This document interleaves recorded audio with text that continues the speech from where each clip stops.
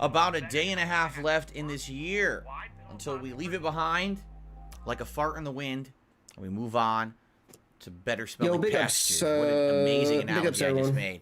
I hope that you're all doing well. I hope that you're all having a great weekend, and as we are essentially having a great weekend. Getting into a big week here of streaming for me, because I'm trying to wrap up multiple games, and today very much is that. Big ups Casanova, both games that I'm playing on stream Winchester. today, we're right in the end of them. Big ups Big Birds. Which is a great thing. You know, these have been playthroughs that have been going on now for over a month. You know, both of them I started either like late November, early December. And have been great playthroughs. Both RoboCop and Like a Dragon Gaiden have been what I've considered my chill playthrough games. To break up crazy hectic games or things that are more stressful or rage-inducing. These have been the games that have kind of made it more relaxing in between those times. And I've really enjoyed them, but they are going on quite long. I mean, both playthroughs at this point are 20 hours or longer, roughly. And so it'll be good to finally head into the final content of these games, see what these games have to offer at the end, right? Also, today on the show, we got a big news story to cover. Ladies and gentlemen, it is official. Bobby Kotick, the very long-time CEO of Activision Blizzard, is gone officially. He's out the door. And I want to talk about that a little bit because a lot of people don't seem to fully maybe understand the ramifications. They don't know who Bobby Kotick is or was. I don't know who that is. And they don't know what kind of an impact he had on the company. This is a guy who, to some, was a serious hero. A man who championed change and or movements of this company that allowed them to be the dynamo that they are. Beans, dude. Cool and to beans. others, this guy was a heinous villain who didn't care anything for his employees or the internal culture of the company as long as it made profits and appeased the shareholders. So this guy was a big, polarizing figure within the company. And now that he's gone, you got to wonder, like, what changes will happen to said company in the future as a result of him being, you know, moving on. So we'll discuss this on the show in the news segment. Admittedly, outside of that, there's not much else to talk about. I would like to do a brief recap of what happened yesterday on my streams because I felt one stream went really well and one stream not so much. And talk about the future. You know, again, the year-end series are coming right around the corner next week. And by the way, this morning I was brainstorming what could I do with my background here for the next month, because I have now had this Christmas-themed background for quite some time. By the way, my chat froze. There we go, just unfroze. I've had this up since before, well, it was right before Thanksgiving, so it's been up for over a month. And I love the holidays, I love the winter vibes and the Christmas spirit, but at some point we got to say, okay, it's time to move on, whether it's like January 1st, this Monday, or maybe I just wait until the next full week, which would start on Friday. This stuff will go away, the snow will go away, and we will move back to a regular rotating setup. I will say this, I want to thank you all, because this last year has been great. If you haven't noticed all the improvements, you know, first, a new camera, new backlighting, new setups, and things that I've been decorating this office with that look nice and gaming related. In fact, I used to get so many requests for a green screen. All the time, people would be like, Phil, your setup looks terrible. Get a green screen. Your lighting's bad. You know, your camera's fuzzy. If you had a green screen, at least it would just be you in front of the game, right? But since I made these changes just about a year ago, and it was a slow change because first it was the camera, then it was the background lighting, then it was the setup of the background, and then after that, I had to figure out the coloring, because actually the coloring was all screwed up until like March. And then March of this year, I got it right, and now I look like a human, and everyone's like, oh my god, like this is like way better than what Phil used to do, right? So I just want to thank you all, because the slow improvements via your feedback and input make this stuff better. And this year, every month I made an effort to make this background look a little different. You know, I have all these artworks that are all from the back in the day, over 10 years ago, when I used to be prominent on YouTube, and I used to go to conventions, and I had tons of money to blow. So I would just go right to the artist's alley of whatever convention I was at, and I'd be like, I like that one, I like that one, I like that one, let's take them home. And it would be hundreds and hundreds of dollars. I didn't care. I felt like it's going to a good cause. It's supporting artists, right? And then I would have these hanging in the background of my condo, sometimes in shots or during projects and stuff that I was doing. But then for a while, they just sat in storage. They literally sat in my closet or whatever. Then I took them out and I hung them in my hallway. But for the most part, these pieces of art remained hidden from the public eye for a decade. Yeah, pretty much. And then all of a sudden, I had the idea over the course of the last year. I was like, let's bring these out. Let's show this awesome artwork to the public. Why am I hiding this when it looks so nice and it would look great on camera, right? Why would I hide this from the public? I don't know why I did. I just didn't really think about it, right? So now that we've got the opportunity and a way to showcase this stuff, it's been really neat. You know, just think 2 Mega Man pictures. There's the Super Mario Brothers 1, the ginormous Super Mario Brothers 3 that I had in the month of April. The giant one's orange, yellowish, and it's like huge and barely fits on camera. And then we got the Ninja Gaiden and the Punch Out, right? And then over the course of the year, I added new things. Instead of just this ghost lamp, we got the new Game Over lamp that I alternate with. And then I have that new picture that says blame it on the lag, which I think is actually kind of neat because I play online games right now that I blame on lag all the time when I lose. So it's kind of pertinent, right? So it's been nice to have that alternating. And I was thinking, gee, you know, come this either Monday or next week on Friday, I'm probably going to be swapping it out again. I'm thinking, what should I do next? And I'm like, well, you know, I've shown everything. At this point, you've seen all the art. It's just a matter of like alternating it around in a way that it doesn't look the same, you know, every month. This month we had the Christmas stuff. In October we had Halloween stuff. Over the summer for August we had my 15th anniversary, so I had my 15th anniversary t-shirts that were there. In the month of June we had Blanca and my Blanca t-shirt from Street Fighter showing there for the launch of Street Fighter 6. So it's cool that I can kind of have that pertinent stuff when these kind of special things happen. So I'm debating, you know, what to do for January. I don't know. I was thinking maybe just doing all 8-bit stuff, like maybe do 1 Mega Man and one Mario. Combine that, get rid, you know, the ghost could go away for a month, could bring back the Game Over sign. Anyway, you'll see. Someone had a great idea halfway through the year. They said you could go online and they have these, and I forgot exactly what the name of it is, but it's like these boxes that would be like think about the size of this or maybe a little smaller, but it's an LED box. And what it is made of little LED lights, and you can actually program that with like a computer. So like I could probably not my desktop because my desktop's so outdated, but maybe like with my mini PC or my laptop, you could program it to say stuff. Like you could say the date on it and it could say stuff on it, like Mega Man playthrough or something. Like let's say, for example, I'm going to play RoboCop. It could actually say RoboCop Rogue City Endgame on it when I go to play the game, right? How cool would that be? I think that would be pretty darn neat to actually have a background that's pertinent to what I'm doing on said stream. Or it could say the Level 1 podcast or something like that, right? I think that'd be pretty cool. Of course, the cost money. And that's why, you know, it was around the middle of the year it was suggested. I thought, oh, it's a good idea. And then it just kind of slipped my mind. And now I'm thinking, oh, new year, new spruced up stuff, right? That could be pretty cool. In addition, another thing that I'm thinking about is, as we talked about yesterday for the new year, the possibility of bringing back lost media. And that's one of the commitments I want to make to you guys, that in some way, the lost media content of mine that is not on the internet right now in any kind of coherent capacity, because I'm sure there's some people who ripped it or whatever, but it's not officially anywhere easy to find. And I'm talking about my Final Fantasy 13 playthrough, my Red Dead Redemption 1 original playthrough, the original Undead Nightmare co-op playthrough, the Suicide Kings online co-op gameplay, and LA Noir's original playthrough. All those from way back in the day, over 10 years ago, that are lost to time because those channels were deleted from YouTube.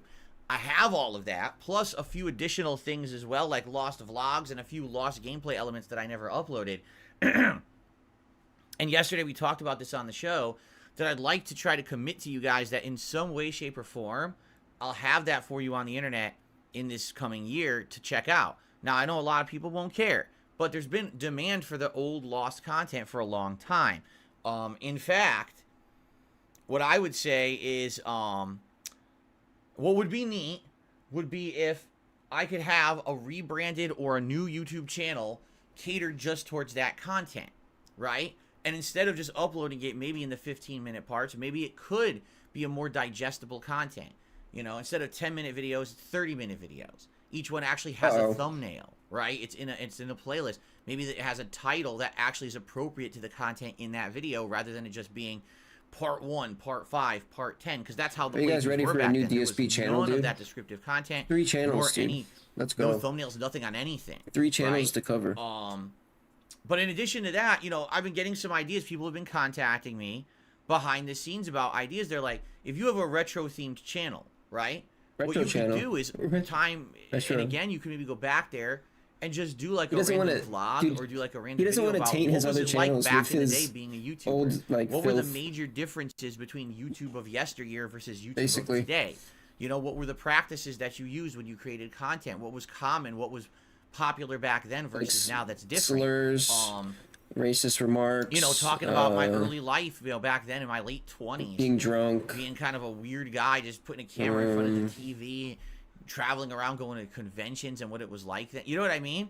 And that could be pretty cool because it would all tie into the old content that I'm uploading on that channel. So it wouldn't just be that's the type of thing that he would be uploading. Playthroughs, but it also would have other retro style stuff on his legacy, there, basically. right? Maybe I could go back and do a series of reacts to like old vlogs and things. Like I go back and watch my old vlogs about me going to conventions or stuff like that and just react to it, you know?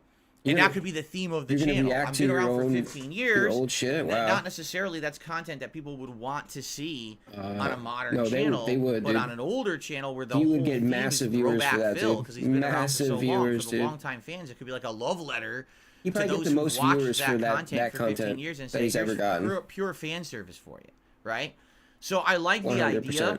The question is how to implement it without taking so much time away from my other stuff that I'm already doing. Because any time that I put towards that kind of content he definitely knows that. means taking time away from He's making new content.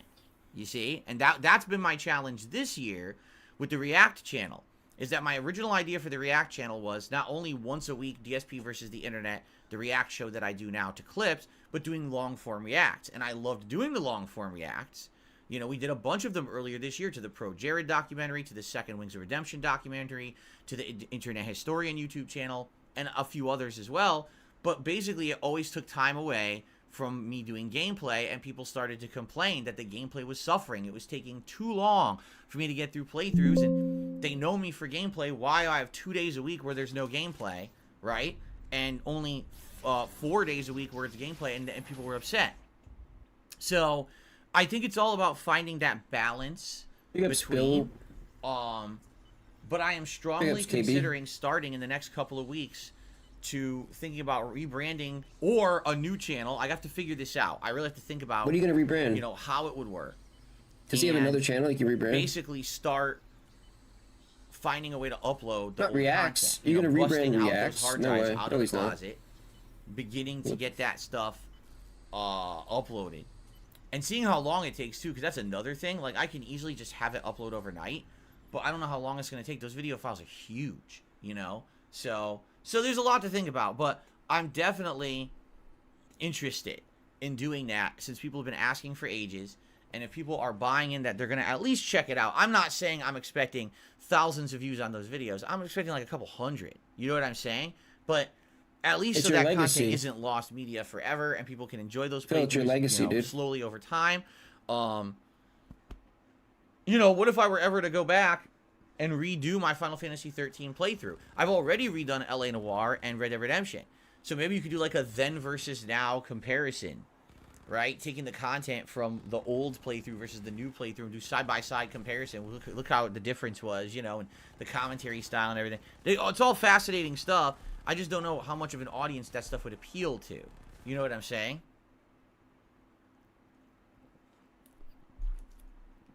Anyway, this is all stuff to expect coming up in the new year.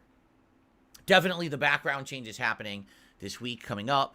And then after that, I got to start thinking and working on this kind of retro throwback idea of the lost media and go from there. This is just a few of the things coming, by the way. As I've told you guys yesterday on the podcast, I have some interesting ideas and or projects in the works.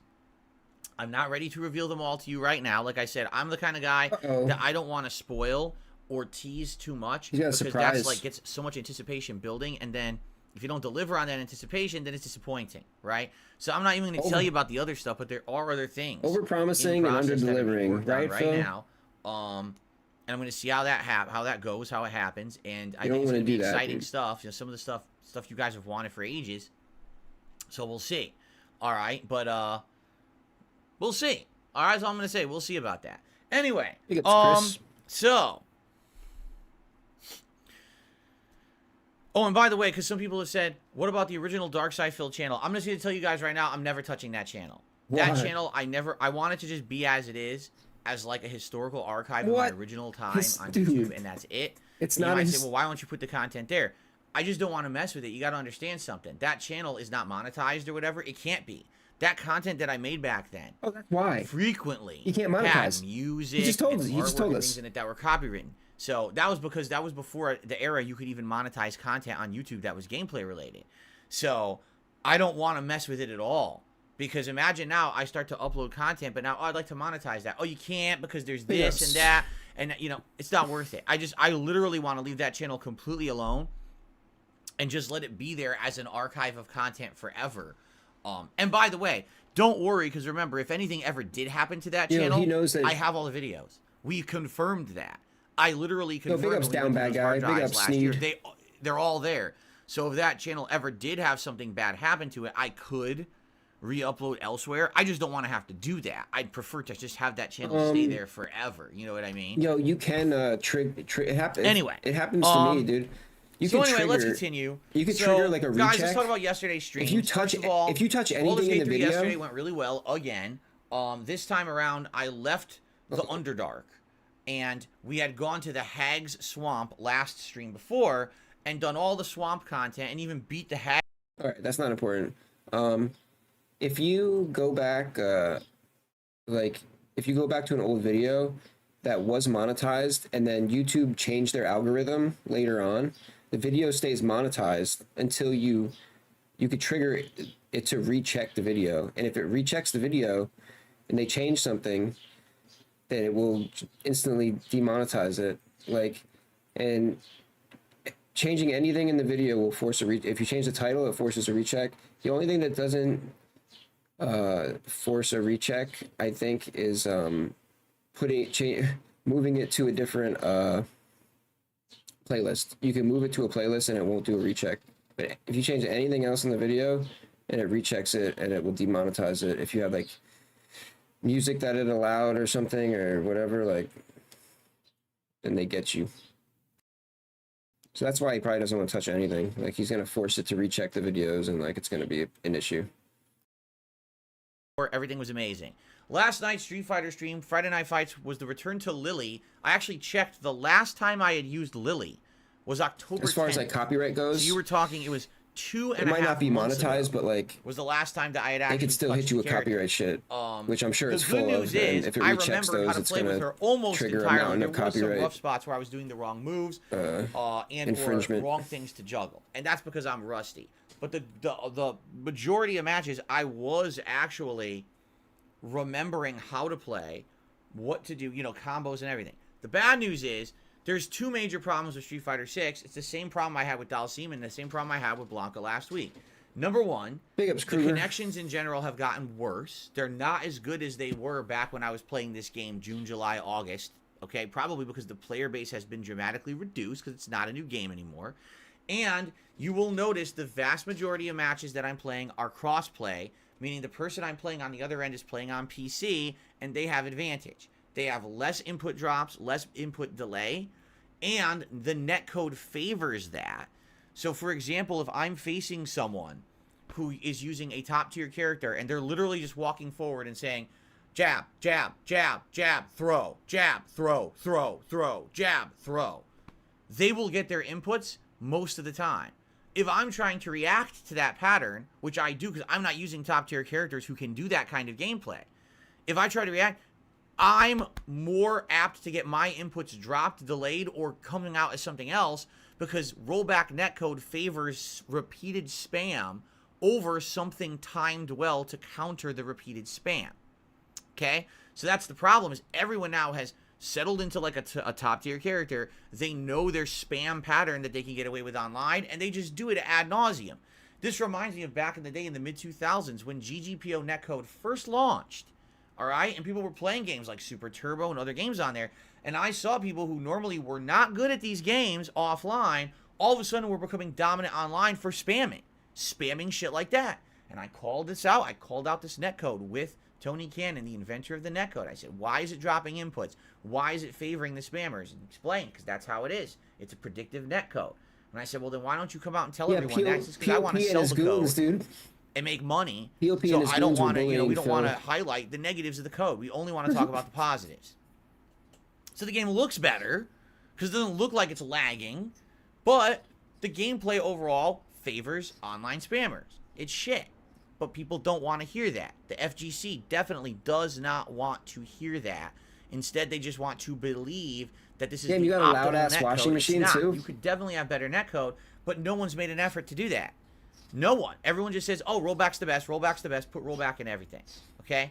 The other problem with Street Fighter 6 now is that the game's 7 months old. It's either rollback or 7 months, what happens super is laggy, everyone settles in to their own style of playing one character constantly and just learning that abusive pattern, and that doesn't make the game fun anymore. It just doesn't, you know? Like, when a game is fresh and new, and everyone's trying new characters and new strategies, and no one really knows what they're doing, the game's a lot more interesting. When you start to get to that 3-4 month level where people are kind of getting their stride with certain characters, it's fun. When you get to month 7, 8, now it's like, all I do is I turn on the game and I fucking pick Camby and I go jab, jab, jab, throw, jab, jab, jab, throw, jump, jab, jab, jab, throw, jab, jab. That's just not fun anymore, because what it means is it's more like you're rolling the dice on, will you get lucky? Will I get lucky and have my move come out to stop the abusive pattern? Roll. As if I'm playing D&D. Oh, darn. I hit critical miss, you know, or what? You lose. And there's nothing you can really do about that. That's how the game is now, right? So for me, someone who doesn't play the game all the time, what am I playing it? Once a week, twice a week tops, if that. Not playing the dominant top-tier characters who can do those abusive spam strategies. Literally, the 3 characters I'm playing don't have abusive spam strategies. And that's what I like. I've never liked characters who are completely abusive with spam and shit like that. I think it's fucking boring, and I don't find that entertaining to play. I just never have. Why do you think I always use the oddball characters like Blanca or the grapplers like fucking Zengi? Because they're so different, right?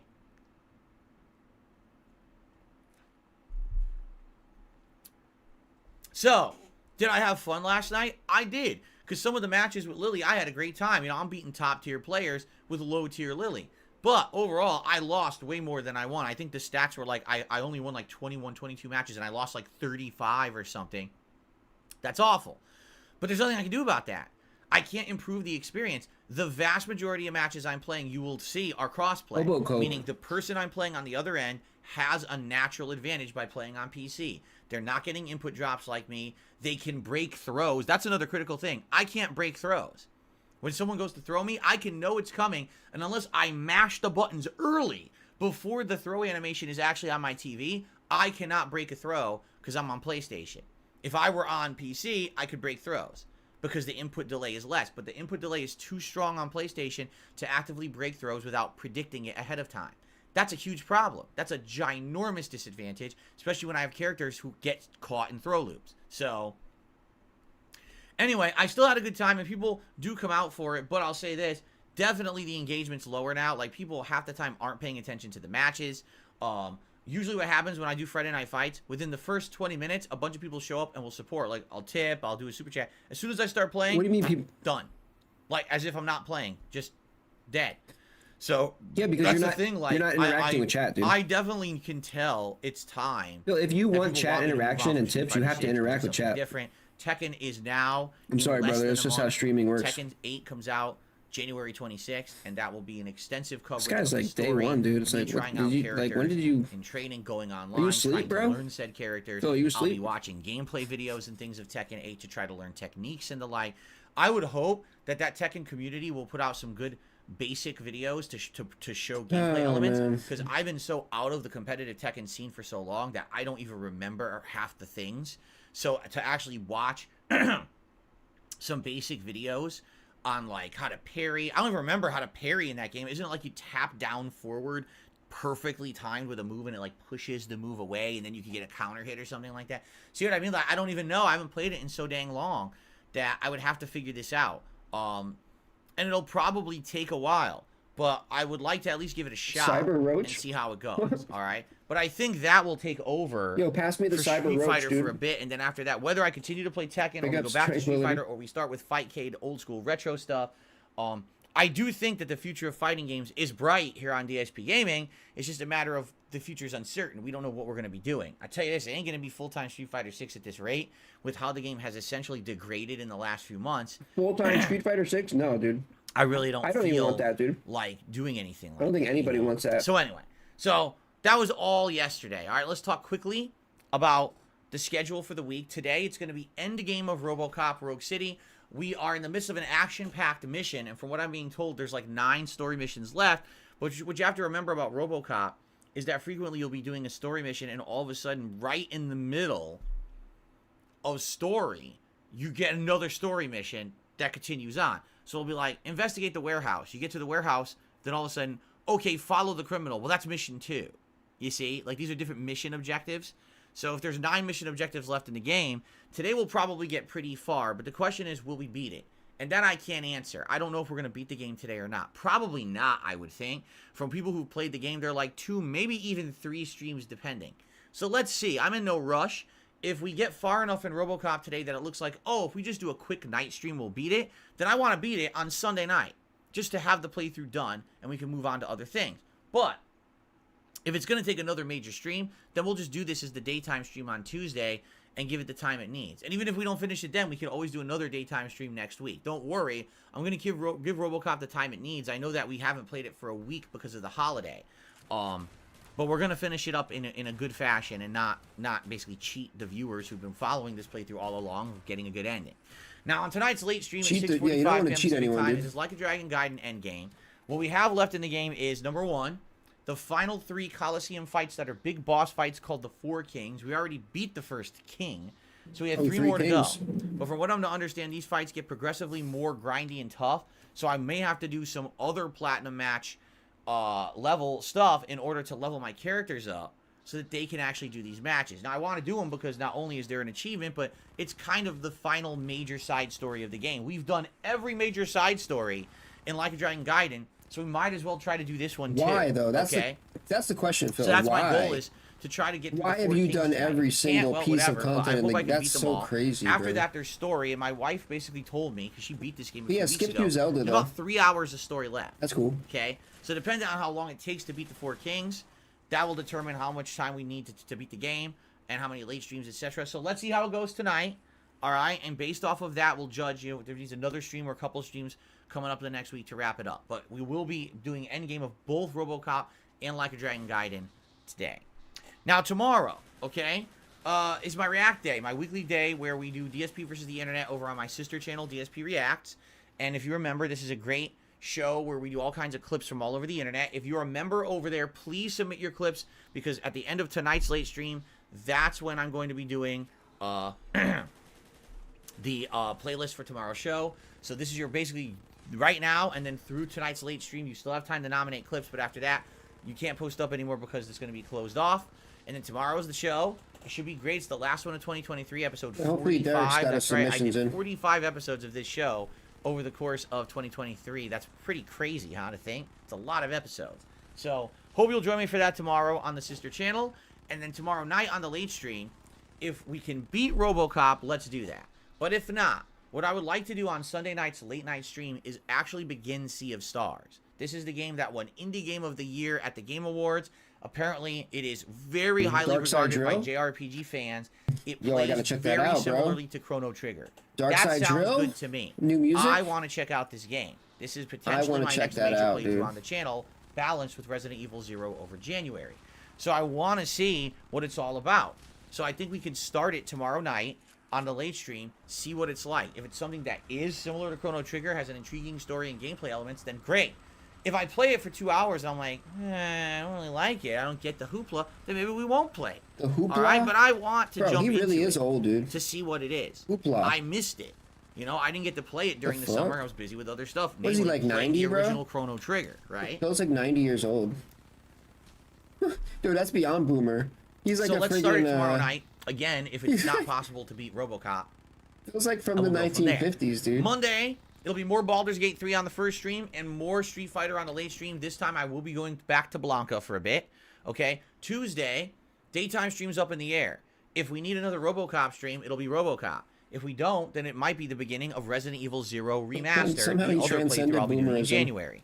Tuesday night, again, if we need more time for Like a Dragon Gaiden, which it probably will, it'll be Like a Dragon Gaiden. If not, more Sea of Stars. And then Wednesday, more Baldur's Gate. And likely Wednesday night, just for variety, maybe some Modern Warfare 3 multiplayer. But if people are bored, then we could do Sea of Stars. We could do something else. Maybe we need a night stream to wrap up either RoboCop or Like a Dragon. We'll do that. So I like having the Wednesday nights open as like a possibility of something, but not committed, because that way we have the ability, flexibility to finish up stuff during the week, right?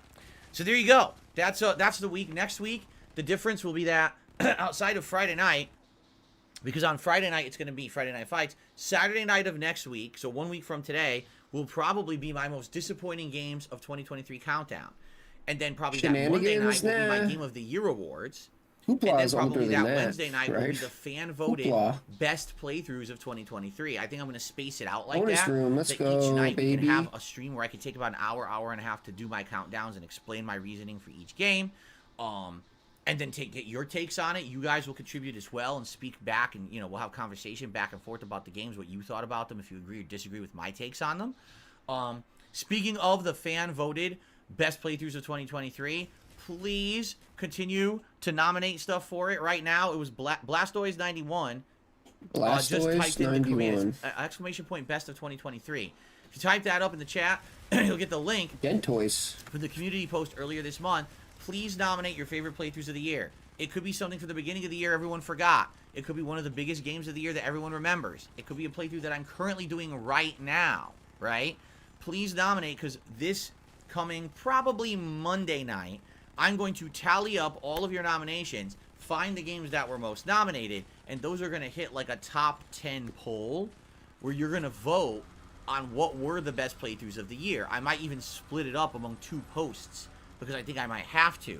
And so for a week you'll vote, and then we're actually going to run those down in order of who got the least to most votes, and those will be like the top 10 playthroughs of the year. And we'll explore them, So please do. All right, that's great. I'm excited for that year-end content, and then after that's done, that first week of January, we go wholeheartedly into the new playthroughs, balanced with Baldur's Gate 3. Okay? Cool. Ladies and gentlemen, it is time for my favorite segment. It is time for your favorite segment. It is time for everyone's favorite segment. Ladies and gentlemen, it is time for DSP News.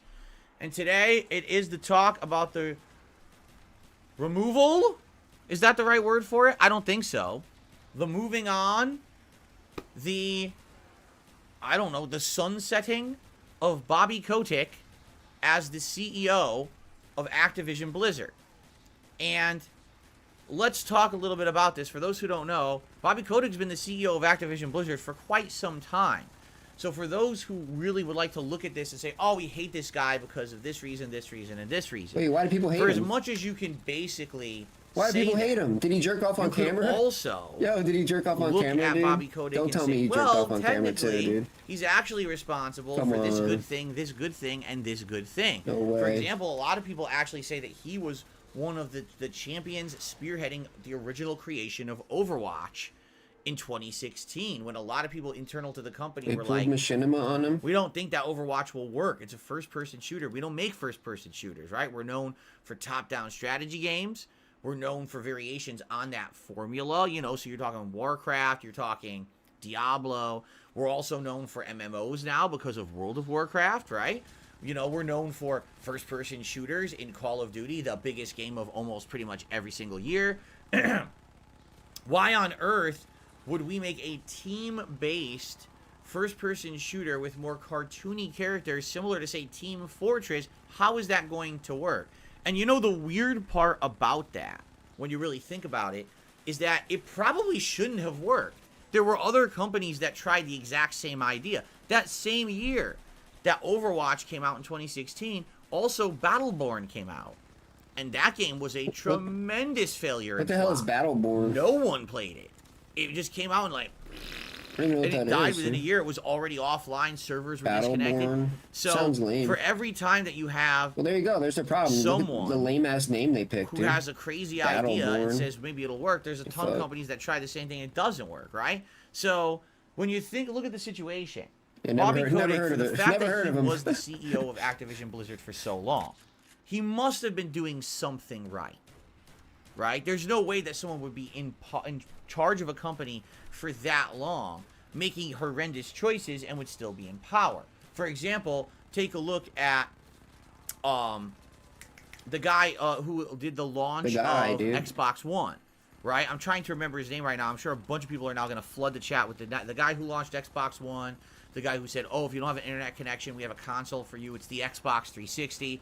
Oh, we don't want... Oh, Don Matrick. I just remembered his name. Don Matrick, right? This guy was in charge of Xbox for a while. He launches the Xbox One. It tanks, and he's out of there. You know, and it's funny because Microsoft didn't act like they fired him. They absolutely forced him out. And he got his ass tossed out, you know, because then they had to try to recover from that. Bobby Kotick doesn't really have a Don Matrick track record. You know, if he did, and he was the CEO for as long as he was, I think everyone would be like, what the hell's going on at this company? How could you leave this guy in charge? You have to understand that under Don Matrick's tenure as the CEO, this company became the #1 company in the world for first-person shooters. Call of Duty became the most prominent first-person shooter ever and continued to hold that spot against heavy opposition. You know, you had your Battlefields and the Battlefield spin-offs. You had variations of Halo and games like that. You even had the co-op games that, when Battle Royale, right, got humongous. Call of Duty still held its own. And then it implemented its own Battle Royale with Black Ops 4 Blackout and then later on Warzone, right? So obviously, this guy knew some stuff, you know? Take a look at other games that, you know, admittedly you would think a game like World of Warcraft, right? That became completely outdated. And there were so many other MMOs that have come out during this last 10 to 15 years. And you would think that World of Warcraft would have faded into obscurity and maybe never been talked about. Or no, World of Warcraft persists. There's still expansions. The game still has a vibrant community. It's certainly not the biggest community for MMOs, but it still continues to be successful. And as much as you can criticize that Diablo 3 and now Diablo 4 just don't hold a candle to the original two, they still were sales dynamos that sold a ton of copies and made this company a bunch of money, and the expansions continue to roll out and sell, right? So even though you look at this guy negatively and be like, well, you know, what about all the drama shit? The guy's doing the right thing. And you might say, well, I don't really get it because what about all the negatives, right? Let's focus on the negatives, but then let's overall focus on why he was there for so long. What about all the negatives under Bobby Kotick, right? So number one, the entire culture of Activision Blizzard being overworked, underpaid, underutilized, under-rewarded, right? Everyone in the company kind of collectively agrees this guy didn't really value the employees. He basically treated them like a cog in a machine, right? Work your ass off. The whole grind culture, the whole, you know, crunch culture, that was mandatory at Activision Blizzard. These games were always like that, and there was nothing you could really do about it. You just deal with it or you don't work there, right? Like, that was part of it, right? In addition, all the cultural stuff that apparently happened under him. Apparently, you know, I've used this reference before, and a lot of people don't get it. A lot of people said that Activision Blizzard under Bobby Kotick became a good old boys club.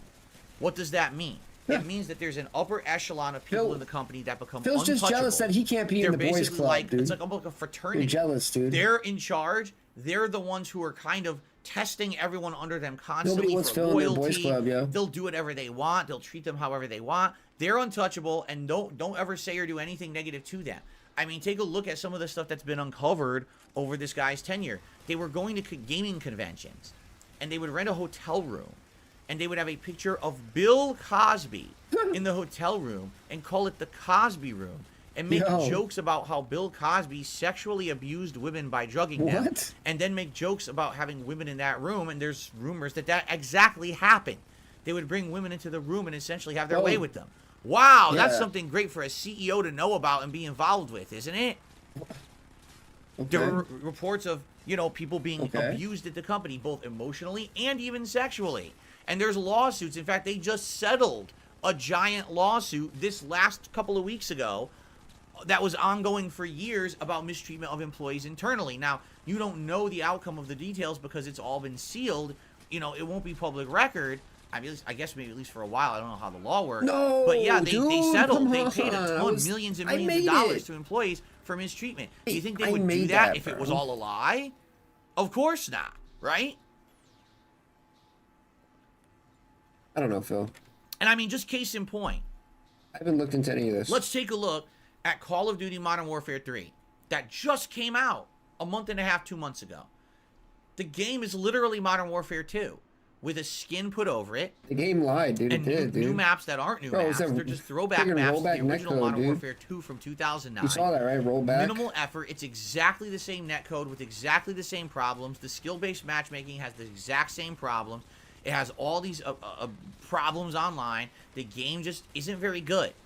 Still the best-selling FPS of the year, right? But the game's just not very good.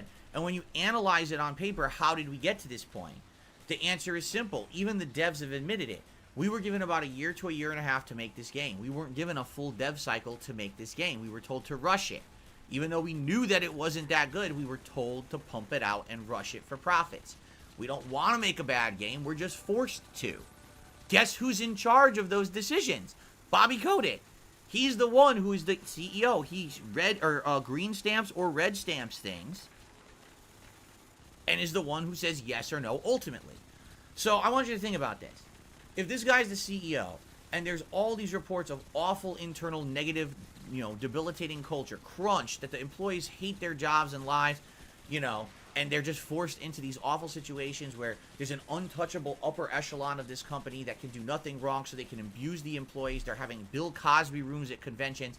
The games are being rushed Cosby out and room. they suck, but it doesn't matter. Like, Yo, why you don't would wanna this end up guy in the have been Cosby in room, charge dude. for so long? And ultimately, You do not there's wanna only end one up in the answer that Cosby makes room. any sense. This, money. Because what's happened is in the last 20 years, Monkey. Activision Go, Blizzard went from a monkey. company that was known as the I'll be company that that monkey. makes great artistic games to the company that makes the games that make the most money. And that's the change that happened under Bobby Kotick. Because you might say, well, I don't get it. If they're not making great games, why are they so popular? Marketing, positioning, hype, lack of competition, or at least competent competition. There's a lot of factors involved here. For as much as we can say negatively about Bobby Kotick, we cannot deny the fact this guy is a shrewd, smart businessman. He knew how to position his company and release products in a way that basically they would be the dominant products in said market. When he released Overwatch, he knew there was going to be competition, but he released it with enough money, marketing, and things put into it that it would always be the prominent Team Fortress 2 spinoff that would be showcased. And all the other ones, like Battleborn and a couple others, no one even knew that existed. They just got swept right under the rug, because when you heard Activision Blizzard was making a game like that, that's all you heard of. So Overwatch becomes dominant and prominent, right? That's Bobby Kotick. That's what he was good at. You understand? So for all the awful things that he did internally, as a businessman, this guy actually was a great businessman. And you might say, well, I don't get it, because if there's so many complaints against things going on in the company, how could he remain in power? Weren't there lawsuits out the ass? Yes, there were lawsuits out the ass. That's what they just settled. But the thing is, he stayed in power because of the shareholders. For those who don't know, publicly traded companies have something called shareholders. These are people who actually own the company. In part, you own stock, and the stock is a percentage ownership of said company. So even if all these reports are coming out, the employees are upset, there's too much crunch, there's sexual abuse, the management's untouchable and is very much misbehaving. But if every year your company is making record profits, and those profits are then being given as dividends to the stockholders who own the company, meaning they're getting paid directly for the performance of the company, what motivation would those people who are now getting filthy rich have to change the management of the company? Right? They're making so much money. They don't give a shit. So they ignore all the moral issues within the company and say, as long as this company is printing money for us, we don't give a shit if anyone gets mistreated. And that's exactly what has happened over the last 10 to 15 years at Activision Blizzard. Now, what did it take to have a change in that mentality? Microsoft bought them out. That's literally what it took. Microsoft stepped up with so much money that the stockholders couldn't resist. They were like, wait a minute. You're going to even give us even more money than if Bobby Kotick stayed in power? Yes, and then some. Big ups, Ghost. We're going to buy you out for so much money that Bobby Kotick will be an afterthought. You'll never even care that he was in charge and made you the money he did, because we're going to go over the top to purchase your company, okay?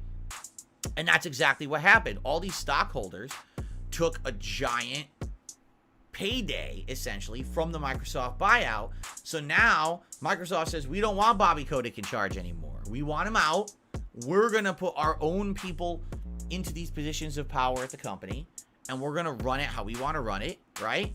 And a lot of people are happy about that, right? And so now they can get rid of Bobby Kotick.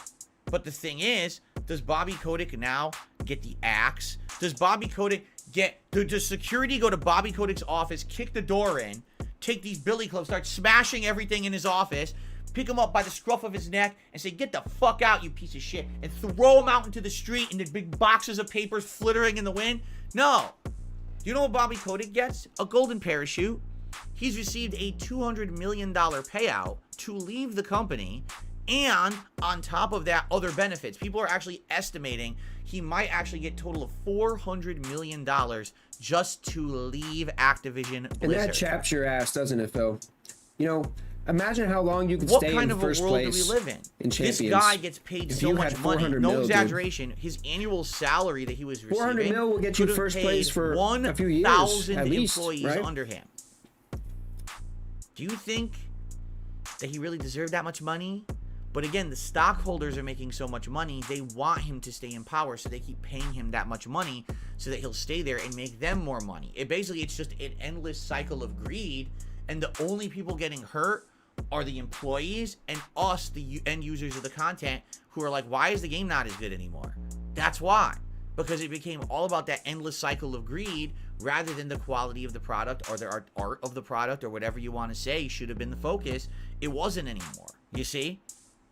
So now, Bobby Kotick is getting, well, he's not getting thrown out. He's just being told leave. And by the way, here's a lot of money to leave. And of course, a lot of people have issue with that. Now, here's the funny part. All right, officially as of today, it's the first day that Activision Blizzard is no longer under Bobby Kotick's leadership. Why do He's you gone. care, He Phil? left yesterday. Are you jealous? Okay. Normally, when someone like this leaves a company, you would have an outpouring of people from over the That's years why I don't care what other people have. coming out and saying, well, here I want to reminisce about my work with Bobby Kotick and you know the good times we had and all the good work he did for the company and stuff like that, like testimonials to the nature of how this guy was a good guy for the company and for everyone else. Literally, journalists are going all around interviewing people at the company, asking around. Literally, no one has made a positive testimonial about Bobby Kotick. Everyone either does this, zip, and says, I have no comment, or says, well, now that he's gone, now I can tell you, actually, here's some of the stuff that's happened over the years. Wish you were Bobby Kotick, There's been a story that he actually didn't like an employee so much, he threatened to kill them. Now, do I believe that that is true and that he actually was going to murder an employee? No. But can you imagine if you're someone who's working at this company and you're told by your CEO, or you heard through the grapevine that your CEO wishes you were dead? Because I think that's really what it was, is that he wished someone was dead because they were causing him problems. How would that make you feel? Exactly. You either get into the friggin'... And that's just one example. Get into the Cosby room, said that they or I'm going to kill you, dude. Something or whatever. And basically, this guy would come down on them for having any kind of a speaking up. Phil, get in that Cosby room, dude. Intended that the company you stay in that Cosby room, even if what they were saying was backed by facts. Saying, I don't think this will work because you want to do it, but what about this? What about this? What about this? He would just, you know, shove it down. In fact, here's a funny thing, and this is documented. So, you remember last year, we had the release of Overwatch 2. You remember how bad that launch was, that the game did not work at launch. And I continuously tried to play that game for another 2 weeks after launch and literally could never play it. You remember this, correct? Bobby Kotick blamed all the negative press about Activision Blizzard on that. He was claiming that the reason that Activision Blizzard had a very bad reputation in the press was because Overwatch 2 had a bad launch. Not because at the same time he was embroiled in multiple controversies, multiple lawsuits. He was, oh, it's not me, it's Overwatch 2. And it's documented. There's internal. He wrote emails, gave all hands meetings where he said this publicly. That's what our problem is. It's Overwatch 2. It screwed us over. Not him. So to him, he's immune to anything. He didn't do shit, right? It was always just this one. Like you, dude. Was the does that sound like somebody that we know? Thrown towards the company. So that's just a couple of examples. Dude. All right. So overall, doesn't that sound familiar? The Bobby Kotick situation somebody is who just can do kind of nothing wrong, representative dude. of what has happened in American corporate, I should say, who does corporate nothing America wrong in the last 15 or so years. Sounds kind of familiar. What's happened is we've had a shift from companies that are a balance of, yes, we're here to make money, but along the way we have to be sure that we're kind of being morally responsible for everything else that we do. Let's make sure that our employees are taken care of. Let's make sure that the products that we're making are quality so that our customers can enjoy them. Let's make sure that everyone is being treated fairly on both sides of the equation. This is always supposed to be something that happens in corporate America. And what's happened with Activision Blizzard is in the last 15 years under Bobby Kotick's watch, all of that moral part just went away. It became strictly what's legal and what's not. So if it's legal, or if we can get away with it because we have so much control over our employees that there's no way that they would possibly speak up and or do anything about what we're doing, let's just keep doing it. Because as long as it makes us money, that's all we care about. And so we had game after game that came out and is underwhelming, despite the fact it has the biggest budget, has the ginormous marketing campaign, and everyone's hyped up to play it. You play it, you're like, why is this game not that good? I don't understand. I just don't get it. This is why. Because this guy was the guy infamous for making the profits, not for putting out the good products. For overworking and mistreating the employees, not for having a happy workforce that then was happy to make the good product. You see? It's terrible. In a lot of ways, you can compare it to, say, like Walmart. Walmart came into American business and systematically destroyed all the companies around it that cared. All those little mom and pop shops, all those little local businesses that were putting out quality products were forgotten as Walmart rolled in with the big marketing campaign, the big smiling face, all the ads, and Walmart proceeded to put out subpar products. But they're cheap, so everyone would run out and buy them, but yet the employees are mistreated. There's tons of stories of mismanagement and awful things happening. Crime moves into cities. Amazon. Walmart moves into cities. But that's okay because of money. The company makes tons of money, and that's all that matters, right?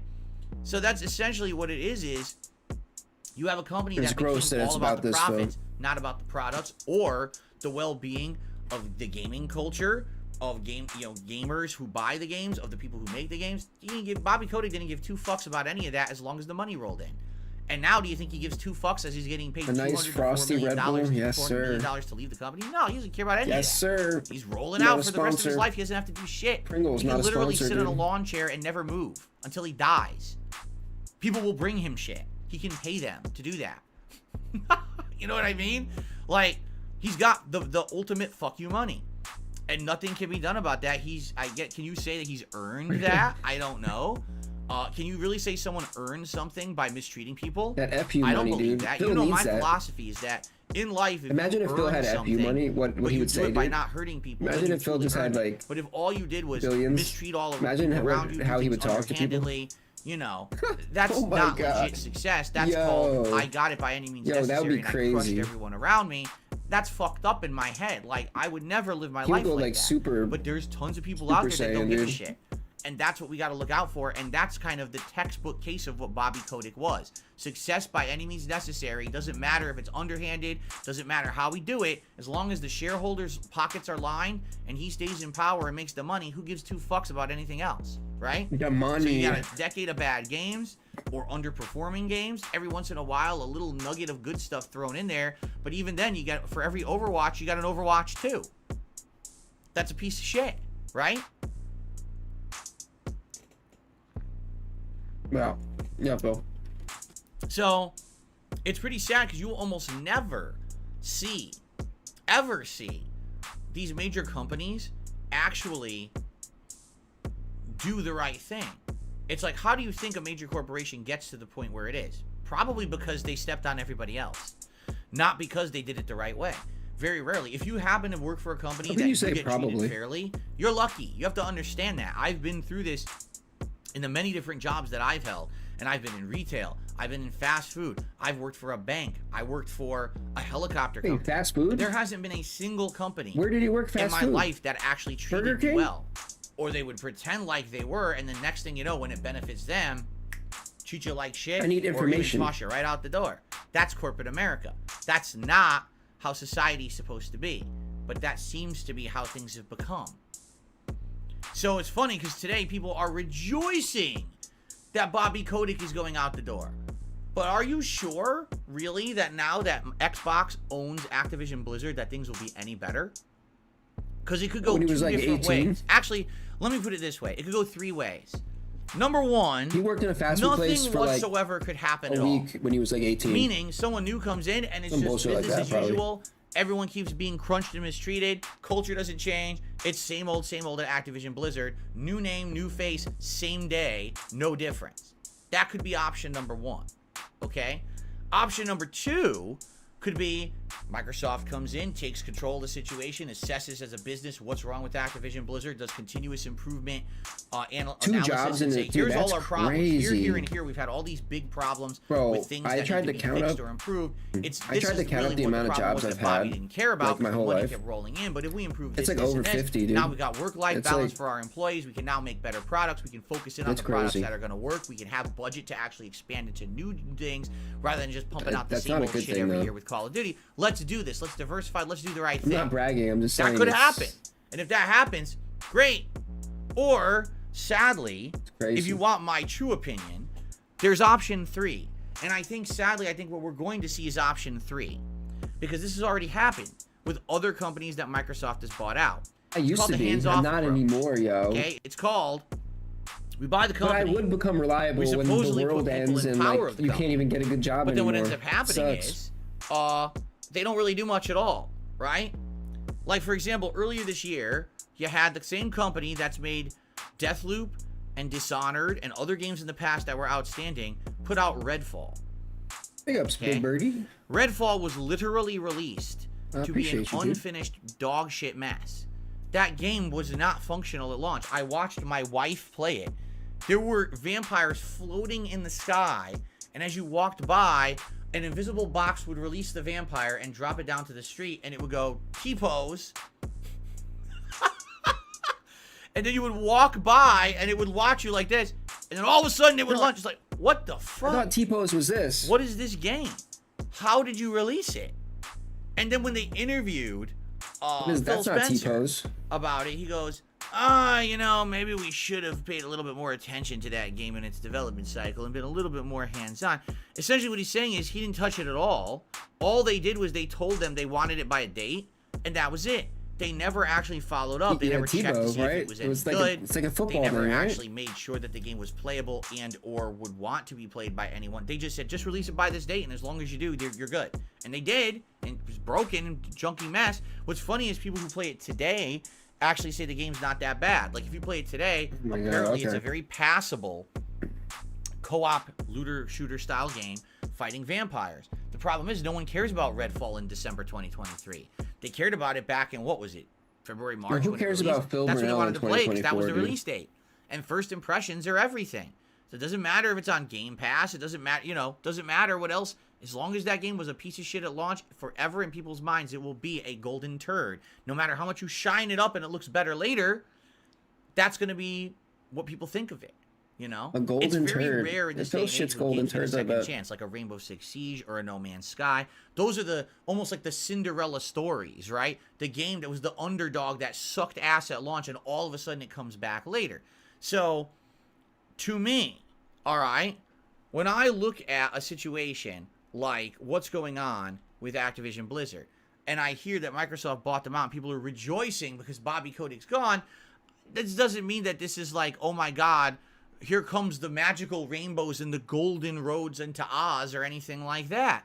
To me, it's like, we got work to do, right? Now you've got to get this company back into a way that makes sense, into a thing. You know what I'm saying? Like, I feel like, sadly, this is the beginning of a long process to build this company back to something great. And it's hilarious because I'm saying that about a company that always has the best-selling game of the year in Call of Duty, right? But they still need to build themselves back because they've become the company that pumps out half-finished junk or regurgitated crap for profit under Bobby Kotick. Now Microsoft has to mold that into a game or a company that's going to make great games again, right? Again, they had a gold mine with Overwatch. They ran into the ground in Overwatch 2, like they ruined it. And that's Bobby Kotick. That's the Kotick effect. So what's next for that company? I don't know. But I'm not rejoicing that Kotick's gone like a lot of other people. I'm saying, all right, that's positive step 1. Now let's see step 2 through 10 to continue this process. Now, we've got them out. Okay, guys, go to work. And now everyone's like, huh? What do we do? And then they just make more subpar games, you know? I certainly hope that that's not the case, and I certainly hope that things will get better at Activision Blizzard. But I wanted to analyze this from a more big perspective because so many people today are just analyzing it from a way of, this guy is a villain, right? We're glad he's out. Yeah, but why was he in power for so long, and why did no one out him until now? This is why. Because he was making so much money, and this is how corporate America works. It's based on money, not on what's right, not on what's good, not on what's best for everyone, but what's best for a very small few who financially benefit. That's corporate America. It's pretty fucked up. And almost our entire country is dictated by this. These companies lobby to our politicians and pay them money to feel a certain way or campaign a certain way for the laws that would benefit them. And then our politicians make laws to help these giant companies. How the fuck does that work? That's our government. And now we're getting into politics, but I knew we would because that's really where the core of all this goes. Is we have a broken system in the United States, and that's how Activision Blizzard is how it is. So, anyway, that's enough of that because I'm not going to dabble too far into politics today. But that is the Bobby Kotick situation. All right, he's gone. Will he do something else? Probably. By the way, he sits on boards of other companies. So even though he's not the CEO of Activision Blizzard, he still has influence over the gaming industry and other tech industry as well. So don't think this is the end of him or we'll never hear from him again. I guarantee you we will.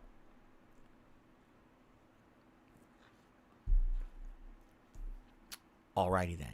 Okay, guys. That's what I got for today. We're going to get to shout-outs now. Now, today, I'm doing a double stream day. Today is a more laid-back, chill streaming day. I have 2 goals in place. My goal number 1 is that by the end of today, I'd like to get back to 735 members. I say that because we were at that yesterday. In fact, we were around 737-ish, and then we lost a bunch overnight. So if we can get back to 735, that would be amazing. Please consider becoming a member today or maybe gifting some memberships to the community. If you're someone who likes the content, that's a great way to support it. Also, every stream I try to hit the tier 1 tips goal. It would be superb if we could hit that tier 1 tips goal today of $50 on this RoboCop stream that's coming after the level 1 podcast. So let's see how we do with that. But in the meantime, let's do some shout outs. Okay, we start off today with Sergio Lopez, who hit his 21-month anniversary as a member on the channel here and says, hey, Phil, Merry Christmas and Happy New Year. Thank you very much, Sergio. I appreciate that. Happy upcoming New Year to you, and thank you for supporting the channel for so long, almost 2 years now. Excellent. Tips-wise, we have many to go through. We start off with an overnight tip of $3.64, and it's completely anonymous. Completely anonymous. So, thanks. Whoever that was, a $3.64 tip. I don't get the amount, but maybe it was a foreign currency or something that, you know, transferred over. It very well could be. So thank you very much for that. Awesome. Our first tip of the morning, meaning during this actual show. Hold on a second here. A $1.11 tip from an anonymous tipper. This is a request for Phil, number 41, to play Pizza Tower. So I guess this person has requested for me to play Pizza Tower before. So someone interested in Pizza Tower. I told you guys I would consider it as something coming up. If you guys were interested in seeing me try out this Pizza Tower game, I don't know much about it. From what I'm to understand, it started off as a PC game like last year. And stuff like, you know what I mean? I guess we'll see. We'll see what happens with timing and everything. I also don't know how long the game is or anything either. The thing is, I'm a lot more open to checking stuff out if you guys are interested. Maybe toss it in as a night stream one day, see if it's good, and then go from there. So if you want Pizza Tower, let me know. Someone tipped me $1 anonymously and says, Kotick has been CEO of Activision all the way since 1991, so why are people only just now complaining about him and not before? There's a combination of factors. I think we covered some of them, but to summarize, all right, culture has changed, okay? At one point, it was almost expected that you would be mistreated as an employee no matter where you worked. Things have changed. Things are trying to get better now. Culture as a society as a whole is saying, no, enough of that shit. It's time for us to stick up for each other's rights and make sure that people aren't abused at jobs. And Kotick is being exposed as one of the people who always abused everyone under him to get the almighty dollar for his company. Number two, the quality of the stuff putting out at Activision Blizzard has declined in the last 15 years. I don't think anyone could doubt that, like, originally when World of Warcraft came out, it was an insanely awesome dynamo of a game. Today, it's a shadow of its mere self. You could say the same thing about Call of Duty. You could say the same thing about Diablo. We could keep going on, that the company that once was great, a lot of the times is just riding on its laurels of the past and hasn't really put out a uniquely great product in some 15 years. Why? Is it because Kotick was in charge, is not inspired to do anything worthwhile anymore because he's just printing money for the shareholders? Yeah, probably. So maybe it is time to shake things up. If there was constant great new projects coming out of Activision Blizzard, right? And if the employees weren't complaining, I don't think anyone would care about Kotick still being CEO. Correct? So there's your answer. Is that things change over time. This guy essentially lost his way and became someone very different over time, which tends to happen. You know, you stay in power, you get complacent, and things fall, or society changes and you don't want to change with it.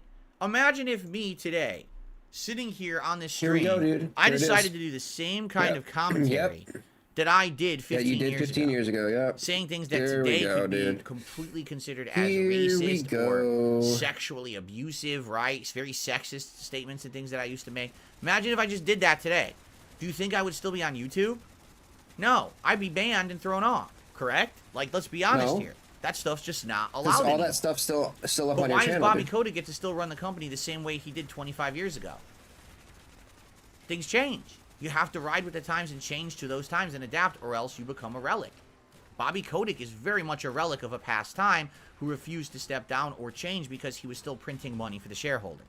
So he was insulated from any kind of repercussions. You see? There's your answer. Okay. Continuing on.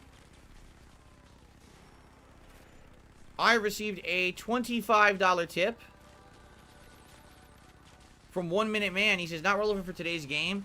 Keep Gale alive in Baldur's Gate 3 until Act 3, and then perhaps you can actually make use of his condition. Well, I appreciate you supporting and giving me a little bit more advice. I think we are so far away from Act 3 that we probably won't see that impact for quite some time. And in addition, I have no plans on having Gale die in the game anyway. I'm going to try to keep everyone alive for as long as I can until maybe I throw them into someone as a bomb or something. Which could be pretty interesting, actually. So I guess we'll find out. Right at the end. Anyway. Right at the end, dude. Thank you, 1 Minute Man, as always, for your support of all of my content. All right. Yeah, I'm playing... Oh, yeah. Sorry. Oh, by the way, hold on 1 second. Someone asked for an unban a few days ago, but I just keep forgetting about it. So I want to see if I can do it now. Because I just keep forgetting about the dang thing. And if I don't do it now, I'll never do it. Let me see if I can find it. Give me 1 second. Okay.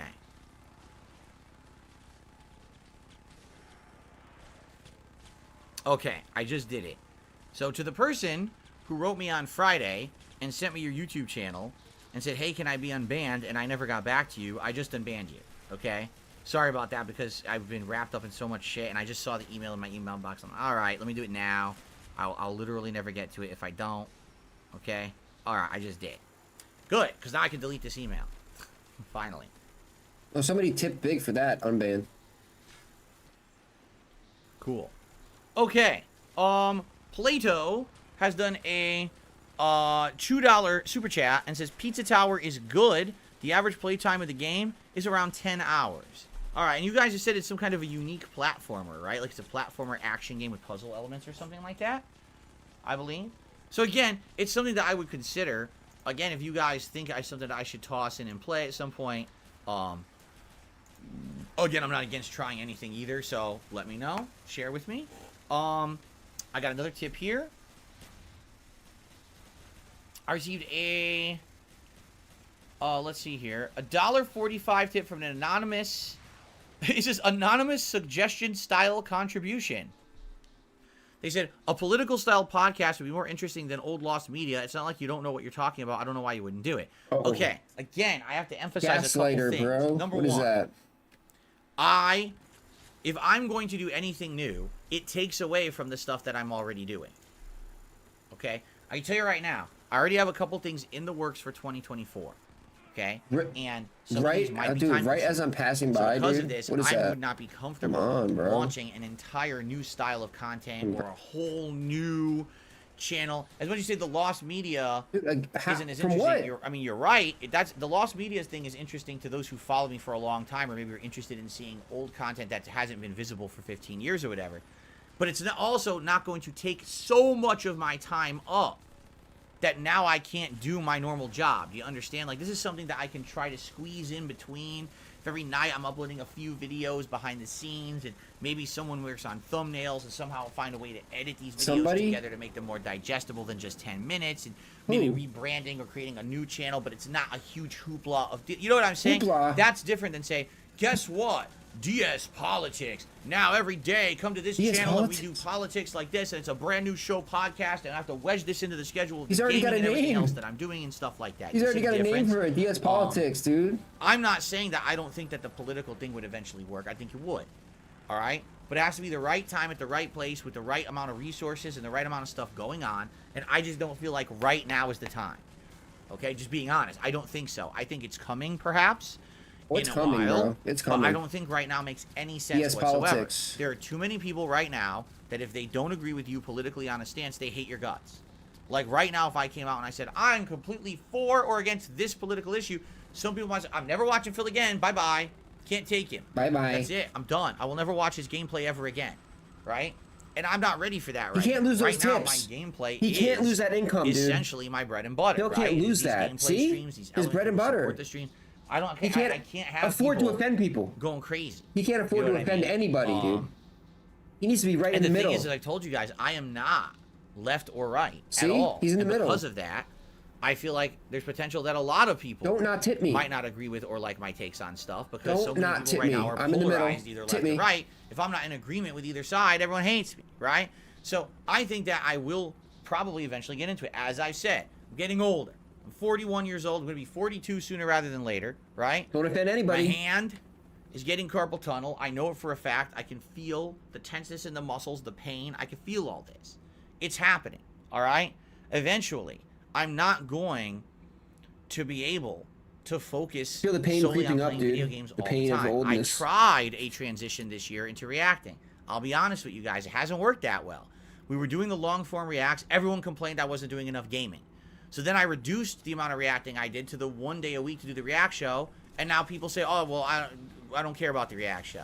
So it's like, so I can't win, right? No matter what I do, either I do full-time gaming, or I diversify, which is what people say they want, but then I want to diversify, they complain there's not enough gaming. I can't clone myself.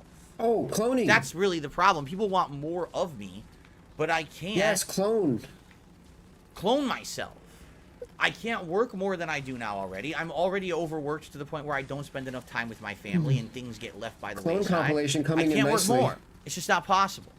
All right? So, we'll see in the future. But I tell you right now, no, I don't feel like we're in a situation where we can do politics right now. You know what I'm saying?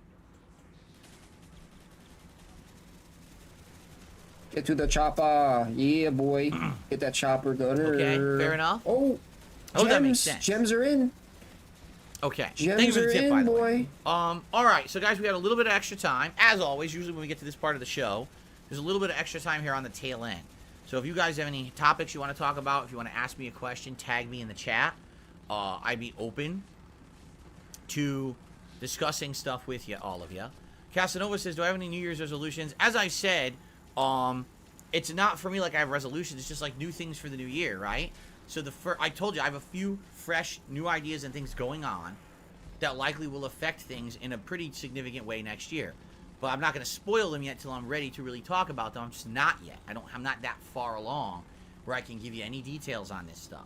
So I will get there, but it's not under yet. wraps, dude. It's So under wraps. that's really my focus. But the thing is, like I said, what's the one thing I could talk about right now is likely this whole lost media deal. I want to commit to at least doing something with that this coming year. All right, but outside of that, I'm not ready to really tackle anything else. Give me a golden cow.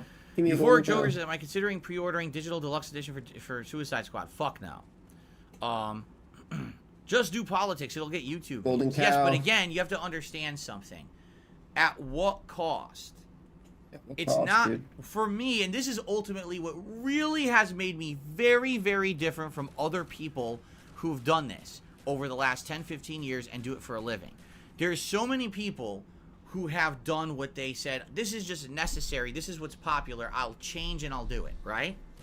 I'm one of the holdouts who still is fully covering video games. You understand that, right? No. Most of the people who cover video games also have to do politics, they have to do news, they have to do drama, they have to do all that shit, and I don't do the vast majority of things that the big wigs do. But I still voice got all high pitch. Succeed. Still here. Still running a successful business, right? Why? You can argue many different things. You can argue this because I've been around for so long and I have a legacy audience. You can argue it's because so many people cover me for drama purposes that I get more viewership and or attention than most other people. There's a million factors you can argue here, right? But if I change my entire business for popularity, I'm sacrificing everything that I've built for 15 years. Do you understand what I'm saying? Right now, I could easily open up a political channel and immediately every day do a political show for an hour and a half. And I can tell you right now what would happen is all of the attention on my gaming stuff would decline dramatically. People would be like, oh, that's it. You know, he's doing what everyone else is doing on YouTube. He's jumped the shark.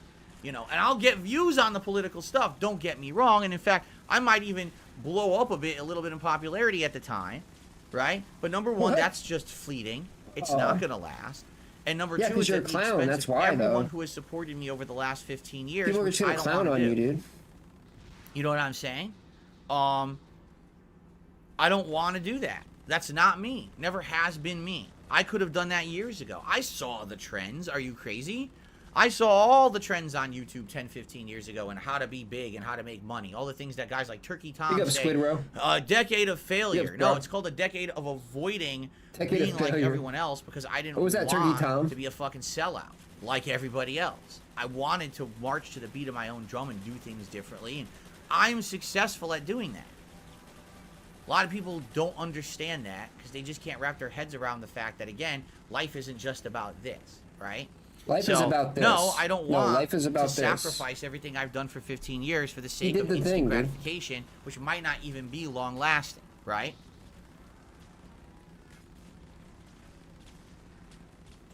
Euphoric Joker says, do you think Suicide Squad will have an interesting, groundbreaking story because it's Rocksteady?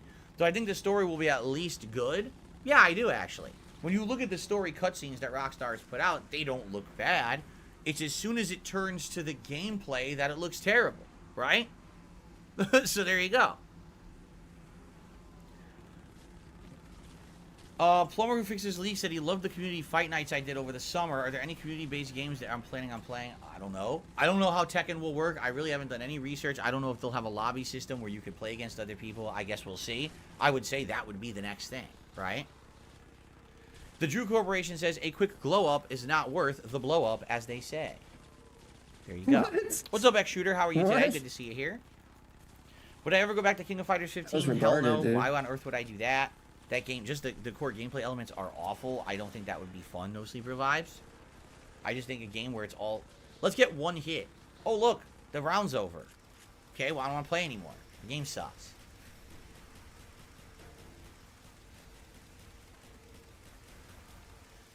Exactly. Skeleton Potato says, how on earth could you make a groundbreaking story for Suicide Squad? It's an established story. You can't just make twists in it, but nothing too amazing.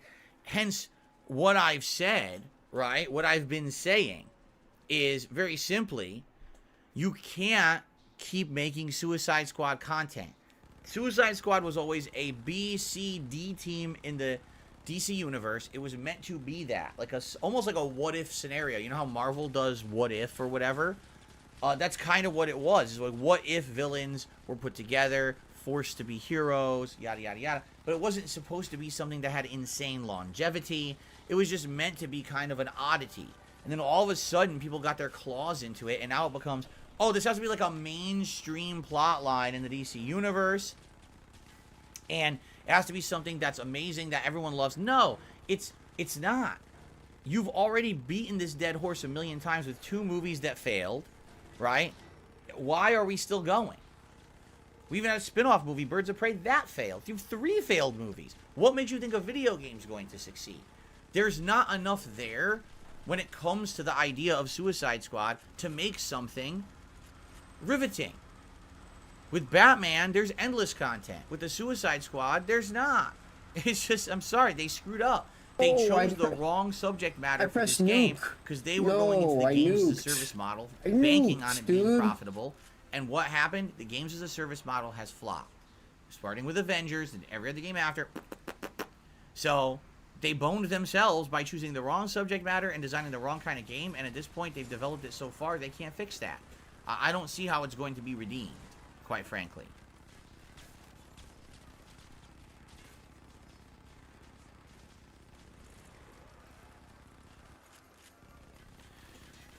No Super Real Vibes is asking about the juggle system in Tekken and what I think about it. Do you think there's a way that you should be able to negate it? The way I see it is that the juggles have became a giant part of Tekken, really between Tekken 3, Tekken 4, but really prominently Tekken 4, Tekken 5, where you would go for that one little juggle counter hit, and the next thing you know, not only are you getting a juggle combo on these you, are the worst maps. I hate these ones. You get wall bounce, and that's a whole new game. Then if you're trying to get up off the ground, there's mix-ups there. And the game basically became a lot about that at that point, and that's when I stopped playing the game seriously. So then when I try to jump into games like Tekken 6, 7, or 8, and I'm like, oh my god, like, the whole character is so based on hit me for once and then the giant juggle. I don't even know how to get out of this shit, right? Should there be a way out of it easily? Maybe not all the time. Like, if someone really hits you with a counter hit juggle, they should be rewarded for timing that counter hit correctly, right? But at the same time, should it always be a situation where if you get hit by one launcher, that now the round's over? No. Maybe the game should have like a combo breaker kind of a deal, similar to how they've had in Killer Instinct or Guilty Gear. I forget what it's called, Burst in that one. Or even recently, I think Mortal Kombat 1 had one combo breaker per game, right? So something like a mechanic like that. So just because someone gets one lucky hit in, it doesn't necessarily make it a situation where you lose the entire game, or you're in a situation where you're at a monstrous disadvantage for the entire round. Maybe. But, you know, again, I haven't really followed Tekken. Maybe there are ways around it, and I'm just not aware of it because I'm not any kind of a top player at that. Abdullah, I don't know anything about Eagle Claw Kung Fu fighting style, nor do I have a personal favorite simply because I'm not into that kind of culture. But, you know, I saw the Drunken Monk Jackie Chan movies, which are pretty fun. The more he drinks, the crazier he gets fighting, and no one can hit him and stuff. That's pretty funny.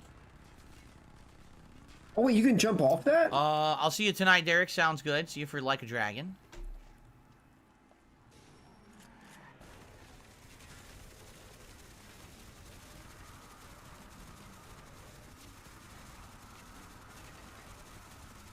That's right. Jackie Chan is the drunken master.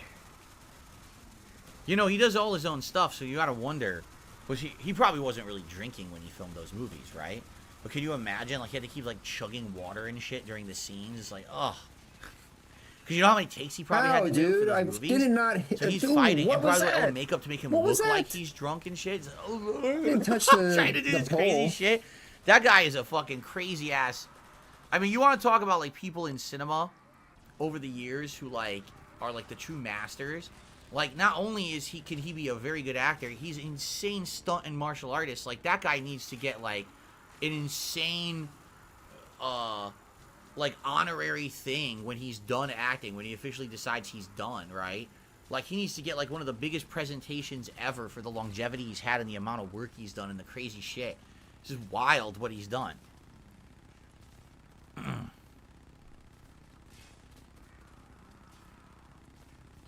I already played the Granblue fighting game. Don't you remember? I played it. We bought it and played it. I played it for like maybe less than a month or around a month. People were so bored with it within that time.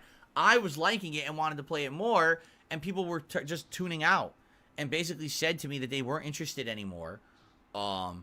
So don't play it. So I stopped. That's what I mean. Like, you guys don't understand. When it comes to fighting games, I lost my core audience a long time ago. I know I did. When I was playing Street Fighter 4, I had that core audience that were very into fighting games, so I could play Street Fighter 4, Super Street Fighter 2 Turbo HD Remix, Street Fighter 3 Third Strike Online Edition, the Marvel vs. Series game. They all got views. Everyone was excited. And then what happened was Street Fighter 5 came out. And I was hyped for it when it came out. It was dog shit. I thought you could walk off that. And I didn't want to play it. So you're talking a 7-year span where essentially I only casually covered fighting games. I would play the new Mortal Kombat for a few weeks, drop it. Play the new Injustice for a few weeks, drop it, right? So because of that lack of longevity, people went away. So now you're asking me not only to play a fighting game that is not going to get mainstream attention on my channel, but you're also asking me to play a niche of a mainstream fighting game that's an anime style that has, Grand Blue fantasy versus. That's like a percentage of a percentage of a percentage of a percentage of my audience is interested in that. I did try it. I listened and I did try it, and it did not work. So.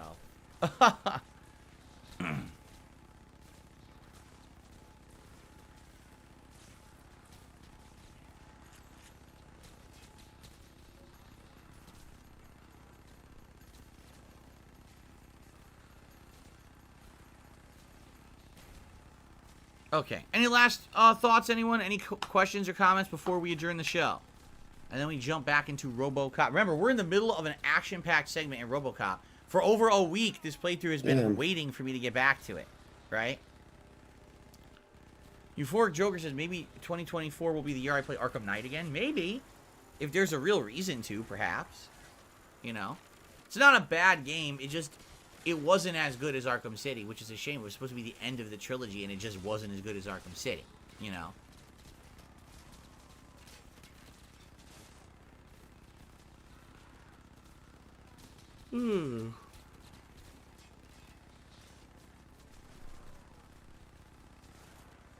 No, I know that Jackie Chan wasn't the drunken master, but the whole story of the movies was that he was learning that style. He was drinking and utilizing that style. Remember that he would actually drink, and all of a sudden he would have these movements where he would be dodging like the master, and he utilized it at the end of, like, I remember like the final giant fight scene of the movie where he keeps drinking and getting better at fighting as he drinks, which is insane. Oh, you have to go off. Regular or electric toothbrush? I have never owned or used an electric toothbrush. The closest I ever had is the one that has the battery in it, right? And you press the button and it shakes, and you brush while it shakes. But I've never had like an actual electric toothbrush you charge and it rotates and all of that shit. I never had anything like that. So.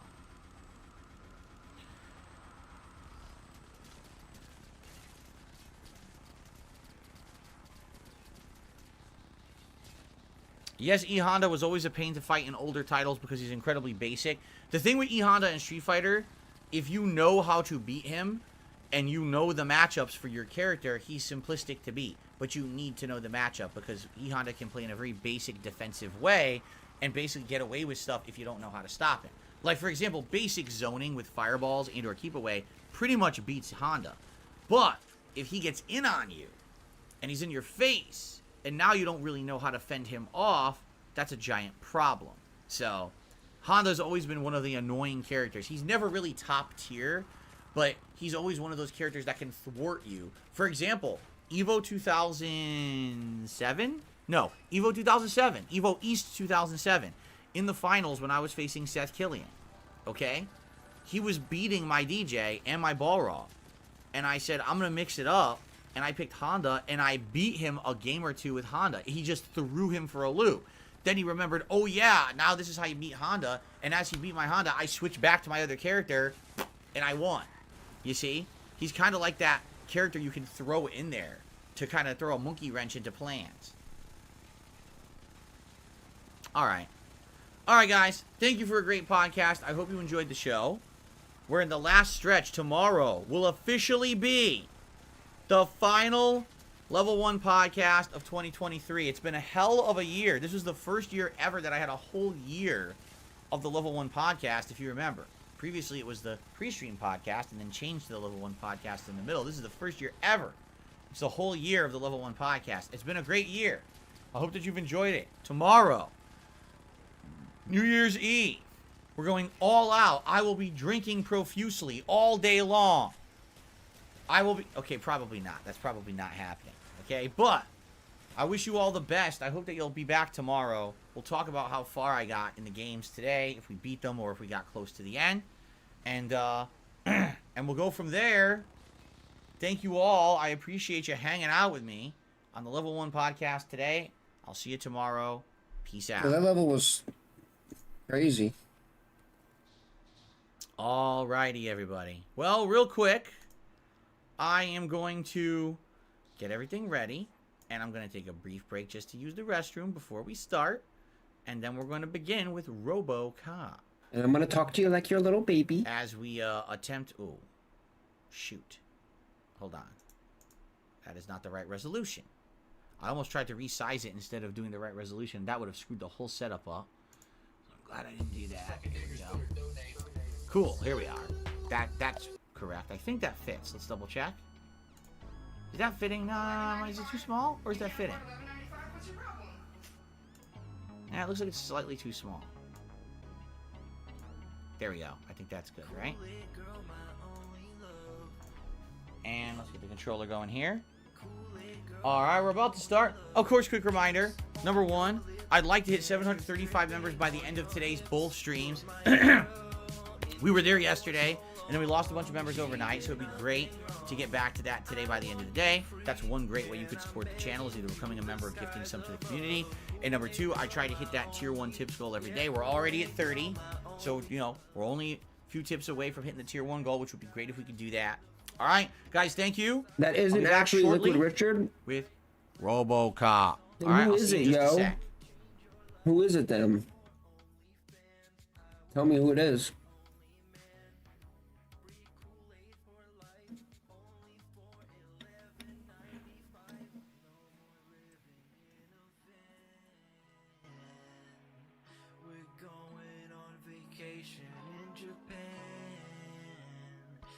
Yo, big ups, Pixel. It's Wings 007.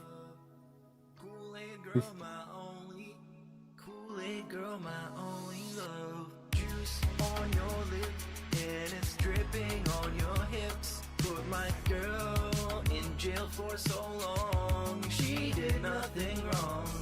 I want you free, and I'm begging to the skies above. Kool-Aid girl, my only.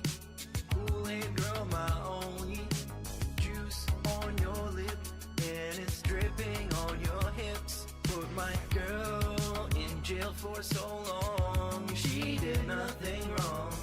I want you free, and I'm begging to the skies above. Kool-Aid girl, my only. Well, here's my problem, dude. This is my only problem. Like, if it's not Liquid Richard, then because he on the new album he uses like stuff from the old ones too.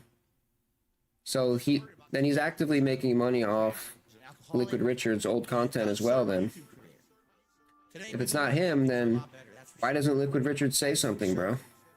You know, why doesn't Liquid Richard speak up and be like, hey, this guy's stealing my stuff, selling it. Where is he? Where's he at, though?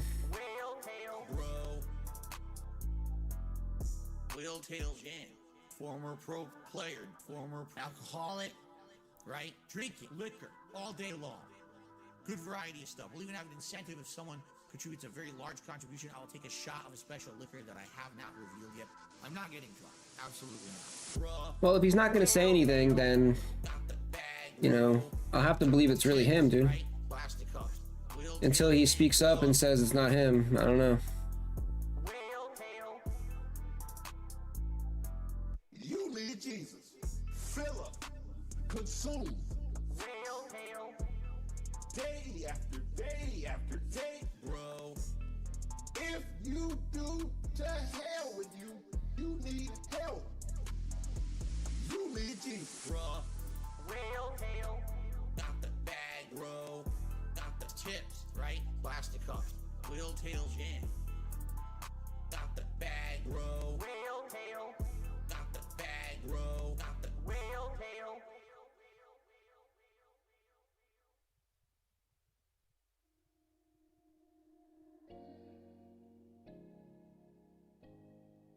Big up Liquid Richard. Speaking of, Get that ass, baby. I'm a fucking baller, bitch ass nigga. This is low tier. In this game, you know the rules. Swimming, mark coming like a pool. Yeah. Swimming, mark coming like a pool. I stick my dick up in your mouth. I stick my dick up in your mouth. Yeah. Every little thing I do, it never seems enough for you. For you. go green. Yeah. I don't give a damn what they say. I just wanna buzz my two nuts. I want you to play with the balls. You can feel the pull, baby, when you left the key and give you the BBC.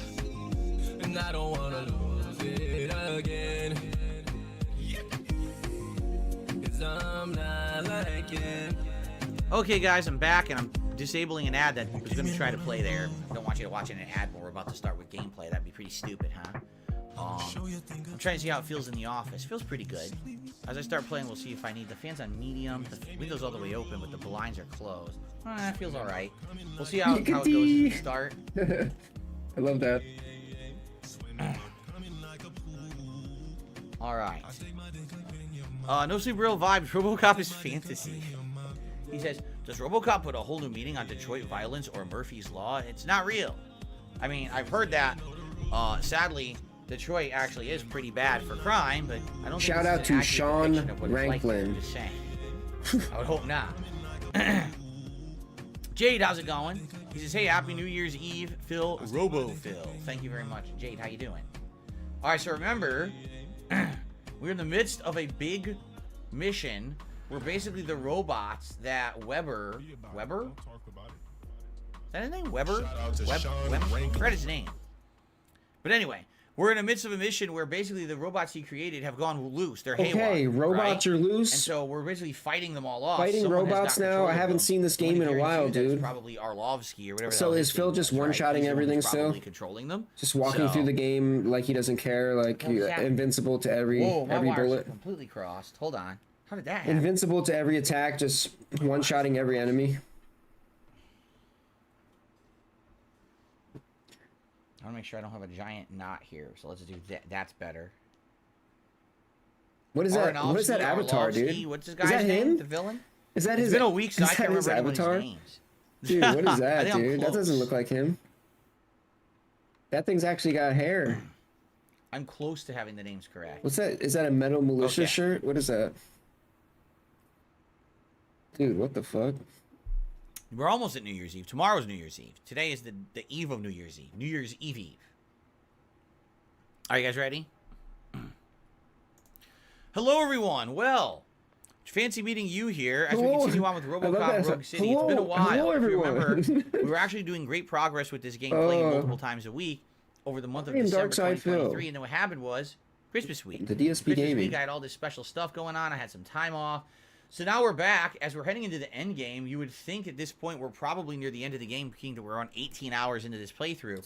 Reports are saying the game is 20 hours with all the content, but you know me with my amount of talking Thank you. and all the Thank interactions you. that I have Oh with my my. audience. Thank that you. likely that's Oh the my God, he reason why finally this playthrough said is it, longer dude. than what's reported. Never heard So, him say that let's before, see. Remember, dude. we're at a Dead convention. ass, dude. Thank you, and Phil. Oh my God. he was going to show off his other versions of RoboCop. Yes, the but time then you someone waste, took dude. over, and we're trying to basically escape in one piece. you know, not You get know, you killed add on by like them. 20 hours, dude. We already fought an Ed, and then we fought He a bunch became of self-aware. I don't know how, dude. Somehow, dude. Becker, that's this guy's name, Becker. Almost He's like forgot his name. RoboCop. He's like Look who it I is. figured I'd become meet you self-aware, here, dude. RoboCop. What a surprise. Somehow. Seems like you Dude, two have a lot to talk somehow about. he's learned to open I want doors. to be in your way. Nonsense, Mr. Becker. Since I have you here, thank you for providing me with this little thing. Like Pringle I on my was face. looking for a loyal partner. I was hoping it would be RoboCop, but your droids will have to suffice. No problem. And thank you for choosing OCP. Now that my work is done here, so I'm just gonna get... RoboCop, now that the old man doesn't need RoboCop. you, I don't need you. RoboCop, we need you. Keeping you alive this long was a mistake. Ah. Let me erase that mistake. Oh, the lighter. Uh-oh. So every time he's using this lighter, that's when he's having his malfunction. So I somehow won't that be lighter staying to causes witness RoboCop to this. malfunction. I A need to lighter, start dude? packing up the toys. Bro, what good is a RoboCop when a lighter can beat him? Take care of him. They don't need those How guns. the Just hell get, is that the case? tell 'em How's to that lighter spark up the making blunt, dude. RoboCop have any And kind then of reaction at all? all you gotta do is spark up the blunt and RoboCop's dead. RoboCop activate. RoboCop must beg. What's he doing, bro? He's invincible. Look at this. Look, he's invincible, dude. He's full autoing him and he's just standing still, dude. What is Never this? have to reload, and I auto regenerate ammo. to 75%. Auto regen so health, literally, infinite reload. that was a flawless victory. Even though I got hit a infinite bunch, I bullets. don't even need to really heal. He didn't move. Although I suppose I could, since there's another one there, so I might as well, right? He didn't I even chose move, the wrong dude. He was one. like, all right, Healing is hold B. shoot, dead, Shield is tap B. dead. Like 10 people are full autoing him. He's like, dead, dead, dead, Hold B dead. is Yo, healing what is the hold hell? B, tapping B is shield. That's what I What meant the to say. hell is this, dude? Yo, this is some Instant scope, but this gun kind of sucks. This gun have, like, Insta-scope, crazy dude. kick. no ADS, just insta scope. I don't know if I want to use this gun. I just love the handgun. I'm just gonna keep using it. I don't think there's anything in the environment. Yeah, Pulled out the let's go up. stem. We gotta go that way. Anything in these rooms? the No. Styr Healing, Og. which I don't need. Healing, which I still don't need. It's just so much healing. An explosive barrel I didn't need. They always keep explosive barrels in the back rooms of convention You had to centers. watch I someone don't know if play? you guys are Yeah, I aware of bet, that. dude. Only prison courtyards, convention centers. Those are the most Yeah. safe places to store. Yeah, big ups, explosive Big barrels. Birdie. Right? Everyone knows this. Well, can't- I looked oh, at the, wasn't zooming in I for a looked at our choices for today, and you know, Okay. I was, I'm doing good. I was Jake. not Thank you for feeling asking. the I'm Like a excited to get Dragon back into guide in RoboCop. tonight, I really dude. like this game, and being away from it for more than a I week, think I'll be that honest, it kind of kills the momentum. this of would the be playthrough. better. And it's than that. disappointing, but I mean, So I it was picked Christmas this. I was week, like, you know, and I this is had better, you special know. things going on. I had some Gotta time be better, off, you know. and you know, 'Cause people that were shit's really crazy. digging my Baldur's Gate 3 playthrough and wanted that to continue. So I said, I'll just keep that rolling. This game will hold up. I'd but this rather week do it looks 3 like we're hours gonna of give this some than time and 2 hours attention, of see how far we get. Like a Beat it or Dragon. not, I don't know, because I don't know how much is left. All I know is they really want to give me recovery charges that I don't need.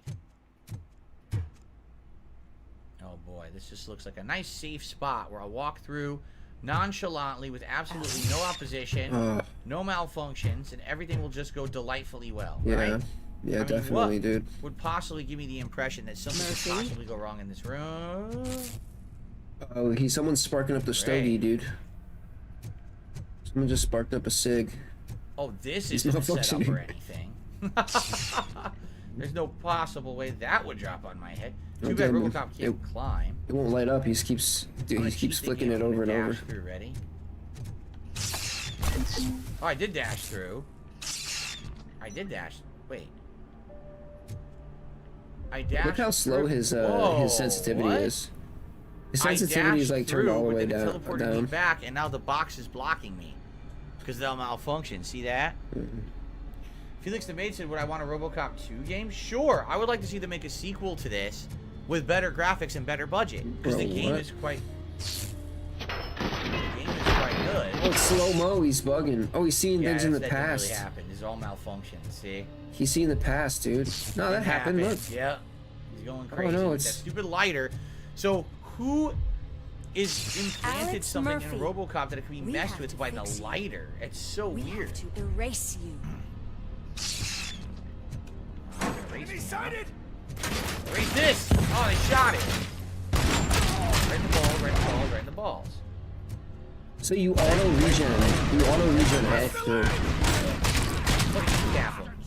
Oh, dude, this is amazing. The kneecap attack. This is literally, and not only that, you have infinite ammo, dude. Look where his bullets are supposed to be. There's an infinity sign, dude. Admittedly, Infinite the game would probably bullets, be better too. We could have had the Infinite copyright everything, music, dude. right? Infinite health, But infinite bullets. it had to be off so that it didn't get muted. I actually How watched could it be someone. any better, They dude? didn't know that this game had the copyright music. Not even 5 minutes into the first mission, YouTube blocked the video. Yo, And they had to go back to pickups Rocket Man. that you could actually watch. It was really messed up. Like, wow, look at asshole. Yeah, there's jerks, aren't they, bro? For me, I turned on the Holy right from the get-go, so I didn't have that problem. Oh, man. Oh, great. Now, how could he possibly be gassed? He's a robot. He's not breathing. No, he still has organs, dude. He's part robot. Haven't you seen the movie? I'm glad that you did today, Jay. Out here. Has he seen it? Well, I guess they got him. He's not a full It's cyborg, bro. What? Impressive how stubborn you are. At the same time, Why do you have to eat food in the game? Like, I don't know. heartbreaking knowing that you never could have won. Oh, your Is the creators volume good for sure everybody on stream? Please let me know. That chip OCP implanted in your brain, the one that was supposed to help you.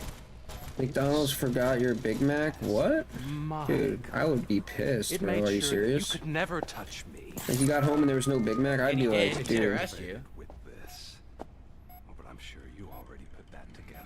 That's why I'd you always freak wanted out, bro. lighter. The old man wanted me to use it sparingly, as long exposure would. I always check my shit now, because that's happened to me too many times, dude. No, that's it. So the old man made that fail-safe and gave But it to him. Since the old man's gone, Into I house. can do whatever I want. The game is supposed to make you unstoppable. Splendid. Duty calls. But Yeah, I mean, dude, that's how it seems, honestly. I mean, for real. He's giving him the lighter? Big ups, Bolt C. good night, Murphy. Oh, it's been exhilarating. Now it's time to take what's mine. The city of Detroit. You're Oh, leaving you got us it though. again? You went back for it. Damn, I would have went back for it. Please. Well, I'm confused. Right? Why What's though? gonna happen next? He's waking up. Oh no. What do we do? Murphy, stay calm. I thought they were all laid off. Much pain. Right? The chip. Remove it. The evaluation ship? How do we do that? I think I can help. They were all laid off. What are they Nice, you doing? get the here? meal cards. That's what's up, dude. Robo's gonna. Yo. Why is this place so deserted? What's with all the noise? It's Murphy. OCP sabotaged him. That's why Wendell was able to get the upper hand. Why? RoboCop's their program. They wanted RoboCop's data to use in the Afterlife project.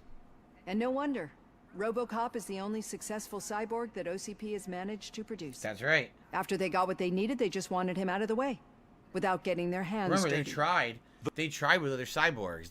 Ed is a earlier version, right, or a later version that didn't work, and then RoboCop 2, who was based on the drug dealer in the sequel, RoboCop 2, the movie, he also didn't work. He went nuts inside of the robot. Those scumbags. What now? We need to He get that moonwalked chip out. out. It should be under the helmet. I saw someone take it off once. I think I can do it. What about the chip? It's here, but I don't think I can. Let me. I'm not squeamish. Uh, I've done far worse things for far less. There you go, you little bastard. Is this it? Should I turn him back on? Do it. How would they have known that was the chip? How would they have known? So, Murphy, how you doing? What? I am doing well, officer. So many familiar faces. Are we celebrating? Wendell certainly is. Yo, I should get the He Hulk stole a Hogan shit vape ton of pens and heavy-duty do equipment from a that review on my military channel. expo. Yeah. What happens when he decides Get to a whole- use it? He already Get a whole has. thing, the whole line of Hulk Hogan You've got products, some dude. nerve Just coming do, in do here. a The big, gang's all do here. a big No review. police on the streets. Every gang in the city is on the rampage. See if I Detroit's can on order like a fire. bundle or Great. something. She's right. I've got a call that Windows goons hacked the election broadcast to send a message. Citizens of Detroit, I'm sorry to inform you. I need a Hogan bundle, It's dude. not coming. You've been abandoned by the police, by your politicians, and by OCP. They all promised you a better life and tried to give you hope. And where did that lead you? Into the cesspool. I feel your frustration. I empathize with it. But let's not stop there. Let us do the only thing we can. Let's burn. Okay, where can I get it? HulkHoganStore.com. Let's see. From the ashes, let's rebuild something new. So Okay, I'm over 21. Yes, I am, dude. the 21 only and thing I up, don't dude. 21 and understand up. is that so now he's saying it was the old man who was working with him all along. And now the old man Hulkamania said he Beast could do whatever he Mode. wants. Why THC did the old man gummies. work with Antonovsky Let's to begin with? go! I don't Yo, I'm gonna understand order what these, the end dude. goal was. Can I order these? Because the old man was already going to make New Detroit. The old man was already going to try this afterlife program, right? So why did he need Antonovsky to begin with? I'm confused about that. Yo, 'Cause now, I'm of gonna course, order he's the these. Look, my villain, face right? is He's the yellow brother of because a it's guy who died in the first movie. because so he's gonna it's the be colors on the villain screen. and try to take over the city. But why was he put into that position of My power God, to dude. begin with? I just don't understand that. Yo, they portion. got Peach Dynamo, Watermelon Crush, 1,000 milligrams per package. Let's go. Can we do anything about Delta, it? they got I mean, Delta we've all Zero. been fired. Yes, what are you Yo, it's doing there? Delta Never stopped Zero us before. But where do we and start? HHC. The new Jesus mayor is Christ, stranded dude. downtown. That's as good a place as any. All right, let's gear up. What do you I don't say, even know what Murphy? HHC I is, dude. thought you would never ask. It's probably some weird. Wait a Let me minute, look it the up, dude. new I gotta look it mayor. up. So are they saying that the guy did get Mills or whatever got voted Murphy, in? Lewis, Washington. Head downtown and help the mayor. I'll try to get as many officers to join you as I can. Hexahydrocannabinol. Aye, aye, I Captain. think that's what they're saying. Everyone else, there are phones that need answering Okay. and no It staff creates to do. heady effects. Sure. Why Great. not? Wait, does anyone even know who won the election? Right. Actually, no.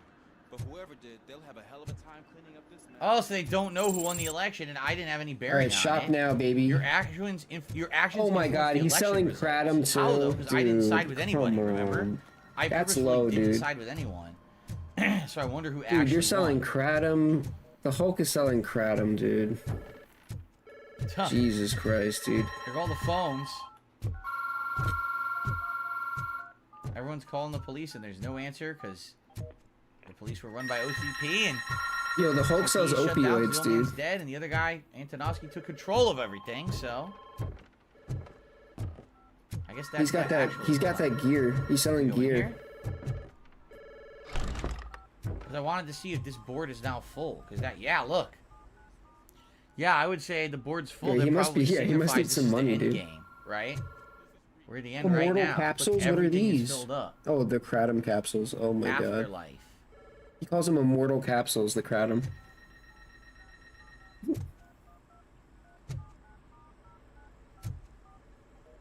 Interesting. Free shipping on all Cool to get orders. that Oh, board. You guys are super quiet today. What's going on?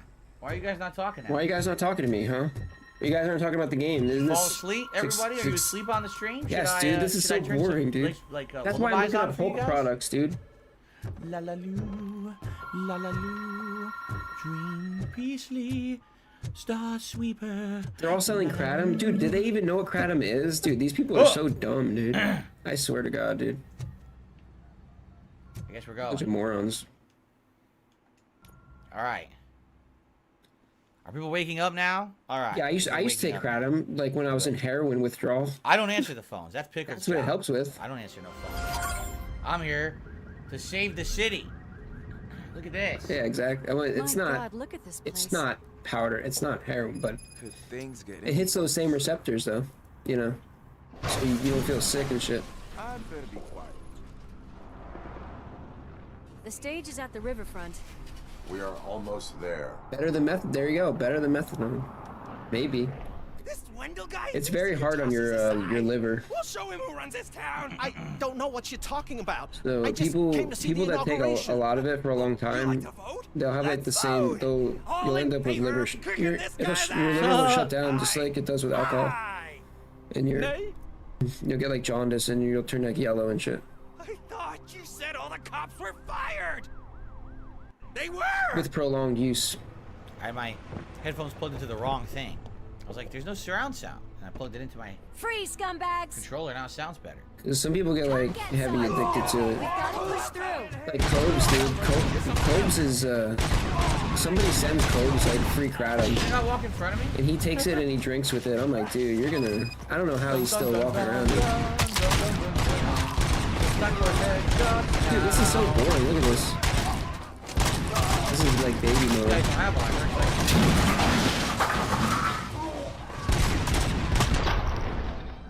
So we have no idea who won. We don't know. We actually don't know who won the election. Check on the mayor. Yeah, I mean everyone's gonna die, but yeah. Gotta push through. I will try these. For the memes though, I will try some of these Hulk gummies though. Oh, you got vapes. Let's go. There it is. Hey there, brother. It's time to talk about something that's going to take your vaping experience to a whole new level of excellence. Hulk Hogan THCA vape. When it comes to vaping, just like in the squared circle, you deserve nothing but the best, and that's exactly what we're bringing to the ring, baby. Hulk Hogan vapes for sale right now, baby. Not a sponsor. Now under Wendell's control. So there you have it, Mr. Mayor. I don't want to hear Big problems. ups. I want to hear solutions. Big ups, Inked. We must uphold the law. Inked blessing. And we must catch Wendell Letanowski. We need to find him first.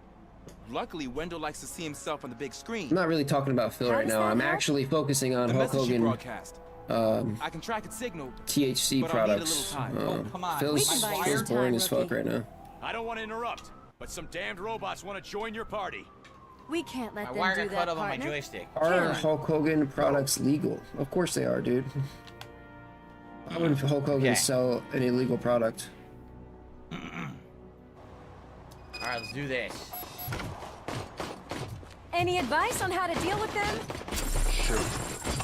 Wait, the vapes aren't out yet? What the fuck? It says they're... Where do you think the advice should be? It's a shooter after all. Kiss the enemy. That's their one weakness. What do they have? The gummies? What can I buy right now? Ooh, I don't know why that one blew up, but it did. I can only buy 3 products. I can buy the gummies, the kratom. That flourish, that little gun flourish. He goes, whoa, whoa, whoa. He's got Murphy, 2 I'll stay kratom here products with the mayor and and 1. watch out for the rookie while he tracks Wendell. Dude, what the? Okay, you whatever. need to go out there and contain the situation. Add it's to time cart. to protect the Okay. innocent, Murphy. I was made. He's only got 1 product I can buy, dude. Did I get the COD piece upgrade? Asked Ultra Bro. No, I missed it. I'm not RoboCod. He's always boring. Yeah, but you know, it's. He's always boring, but he can be more entertaining. You know, like if he's playing like Street Fighter or COD or something that's not boring ass game like this. Seems they want to make a statement. Stop them before they do. Boof them? No, I'm not gonna boof Kratom, dude. Got a hold of an ED-209 from that military expo. They let it loose and it's wreaking It says free shipping. Let me see. Hey, Tin Man. I've been Barcode. picking up the dispatch phone ever since you left. People need help all over town. Wow. There's too many to handle, This is so wild. I'll be directing all the incoming calls straight to you. Good luck, Tin Man.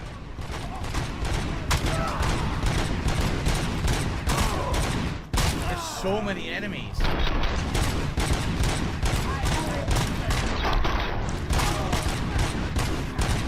Damn. Help! I'm being persecuted because of my art. Bunch of torch heads showed up. They don't like the fact that I only work with the vultures. It's my creative choice who I work with. Hey, cops! Is it true? Are all of you fired? Who's gonna save my Yo, there's arcade? tons of shit to do. Buying this place from drug dealers may not have been the best business move, I'll give you that. But I still need a hand over here. There are all these missions to do. Let's do the arcade. It's literally right here. So let's do this one first. So we got like 2 or 3 side missions and then 3 main missions. A million things to do. Bro, I even got a coupon code for $2.15 off, dude. So, damn. Only $12 for my first Hogan product. It's not bad, dude. Makes sense.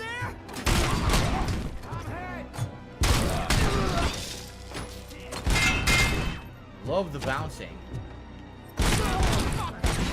Glad we got it early on. It's helped in many different parts near the end of the game here. It actually seems to be more important. The gummies? Oh, did you mean the gummies? Or... So many at once, you want to be able to just come at an angle. Yeah, they didn't even come out of cover and they got owned. That's awesome. It's that metal freak!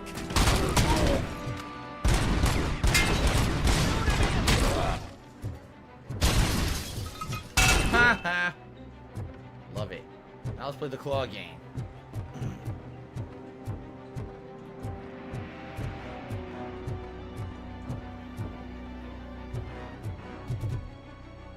Now, nothing in here.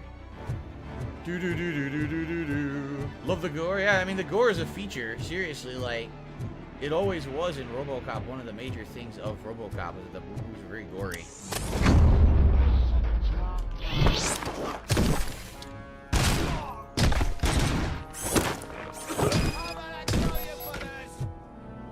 There you go. You saved me. You saved my business. Just make sure there are no children here during school hours. Ah, loosen up. At least there are no drugs here. I guess you gotta go step by step, right? At least there are no drugs. So return to the streets, then we have the other one, the tattoo artist, to save, and then I guess we can do the 3 main story missions. That was a nice fast one. I'm pressing the button. I swear. Pressing it. Trying. The combat's fun. Keep in mind there's many ways to play the game. This is one way that I'm playing, but there's other ways you could play it as well. Shooting at the arcade. We did that. What about the tattoo parlor? That's weird. Huh? Holy shit, I can't see what that is. What is it? I can't see it. It's too far away. Is it a turret? It's a turret. Shoot at the maximum range. There we go. I couldn't tell what the fuck it was. Alright, so that mission's done, right? What's weird is the tattoo guy had mentioned also like someone was attacking his place. I'm trying to remember where the tattoo parlor was. Was it here? Right next to where Ed is, I guess? I think it was. We fight Ed. We can help the people in the burning building. I guess we should help the people in the burning building first. Did I ever cut class to go to the arcade? Literally not ever, except once when I was in college. When frequently, I guess you could argue in college, it's not really cutting class. You just don't go. Fuck it. You're paying to go there anyway, right? From Ronnie's Grocery. They're trying to burn down my store. I need help. I can't get out. I wouldn't be so sure that the cops want to help you. Your donut price is a criminal.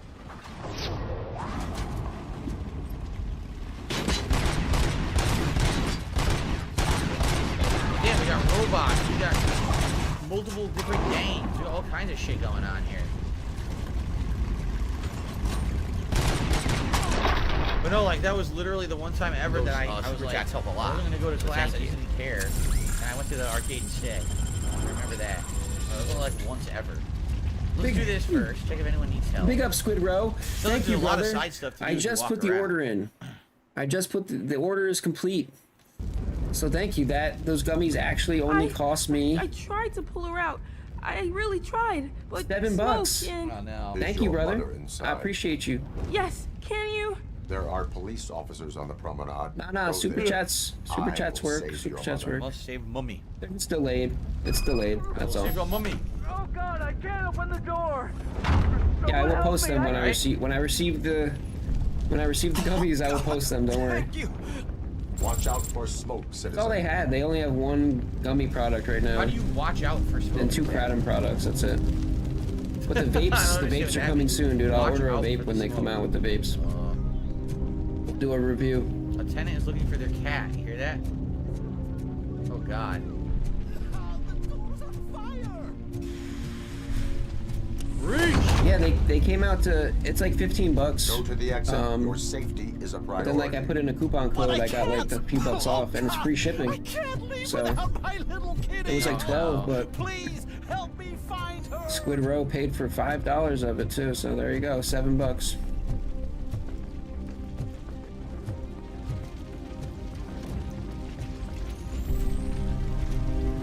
Said use night vision. I don't know how that's gonna help me. I don't really. Ah! It was up top. Oh, the cute kitty up there. Way to the exit is safe. Keep your head down. Jane says he missed this. I mean, me too. I like variety. We've been playing Baldur's Gate 3 quite a lot recently. To do some of this again, it's kind of fun for variety purposes. And you know, I want to see how it ends too, obviously. And Jesse says you gotta appreciate that there's effort they put into the side content. Yeah, it's cool. Instead of just running in here and doing some quick, you have other stuff to do. It's nice. It's probably blocked. Yep.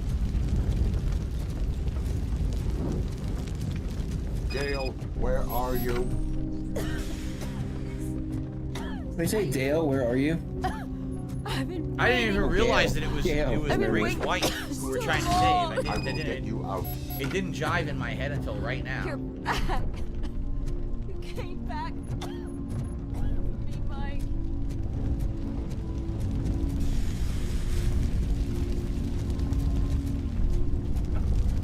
How could you possibly get her killed? You have to be the slowest asshole in history to not I'm save excited. her. I'm excited for the gummies, dude. I can't wait for the Hulkamaniac Beast Mode gummies, dude. Does RoboCop still have to breathe? No. Very exciting time From what I'm that we're living understanding, in the here. only intact part of his body is like some part of his brain and face. That's Well, he it. just Only drooled other, all like, over me. spine. My cat just That's drooled it. all He over doesn't me, have to dude. Protect my mom. I Oh have my to. God. I've already. I've never seen a failed her cat drool once. like that. You are brave, Daniel, but courage is not pointlessly exposing yourself to danger. Now go to the promenade. The promenade, sir. Of course. Can you walk, Mom? Yes. Yes, I can. You're very strong, Daniel. Strong and brave, just like your father. Now don't die like him. One load off our shoulders. How are you getting on with that tracker, rookie? We're in luck. The signal wasn't cut off. They must have left in a hurry after they made... I gotta figure out where the tattoo parlor and everything is. I don't want to fight Ed yet. Wait, mushrooms too? the broadcast. Let's go for a walk. But this whole OCP communications Hulk thing is Hogan, a mess. yo, he's gonna sell shrooms too. No Thank way, you, dude. Barella XO, who says, never failed to put a comment on my Facebook if you're well. And if you're currently watching through my Mario RPG playthrough from recently. Awesome, enjoy. Great game. Why is I his really own like subs? the better Probably. graphics. I did, just to warn you, after you beat the game added in a few optional super bosses, and I didn't get around to doing them. Because at that point, you know, I'd already played 15, 20 hours into the game, and people had wanted me to do other stuff, so I went on to other games. I might one day go back to them. We'll see. The problem is, they're using real bullets. Please send help. It's only a matter of Oh my time. God, before there's a lot of they find enemies.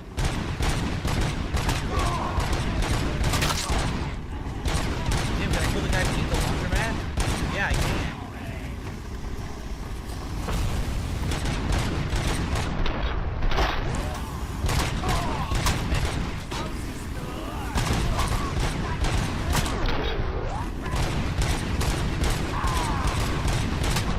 Yeah, so there's like endgame super bosses in Mario RPG I did do all the content from the original game. The original game had a hidden super boss, and I did fight him. Yes, I played Hitman Absolution when it was a brand new game. And it was fun. I really liked Hitman Absolution. It was actually my first playthrough ever of any Hitman game. And I really enjoyed it. Damn, he got fucked up. What the fuck? Oh, there's a guy hiding in the laundromat. All right, we gotta go to the. Basically, we gotta go to every place we've gone to before for side content. And we have to do missions there. I hope not every police officer was fired. I need help. I'm being held hostage by some punks in my laundromat. They're drugged out of their minds. There's no reasoning with them. Send somebody, please. Yo, pick up Smolder. Just leave. There's no money lost. Notice. If you catch any of you dopeheads washing jelly beans or marbles for kids, I'll make you pay for the parts you've wrecked. What's going on here? It's your fault. What else are we supposed to think?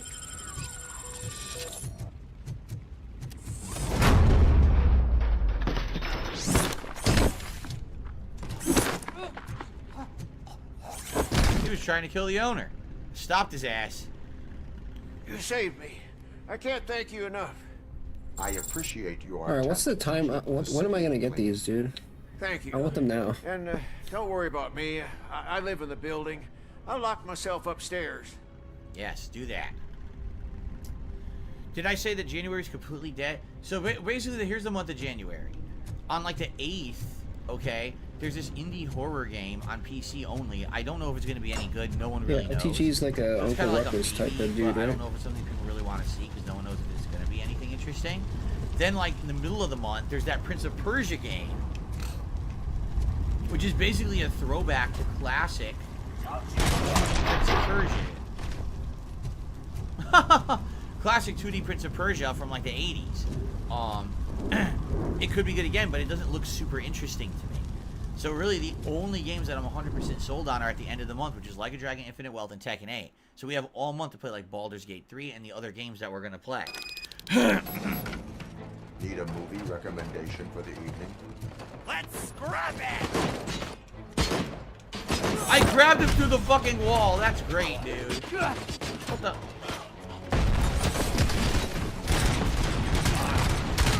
I look like all the Rod Stewart hairdo. 1980s.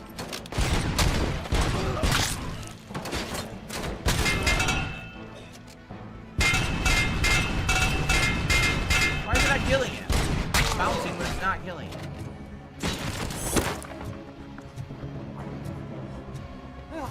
Who's this guy? What are you doing with this guy, dude? What's he doing with him? I have a late tape deposit. Oh! Jesus, dude. There we go. Right in the tape drop for me. That was excellent. That's one-liner, dude. He could be in an 80s action movie, Phil. Pick up Abyss. No, you're not going to do that. You're going to do this.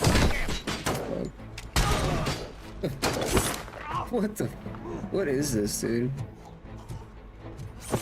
Why do they make this? There we go. Very nice. We gotta find the owner now. Where is he hiding? He must have been hiding pretty effectively in here.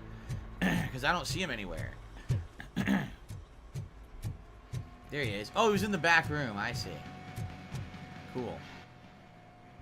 The intruders are neutralized. Lock the door and stay here. I don't know, dude. I'm kind of worried now. I haven't got a confirmation from Hulk Hogan about my order. As for my store, Usually you get an automated email, dude, when you order something, but doubtful. it's not looking too good. I don't know. Okay. I have a skill point. Kind of weird, you so know? I can actually go deflect. Small caliber rounds ricochet off your armor and will damage enemies. Sure. After this, I guess we already Maybe matched they don't have automatic email set up? Combat. Honestly, none of this is real. I mean, besides bonus weapon damage, I guess maybe combat, right? Because engineering, we don't need really chip modification bonus or reduce cooldown. Make an after account, dash. bro. I have don't no care about account, that. dude. And focus slow motion. I literally never use slow motion once. I don't even have it. I can't log in, dude. I'll probably go to combat next. So. Okay. I received a $2 tip from an anonymous tipper. One of the last times you had a fire rescue mission may have been Beyond Two Souls. Wow.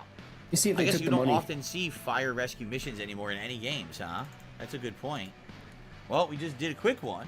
Yeah, Beyond Two Souls, wasn't it the whole, like the Institute or whatever was burning down? You had to go in there and save everybody? Yeah, that's right. Okay. Yeah, he probably sells his products at his surf shop, dude. Turn to the streets to get credit for the mission. Now, the tattoo guy had called for help too, but I don't know where his shop is. I'm trying to remember. I think it was near the supermarket, if I remember correctly. Bro, they took the money, dude. Chop shop's over there. They took the money, dude. They better send my shit, dude. I think this is the supermarket, right? I'm gonna give Hulk Hogan a few days, to dude, to respond. So it wasn't. I can't remember where the tattoo parlor was for the life of me. We have to fight Ed eventually. Well, I guess let's do the chop shop. It's right over here, right? I'm sure they'll send the confirmation soon.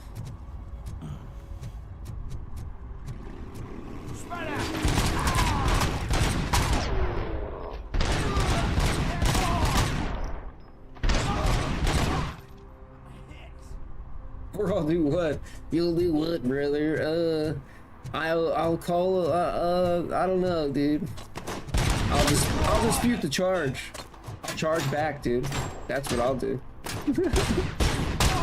Nah, it's good. He'll send it. He'll send it. I trust Hulk Hogan, dude. He's a trustworthy guy. Okay, chop shop time again.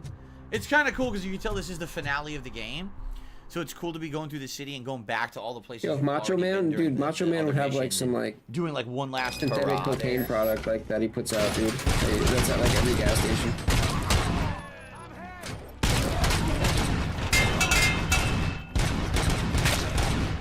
Hey.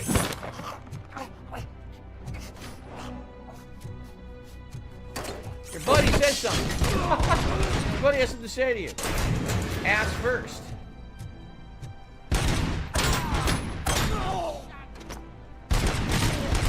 That's exactly what I wanted to do. Blow the light up. Awesome. I love this auto fire, no reload.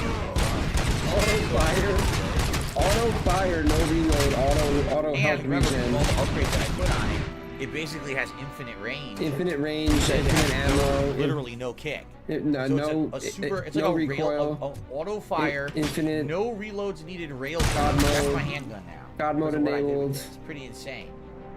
This completely. It says there's more. Maybe they're in the back room. No, I mean, at this point, I doubt they're gonna put any new items in the environment, right? They'll probably just infinite everything. They'll probably whatever. just have it be like, you know, healing items. We haven't found any contraband. Why do you need healing items? You have infinite health regen. I guess we're past that part of the game now. What do you mean? Why do you even need that? You don't need to heal, dude. Heads up. Damn, that was an elaborate death animation. Yeah, see, these were all the stuff was earlier. I guess because they took the chip out of me, the evaluation chip. Now there's no way that like there's no more contraband in the game, right? Okay. Do I think the game's too easy? So you just murder anyone now. It's easy. I feel like some of the upgrades that I bought were smart. If I didn't buy some of the upgrades that I have, it wouldn't be as easy as it is. Like the auto regen, the 75% health helps a ton. Oh, auto regen help, dude. It helps and a ton, also dude. because of the upgrades I did to the gun, like I could have had a different PCV on my gun, and it wouldn't have been as easy, right? Like I've been watching 2 different people play this on YouTube, and they each play a little differently. Like one guy hates the handgun and always like wants to use the weapons in the environment. The other guy does a combination of handgun and environment weapons. For me, for the most of the game, I've just stuck with the handgun, right? So really, I think it depends on how you play it. Play a little different. And I think the way that I've decided to play it has made it easier. Like, I definitely could have done choices that would have made it harder for me. There's one guy, I swear to God, okay? He's nearing the end of the game. He literally hasn't done armor or vitality at all. He did, like, everything else. He went like this, then this, then this, then this, then this. And he has, like, no health or anything. He's at the end of the game. He doesn't even, like, regenerate health past 20%. And he's, like, near the end. Like, what are you doing? How do you think you're going to win? Right? It's crazy.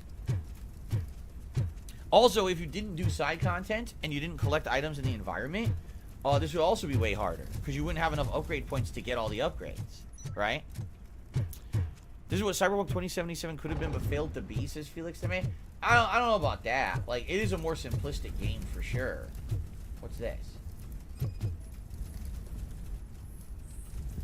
They want to destroy the bridge.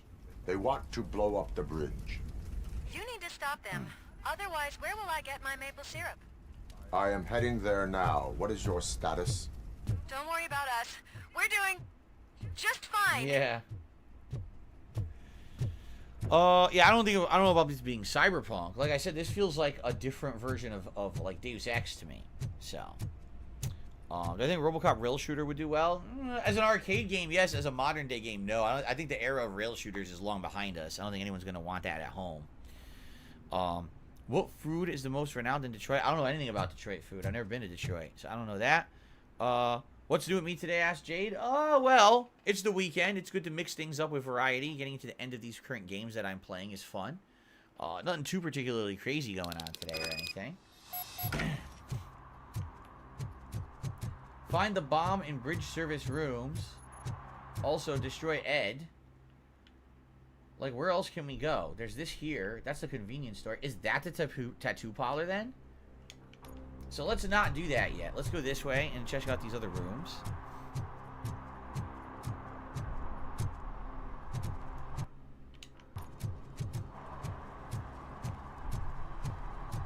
I don't know if anyone's picking up these phones, but I assume your hands are full. So pay no attention to any reports of trouble at Ben's garage. I worked too hard for you just to take it all away, you sons of... We just passed it. Ben's garage is, where?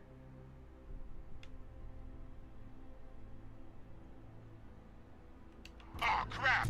There are more of them than I thought. Over here. See, there's all these different places to go. But I can't remember what's what. Now, see this building here? That's the laundromat. We already went there. The video store. I thought Ben's garage was near the entrance. This is the entrance. Isn't that Ben's garage? No, that's Ben's garage. We were on the way there and we got distracted. Okay. Don't look like there's any time limit to me. Don't look like there's any time limit for me to do anything. You just take your time, walk around.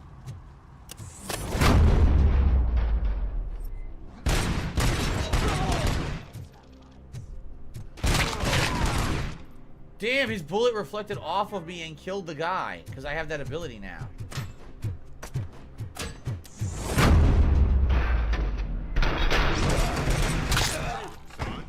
I do not advise defending your possessions under current circumstances. You're right about that. I'm done playing hero for today. I'll lock myself in the office.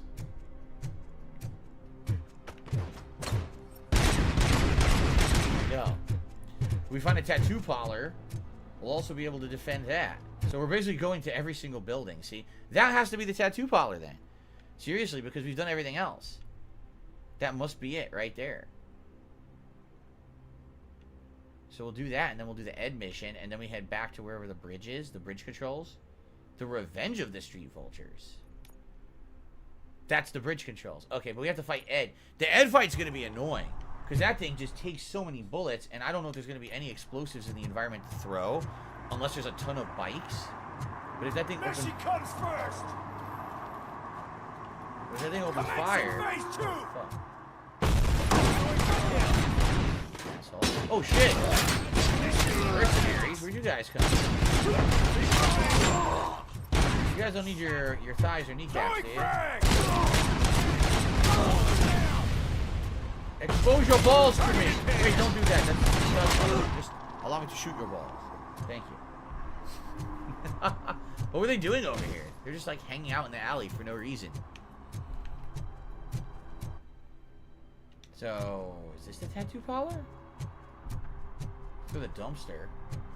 See, like, I don't think the dumpster would hurt Ed, right? Like, I don't feel like it would do anything.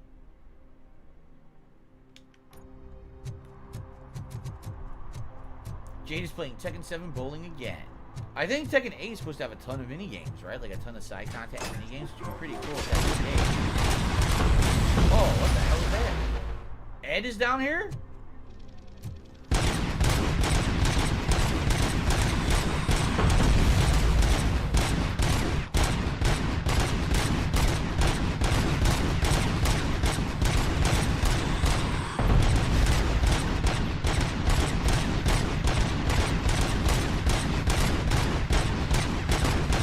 guys want to talk about?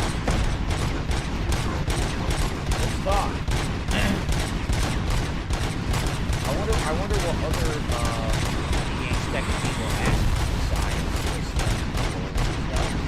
I wonder about new stuff. It's not working? What do you mean it's not working? Yes, it is. Take a look at the telephone. I mean, it's going to take a while, but we're going to get them like this. So I can just sit here and do this.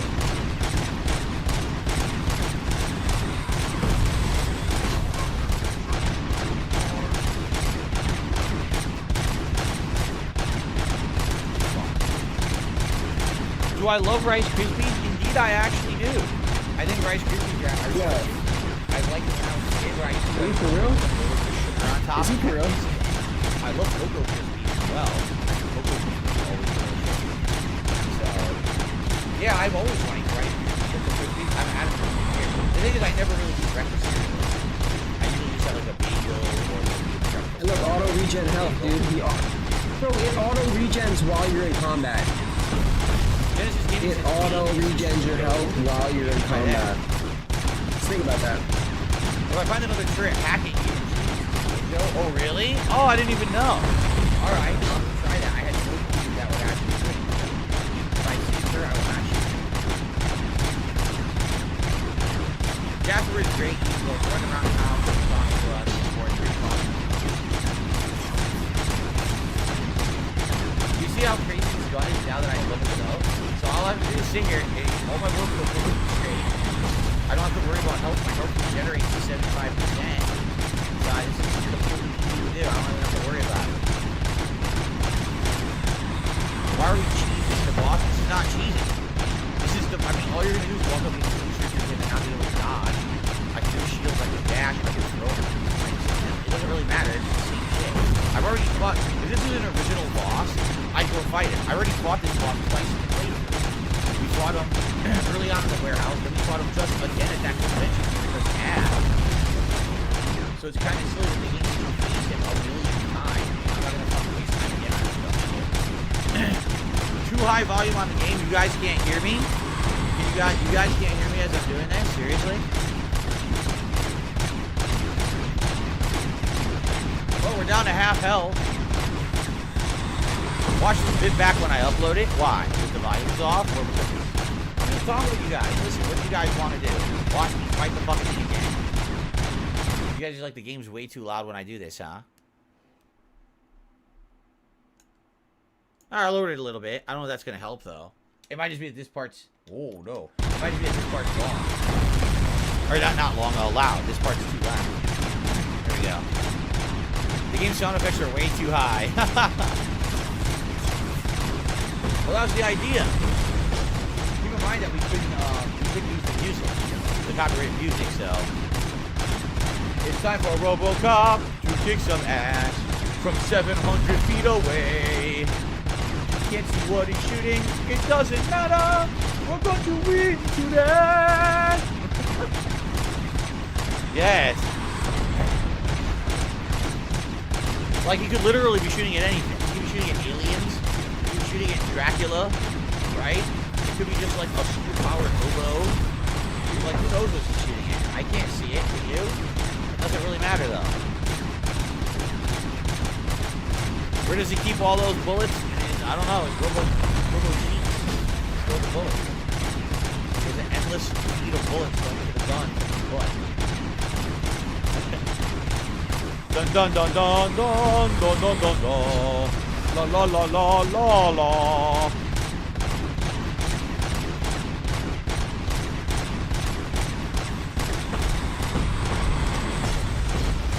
What do you mean you can't hear me? Yes, you can hear me. You're so full of it. Put my mouth closer to the mic so you can hear me talk as I fight Ed 209 from 700 miles away. Now you can hear me talk into the mic during this epic boss fight. This is very exciting content now. Yes, for you here on the channel. Oh my god.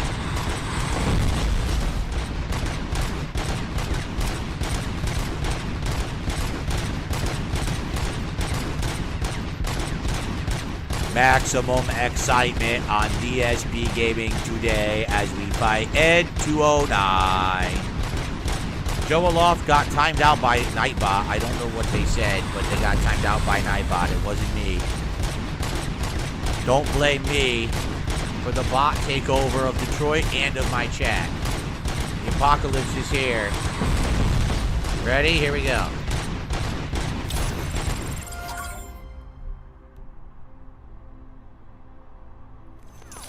Well, let me tell you guys something. Now that is the epitome of exciting content. Anyway,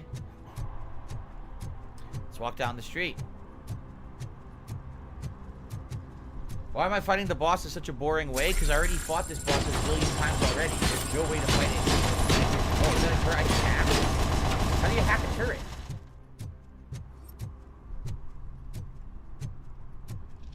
I don't know how to hack a turret. I don't think I can. I don't think I have the ability.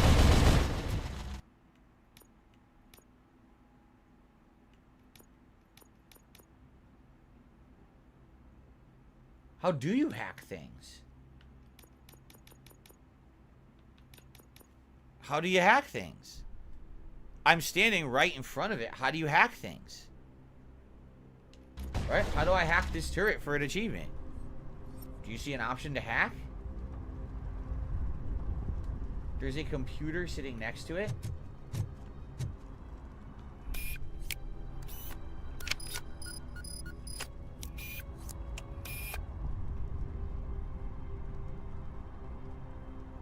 Oh.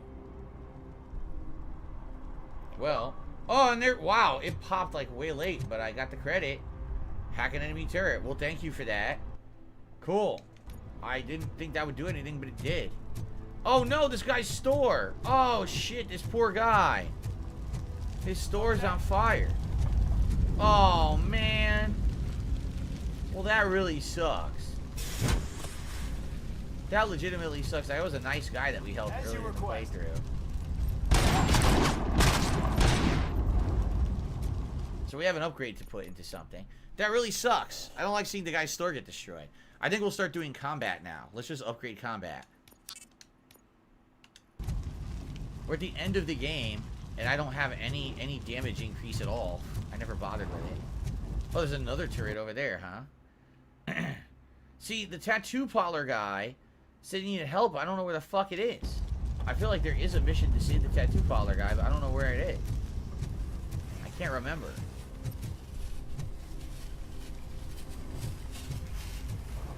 Let's go behind here, see if there's anything back here to do.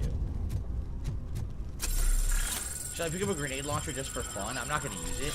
I'll pick it up just for fun if I need it. Or something special, right?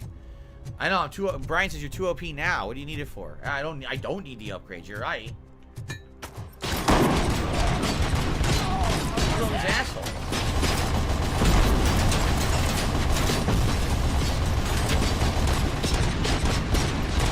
Shit, a lot of enemies.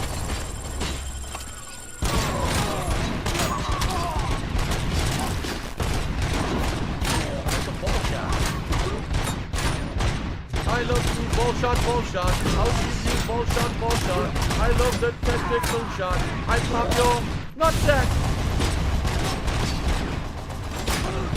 The ball, shoot you in the.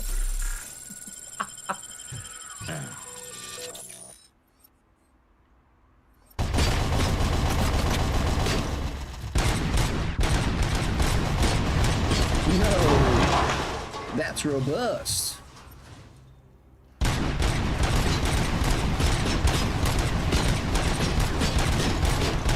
So what's the point of them being over here? Right?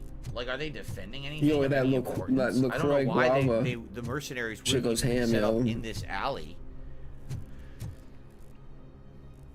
Of course, No Sleep Real Life says, who cares about the tattoo artist who was being an asshole to you earlier in the game? I mean, yeah, but it's going to be like a side mission with experience, so it's kind of worth it to do it. Oh, rocket launcher. That's a new weapon we haven't had yet. Rocket launcher's like Rondo number 9, dude. See, I feel like this should have been where you went to get items to fight Ed. You come over here and you get all the explosives. You just keep loading him with explosives. but I cheesed the fuck out of him, so screw him. Yeah, there's like nothing else here, see? Yeah, nothing over here, just an alley to go to if you, I guess if you wanted explosives to fight Ed, this is where you would have gone, but that's all I'm really seeing here. Jade says, I'm ready to see King in Tekken 8. He's my favorite to play. From 4 to 8. Cool. I guess 4 was the first one you ever played. The first one I ever played was 1. I played Tekken 1, 2, and 3 in arcade. Yay, yay, yay, yay. What the fuck? Where did that come from? I like to move it, move it. Ow. Now Phil's got that song stuck in my head. Dude, come on.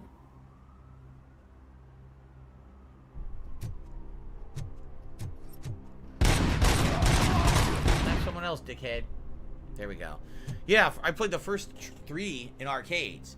4 was in arcades, but it was kind of late, and I never really played it in arcades, maybe once or twice. I did like it, though. Oh, here's the tattoo parlor. We found it. Why does he keep saying parlor? Parlor. My tattoos, myself! Let's see the piece of art you leave behind when we... Saved them. You took How your exciting, time, dude. pig. Gang artists aren't gang members. Your art projects are acceptable, but your manners need improvement. Ah. Stay out of trouble. I'm staying here. I don't think I'll be safer anywhere else.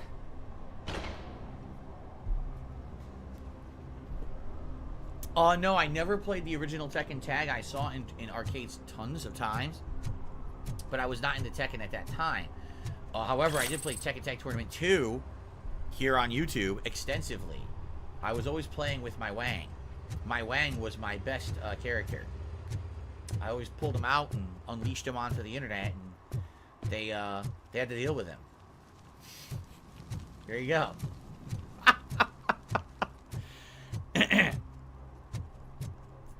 Many people had to face I my don't like Wang crude sexual humor, dude. competition. It's not cool.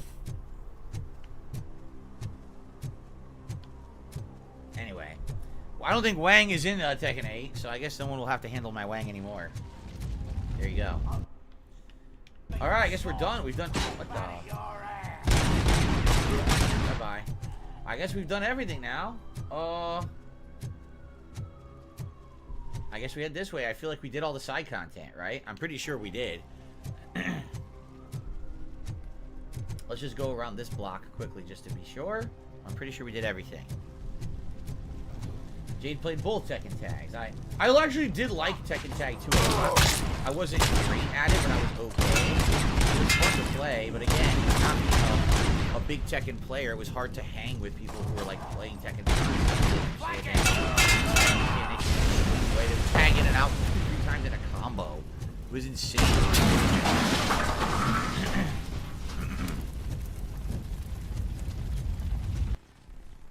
Okay. Were we here yet? Is that not the laundromat? That is the laundromat. Yes. So yeah, we've done this. I just quickly run it quick. But we did all of this. You're good, didn't I?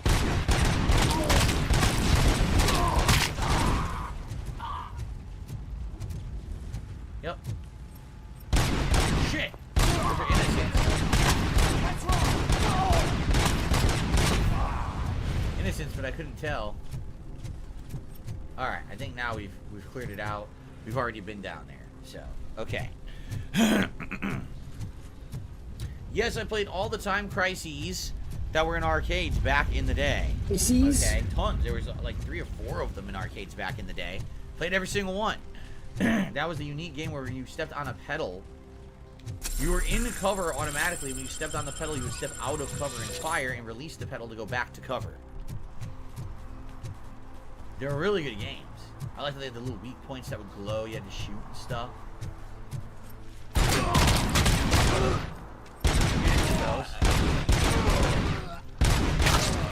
All right.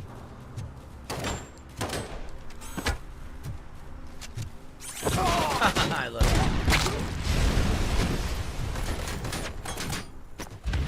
You ain't me. Good.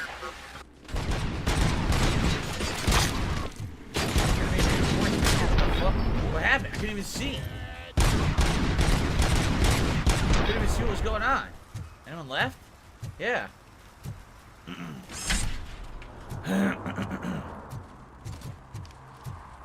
Stop strafing.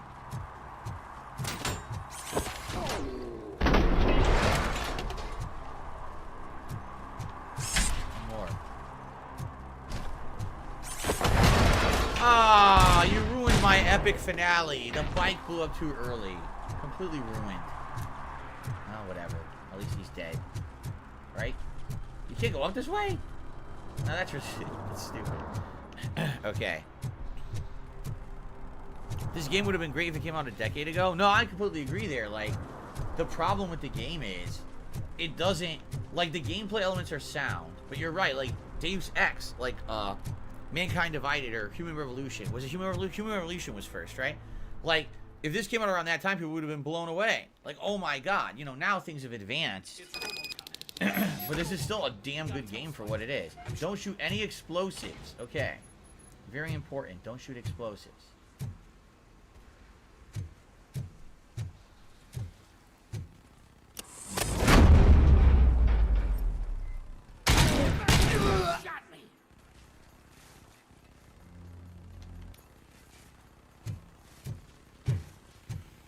If I shoot them all in the balls, there's no way I could shoot any explosives. I doubt that they hit any C4 in their nutsacks.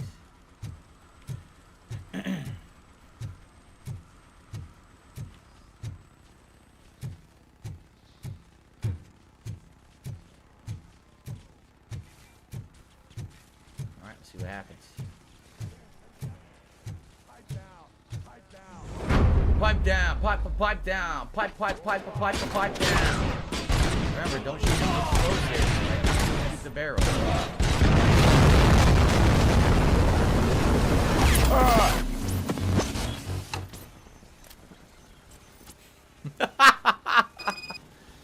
Alright. Admittedly, I did that on purpose. I wanted to see what would happen.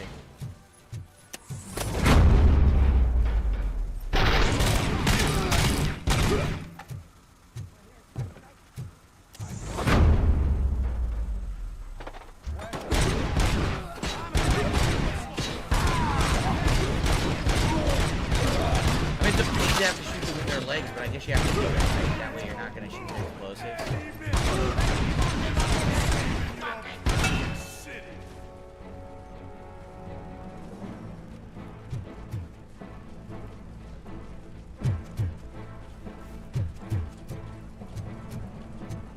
You might say, well, why would RoboCop purposely shoot the explosives? Isn't he supposed to be you know, the ultimate paragon of the law? Well, also RoboCop is an adventure seeker. You might not know that. His favorite thing to do is to take on excessive risks and see how things pan out. So yeah, there you go. Did you know he's a bungee jumper back in the day? Anyway, let's go down.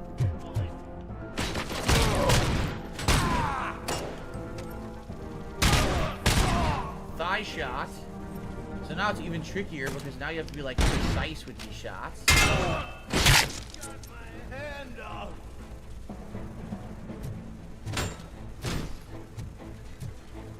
I'm not playing any more games.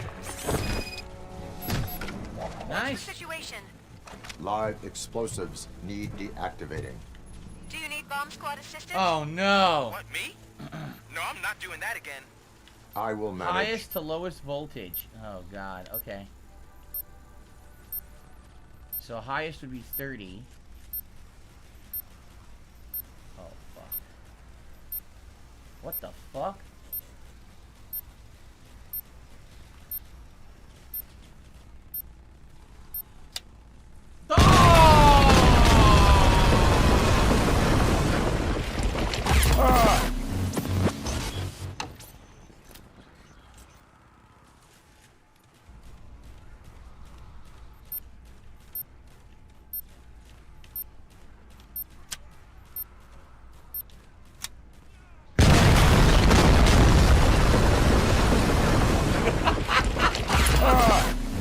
It's hilarious to see everything blow the fuck up, honestly.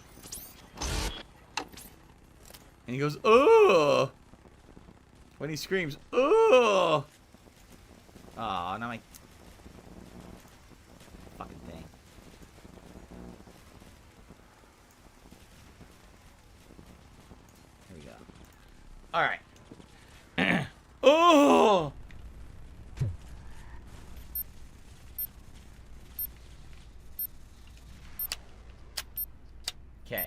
So 19, it's purple. It's the only purple one. And then 16 is orange, although they look almost identical.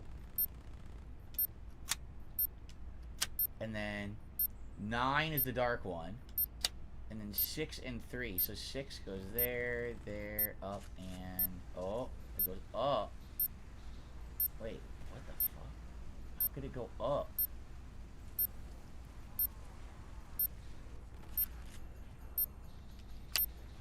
I guessed. I seriously guessed. I don't see any fireworks on the horizon. Have you managed? Yes. Return to the streets. So we saved the city. Very nice. RoboCop the hero. The triumphant officer. Saving the day once again. What the fuck? Why is there a dead end? It's a dead end up here. Wow, excuse me. It was a musical belch. That was a good one. Can you musically belch? It takes some talent and some practice.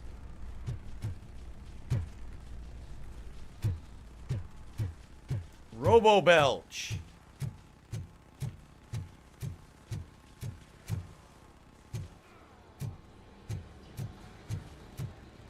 All right. So now what? So now what?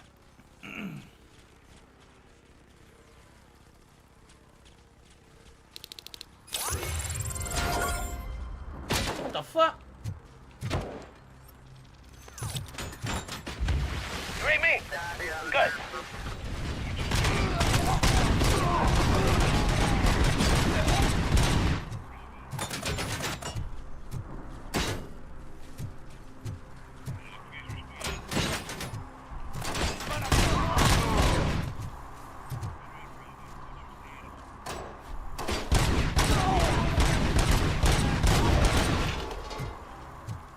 I ran away.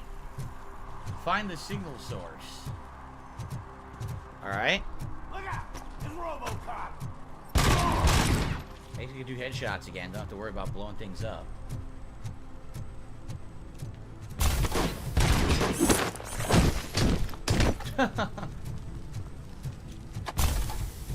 How fast is my charge generate? That's pretty fast, actually. I guess I could have been using this all along. I didn't even think about it. I forgot I had it.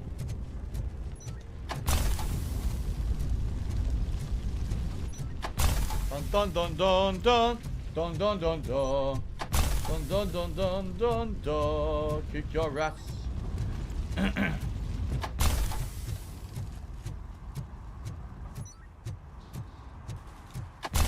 We're going back to hell. The signal source is over here. I'm stuck. Oh. Okay. Did someone call for backup? Good to see you all on watch again. OCP cannot relieve us of our duties. We are not corporate rats. Yeah. That's right. What's the status? I am going after Wendell. Then we'll get the situation here under control. Don't you worry about it. Everyone, get ready. We must defend our city. Sounds like this is the end, guys. And you, Murphy, go. Seriously, this sounds like the end right now, doesn't it? It sounds like this is gonna be the finale, so we might actually beat the game today. I got a point, and we got a signal to follow. Let's just keep upgrading combat. Now we're gonna have a new ability called Shockwave. Stun nearby enemies for a short time. I don't even know if we're gonna get to use that or not. But all right. So this is a good place to split the part and take a quick break. Thank you all for watching live, and if you're still watching on demand, I hope you're enjoying. It looks like we are heading into the finale. See you then. Okay. Incidentally, Joeloff just said in the chat, no, not yet. Jeez, this game is even longer than this, huh? Pretty crazy. Jade's in my top 3 games, Mortal Kombat, Tekken, and Soul Calibur. I like Soul Calibur a lot. I just suck at it. I used to play it back in the day. Just let me stretch my legs, guys. Stand up for a second, stretch my legs. We'll continue. So, guys, if you're enjoying... By the way, I haven't looked at view count. I don't really care. But if you're enjoying today, if you could support the stream in some way, I'm looking to hit 735 members today. We got 0. I don't want to be members. Mr. I'm looking to hit the tier 1 tips goal. We're at $32 in tips, but we've got literally 1 tip since the game started over an hour ago. Again, you know, it would be great to hit that tier 1 tips goal and not have to worry about it for the rest of the day if you feel like supporting the stream today. Okay? How did he get me on that, dude? Ow, ow, ow, ow, ow. Ow. Oh!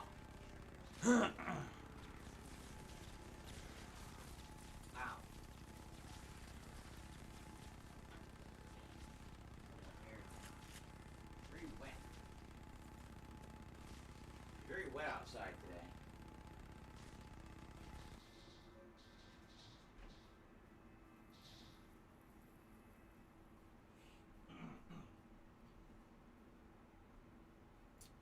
Very wet outside today. Ooh. Yeah, it's not your job to worry about tips calls. It's my job to mention it if I feel like it because it's my stream. It's not your job to mention it, though. So you can stop that right now. Thanks. Anyone who's bringing that up in the chat. You know, if I feel like, hey, could you please support the stream? I have the right to say that, not you. Would you go inside of a restaurant and say, hey, guys, please buy food at this restaurant? It's not yours. Right? Just wanted to make that clear here. All right, sound good? No, dude. Okay, cool. All right, let's continue. I thought this was the end when I'm being told no. So let's see what happens. All right, so it seems like we're heading into endgame here. Maybe not. It says we're tracing the signal. Hold on. We're tracing the signal. Excuse me. Is it back here? No, if I walk. Oh wait. Yeah, I guess so. The signal's in the back. The signal is in the back. Let's see. What? Come on, man. Joloff says, I'm close. I might beat it today, I might not. Well, I guess we'll see.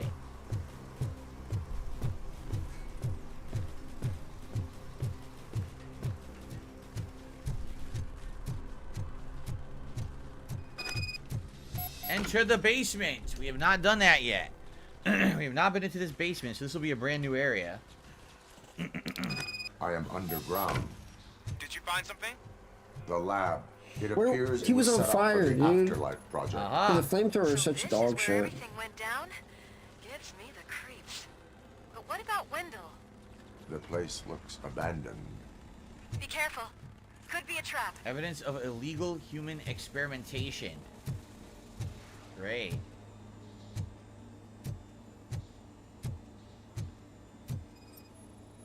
Dead bodies. Yep.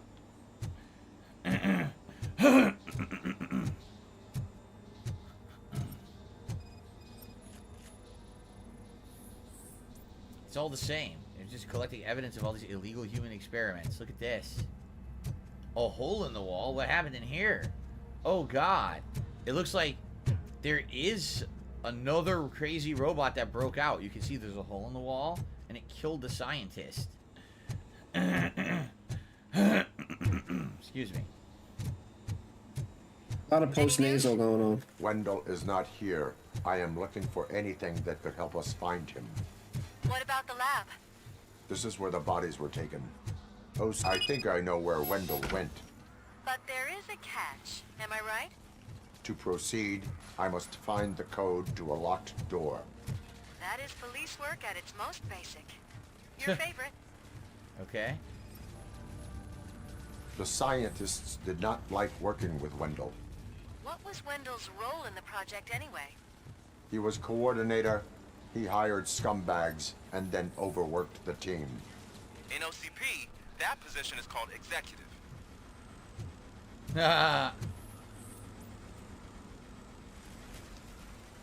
Check every single computer till we find an access code.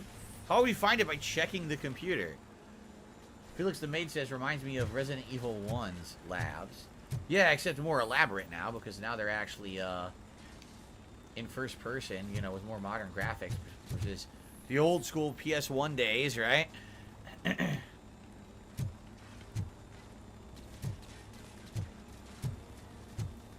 Sheesh, they're really gonna make me check every computer, aren't they?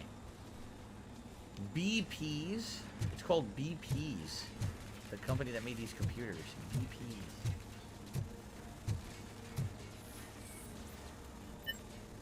Ah! Got it.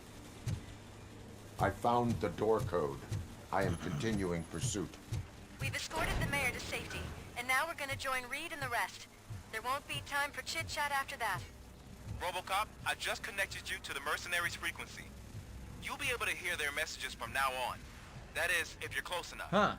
So Murphy, this day ain't over yet. Here it is. Merc's frequencies. There it is. Remember? Next time we change frequencies earlier than usual.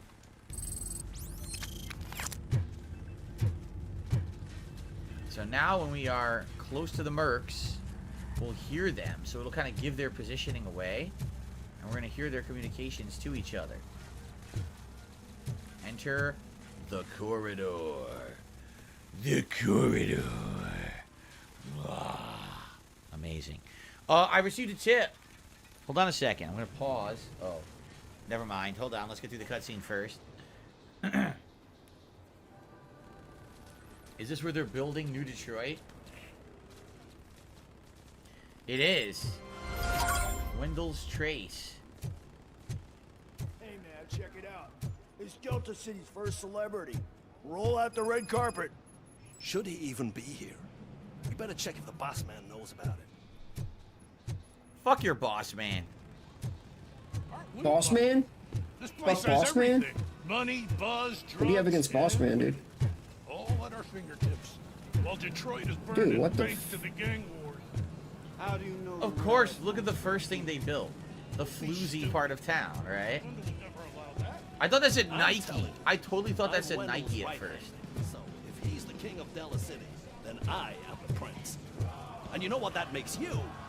An idiot if I keep listening to your nonsense. So there's a bunch of fucking junkies. Yeah, look, tattoo. So how is this different from current Detroit? You think you could sell me a vial of soap saying it's nuke? Just wait till I'm just cleaning this window off, sir. No, seriously, how is this any different from real Detroit? It just looks like they're rebuilding it in a different spot, in a shitty way. It's exactly the fucking same. It's got all the same shit, right? It's got the drugs, it's got the prostitution, it's got the crime, it's got everyone, you know. Cop. For a second, I forgot we're untouchable. Hey, bartender, pour a double for our That's where we're supposed to go. Is that or is it? I guess you go to the Seed Club. I guess there's different ways to go and investigate. Now, this is a dead end. Do you think there's anything over here? Sorry, honey, but I don't do it. Ah, look. We did find some contraband. We haven't... Oh, God. Heavy machine gun. We haven't, What the fuck? Is this... It is. Incriminating pictures in the bed. Oh, my God. So, yeah, like, again, how is this different from regular Detroit? It's pretty much exactly the same, right? There's 2 hours left in the game, 3 main missions. This Boss man. Power through and I'll beat it. All right. Sounds good. I received a $20 tip. Thank you so much. Thanks for another year of great content. I'm looking forward to seeing you play Silent Hill 2 Remake next year. Mark in the UK. Thank you, Mark.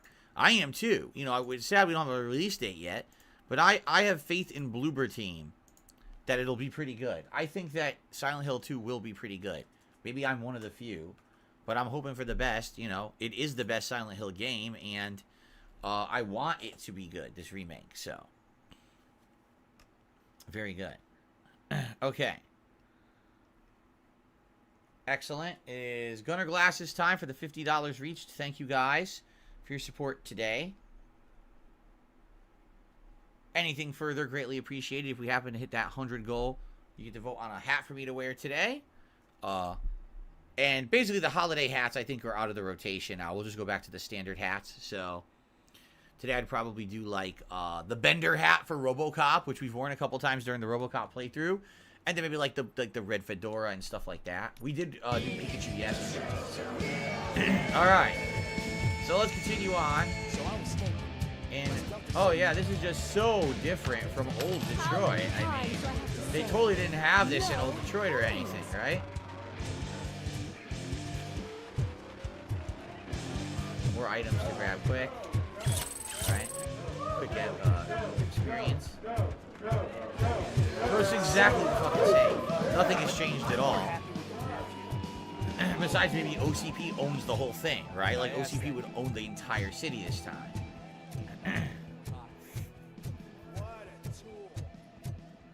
Yeah, free from crime my ass. Okay? Alex Murphy. You didn't even give me enough time to miss you. How'd you like my new empire? I bet he feels pretty stupid that he gave him the lighter now, huh? The most free society there is, where everyone is equal. As long as they have the money. A city full of thieves, drug dealers, and murderers. Is this Equal as long as you have the money. The old man's dead. There's no one stopping me Telling from Boss Man to get a ending. grip? Yeah, dude, obviously you get banned for that. Jeez. Becker shut down Afterlife. Is that true? Boss Man doesn't tolerate that type of behavior, dude. Oh, look at that. Now, where's my mercenaries have no money. Oh, there it is. After the incident at the mall, I had a duplicate. Oh my god. That's neither here nor there. Doesn't matter because he took the chip out. Goodbye, RoboCop. Goodbye, RoboCop. Oh, the lighter. So, you finally took care of that, huh? We'll just have to do this the old-fashioned way. Gentlemen, I'll leave you to your work. Zombie Wolfpacks, no, I never saw the RoboCop TV series. I heard it was atrociously bad, but I did not see that. Look at our turrets now. Well, Phil's getting lit up, dude. He's half health. 40% health. 40%, 30% health. 20% health. Oh, no, he's regenning. Oh, no, 40. He's at 40. No, he's good, I think. Regen. No, he's good. You hear what he said? I guess he didn't change it. Because they said you better make a transfer as a second reminder. And he never paid any mercenaries. They're still working for him. What are they, fucking idiotic? As you request. Guy back For there. the kill.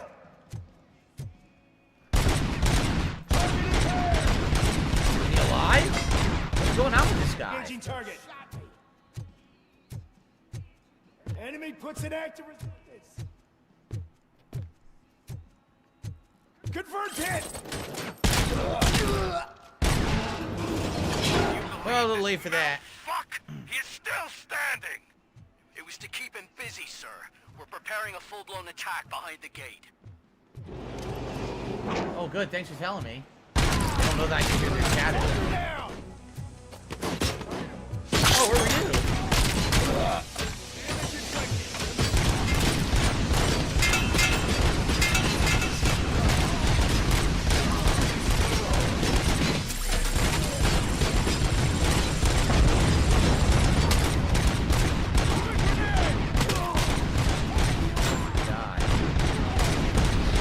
Like, how the fuck is this guy shooting us with a handgun from so far away? Because I have the most broken handgun in video game history, that's why. You should have taken my deal. You can't fuck with me at all. Like that. You, stubborn like a mule. Can you put him out of his misery? Like now? Affirmative, we're doubling reinforcements. Take your losses. Doubling reinforcements. We're sending 2 guys instead of 1. They have 0 chance. Ball shot. RoboCop has entered the construction site. I repeat, RoboCop has entered the site. That wasn't part of the plan. Minor drawback. Cobra assault cannon operatives are getting into position. There's no way past that force. Cobra cannon? Now we're talking. Yes, sir. The best money can buy. The fuck is a Cobra cannon? Keep going, brave little man. Cobra! Let's find out. Let's find out what the Cobra shoot Cannon snakes is. at Let's me. go. Oh, he's got the Cobra Cannon locked on.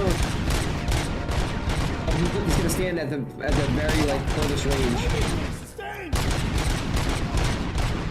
You can't even see him. Well, why does his gun shoot like further than everything? Oh, he's shooting snipers with a pistol. This game is so stupid, bro. Deadly opposition. Wow, this is so dumb, bro. This game is just really dumb. Are they infinitely spawning? Oh, they might infinitely spawn here.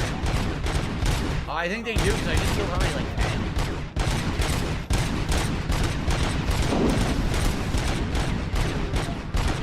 But, okay, maybe they don't. There's just a ridiculous amount. Because they're done now. That was really dumb. It was like 10 to 15 snipers. Okay. So down on the D-pad is that shockwave. That's only going to work with enemies near me, though, right? So we're going this way. Yeah, and Phil doesn't get close enough to anybody to use that, so he just stands 200 meters away and just holds shoot. No chance, sir. Our comms are secure. No chance in hell. What are you going to do about this situation? We're sending our prime unit. Blitz troops should get rid of him once and for Blitz all. troops? I've heard that before. Make sure it turns out to be true. I can't wait to fight the Blitz troops. I'm sure they're going to be very challenging. Yeah, I'm sure you'll just stand like a mile away and just shoot infinite ammo. I'm now the only person who has access to afterlife technology. Where'd I go? Do you really want to throw this chance away?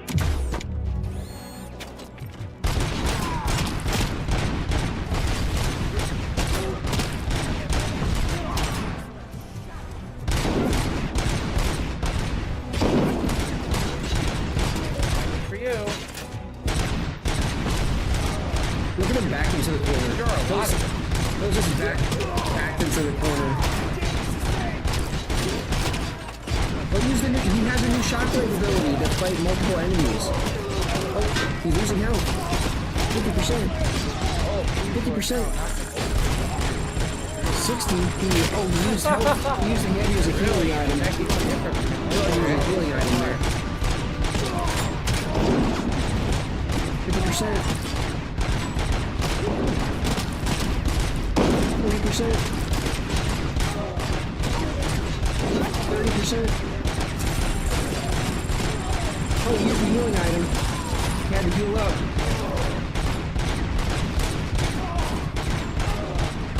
There you go. I was blitzed. He blitzed me. Big fucking deal.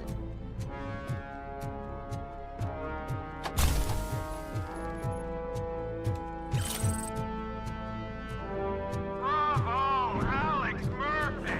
You've done it again!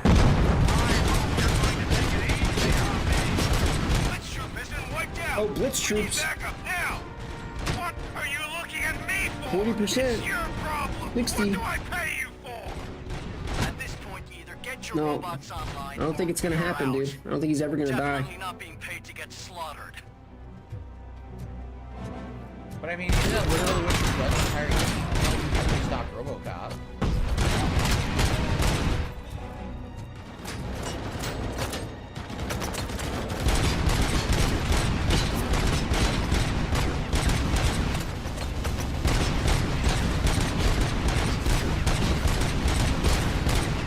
Exactly what they're being to do.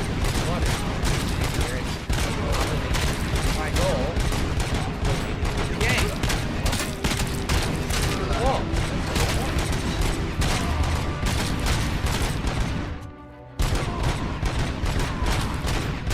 That guy didn't bother moving. I know, he loves every game that's easy. He loves it, dude. Also, in a great fucking spot where they can't shoot between the two pieces of concrete. But I can shoot them perfectly because my gun is so well upgraded. So they can't do anything.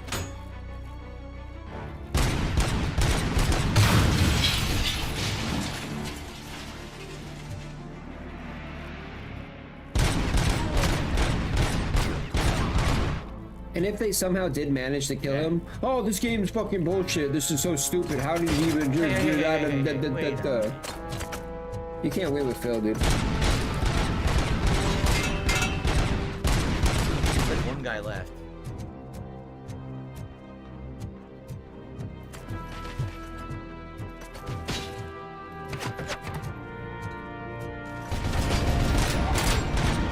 They want me to redo this whole part over. Where's the checkpoint? There's no checkpoints.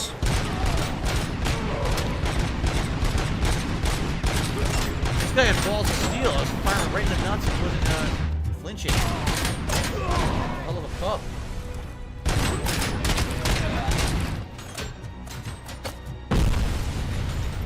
Oh?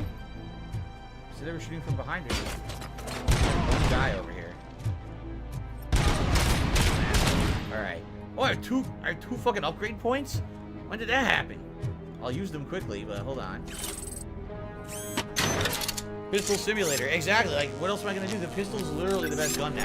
Now that we're at the end of the game and I did the best upgrades, definitely this is the best gun. Like, I'd be an idiot to use anything else.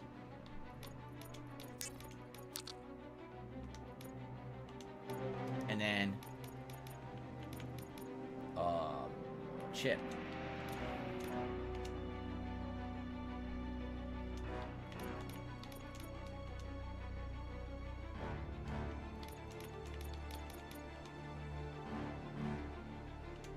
So, is there anything that's better, right? Yeah, there's a few I can see right now.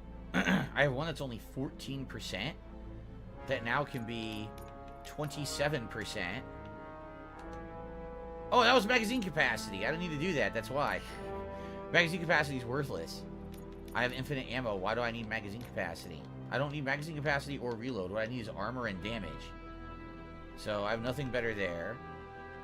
Nothing better there. I do have one better for there. Nothing better for that. These are all the best. That I don't need. So I have two that I can upgrade that are effective. This one. Shit! Oh, I fucked that up.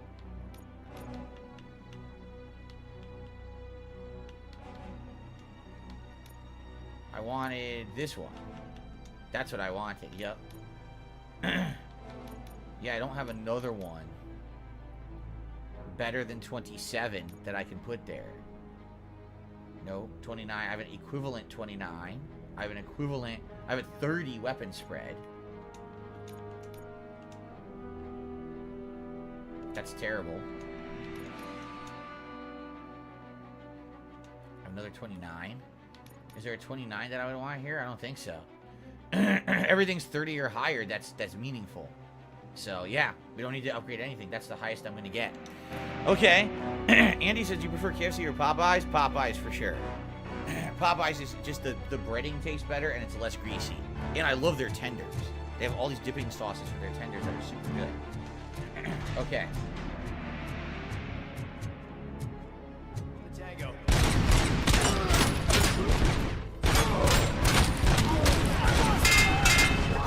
Oh, now the robots are on, huh? Very robustly.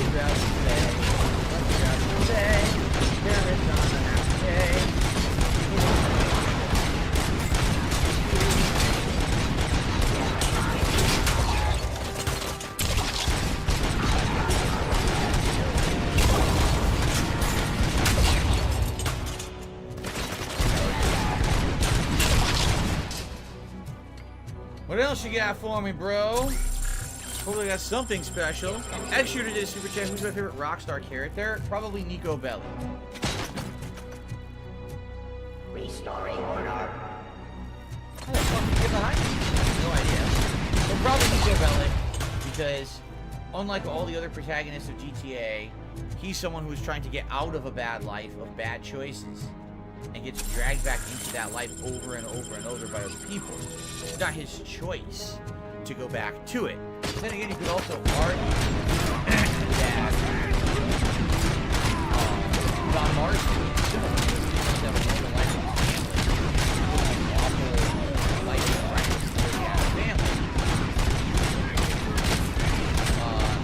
Basically, they're living alone. They're dead.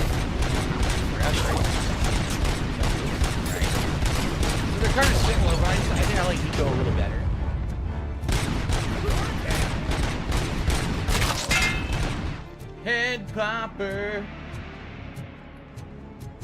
This is unreal! He's like the little Asian that could! You better pray you got a kid at your last A little what that could? Don't you worry your head about it. I've got this. Wait a minute, I'm recharging.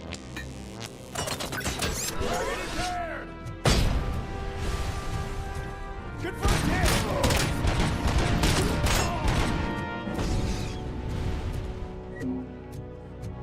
This is a heavy machine gun. I already have a heavy machine gun, so I don't need that. I gotta remember the dash, too. I keep forgetting I have it. Fast.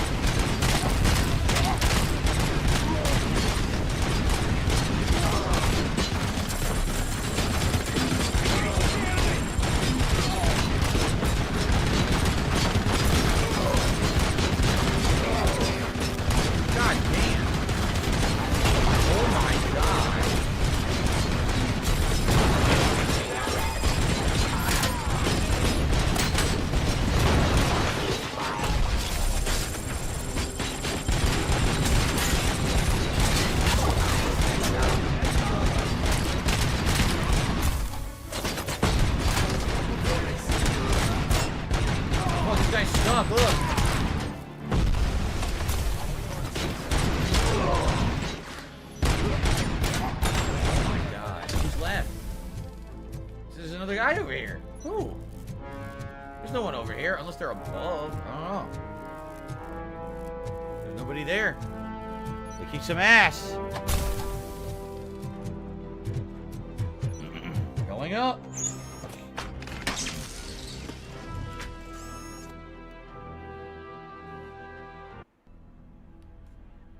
Look at this. Is that so? Everyone stand down. What are you doing? Why did you stop? That is not what I pay you for! Turns out you don't pay us at all. What? The money transfer didn't go through.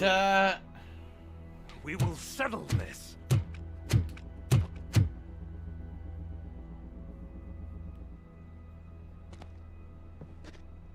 Have your machines fight your battles for you. We don't work for free. No hard feelings, RoboCop, just business. Yeah, right.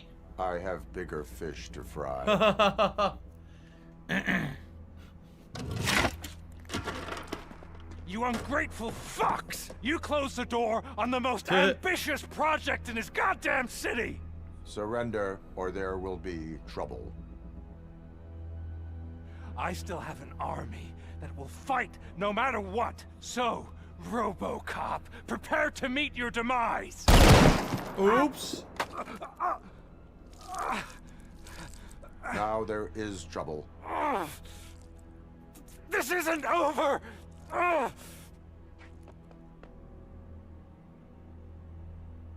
Stay away! Stay the hell away! Dead or alive, you are coming with me. There it is! The classic quote. Throwing this opportunity away! They won't let me use the dash right now. Fucking machines! Damn it, this isn't the end. What the hell's gonna happen, OCP right? is lying to you. I was the only one who was frank with you from the start.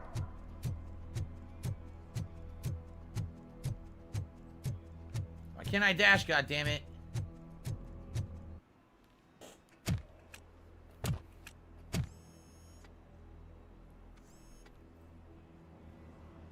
You can't win this. Not while OCP still stands. There is nowhere else to go, Wendell Antonowski. That's not even my real name. OCP gave me that identity. Oh, really? So he's not really the brother of the guy from the first movie. They knew evoking your past affects you. Ah. They wanted you emotional to better manipulate you.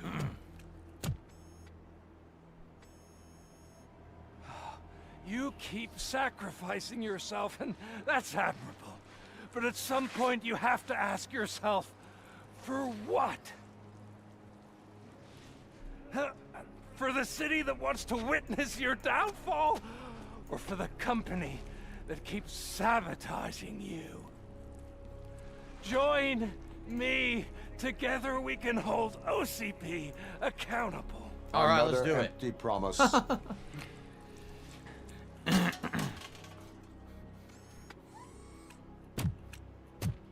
You hunt criminals down. Oh, let's make a stand against the biggest criminal of them all. It's time for you to stop obeying OCP and start putting yourself first. Locking you up is putting myself first. Oh, that would be a mistake. I am only human. Then why don't you die like one? That's it.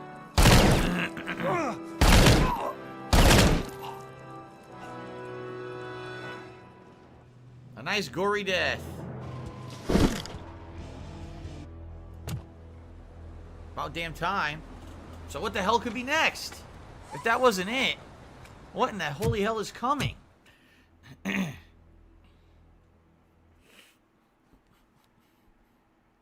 Yes, the movie is that gory, for sure. Is it done? Is Wendell Antonowski dead? What about the city? Everyone pulled through. We've got it under control, I think. Damn, 90 gamer points. We just got here moments before you. People are exhausted and trying to catch a little sleep. But I'm sure they would prefer catching up with you. I will keep that in mind. And Murphy, good job. There's still more to go. Good lord. Talk to everybody, okay? So it's true. He's dead? I am sorry that it did not happen in front of cameras. That's all right. There's always another story. But tell me this. You killed the guy who started this all, exposed UEDs for what they are, and made sure they won't replace cops. You contained the riots and at least postponed the creation of Delta City. What is your question? After doing all that, why is no one celebrating? That is not why we do this. What a thankless job. Actually, maybe that's a story worth pursuing. Would Channel 9 be interested? Funny you should say that. I'm considering jumping ship. I realized that blindly chasing a story that would nail OCP made me hurt a lot of people who didn't deserve it. Mainly you. There's this local paper that does what I always said I wanted to do. They help people in the community and give them a voice. Oh, and it probably wasn't clear, but I tried to hide an I'm sorry somewhere in all this. Noted. I'm glad. See you out there, Robo. All right. You will. Shout out to Plato. Plato just gifted a membership to the channel, and it went to Skiznillit. Congratulations, Skiznillit, on the gifted membership, and thank you, Plato, for supporting DSP Gaming. Appreciate that. Skiznillit, be sure to thank Plato if you're around, okay? Awesome. All right, continuing on, we have all these people to talk to. Check up on everybody. 672 just gifted a membership. And that one went to David E. Congrats, David E. You caught me Thank you, sleeping at the 672. desk. It's like I'm trying to convince you that I'm not cut out to be an officer. We are all tired. I talked to Reed and he said that someone from OCP already contacted him. Since the UEDs turned out to be a bust, they'll be reinstating everyone. Everyone that meets the criteria, of course. Since Becca no longer needs me, I think that's the end of my career. Will that stop you from sending in another application? What? No, never. You can count on my recommendation, officer. How nice. You do that for me? I don't know what to say. Thank you, RoboCop. See, this seems like the It's been an epilogue, honor. does it not? Does this not seem like the epilogue of the game? You help him become a competent cop. Totally seems like the epilogue to me. But maybe there's a secret twist at the end, right? I guess we're about to find out. So, Antonowski finally got what he deserved. Damn right. No escaping the grave. All right. Cold hard truths. I'm so tired I can't move a muscle. Oh, that's a shame, because the guy from the Holy Cow joint, he came by earlier and left a tray of burgers in the staff room as a thank you for our work. Huh. Shut your mouth! Well, he'll probably run fast over there. The robo-log? Aha. It is safe out there again. Oh, thank you. But I felt pretty safe ever since you left me with your partner, Officer Lewis. Feisty little thing, isn't she? She makes me feel safe too. Usually I'm a little anxious about leaving my patients, but these past couple of days I've gotten to meet some of the people in your world. Despite your circumstances, you've made a good life for yourself, Alex Murphy. I'm confident in saying that I'm leaving you in good hands. Thank you, Doctor. You know, I've been selected to join the Committee on Integration of Cybernetic Organisms into Society. I think it's important for people to know what I've learned here with you. I'll pass my conclusions along, and I hope OCP will do right by you. At least this one time. Goodbye, Alex. Yeah, see, everyone's saying goodbye, so it seems like this is the end. So hot. What could be Is your coming? neighborhood affected by the riots? I don't know. Once they begin, I was too afraid to leave this place. I locked myself in a storage locker. I get it. I'd probably do the same. This precinct really makes you feel secure. I'm considering the whole thing's like a crazy lockdown, like even more secure than a prison with all the shit they have here, you know? I'm sure if they locked all the doors and all the security there, it would hold people off for a while if they were trying to break in. Alright. Oh no, it's Pickles, but the cell is open. We got Wendell. Over the course of our relationship, I've grown enough to admit that it was mostly you who took down Wendell. So, good job, Tin Man. That guy brought a lot of suffering to this city. The phone calls I got from people begging for help made my stomach turn. It was overwhelming. At first, I didn't know what to do. But that did not stop you. You proved competent. Not to pat myself on the back, but I really did. Just, who knew that selflessly helping others is so exhausting? And rewarding. Yeah, you may be onto something there. I checked on the folks that called in to make sure they're safe, and they were. But now, I need to catch up on my beauty sleep. I can't believe I'm the only one here. Don't they know there are mattresses back here? They probably mind the vomit stains.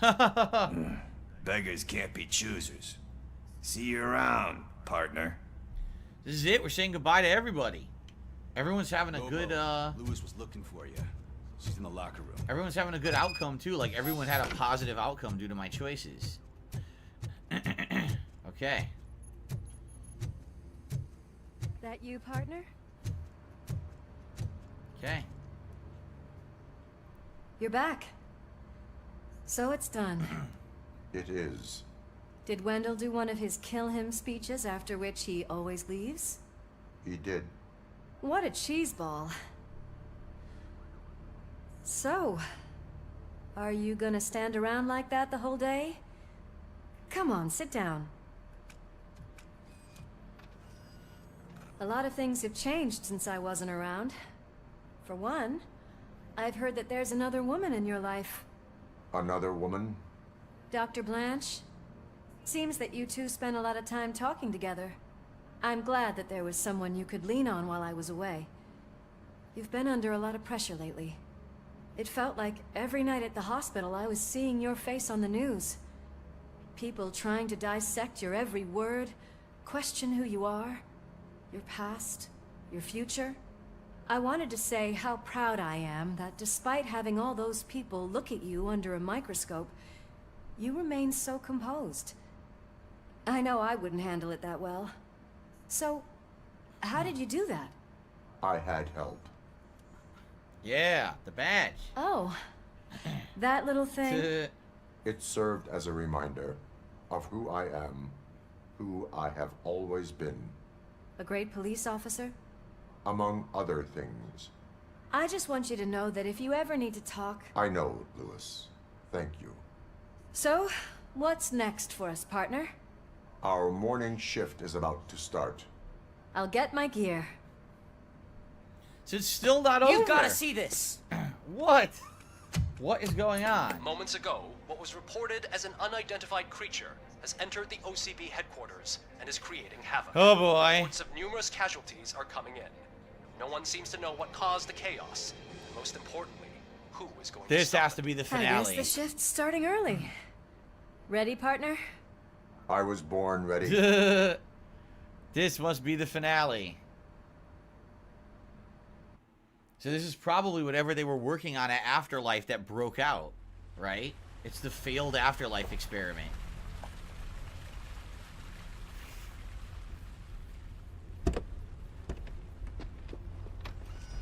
What the hell? It's like a hurricane came through. Stay alert.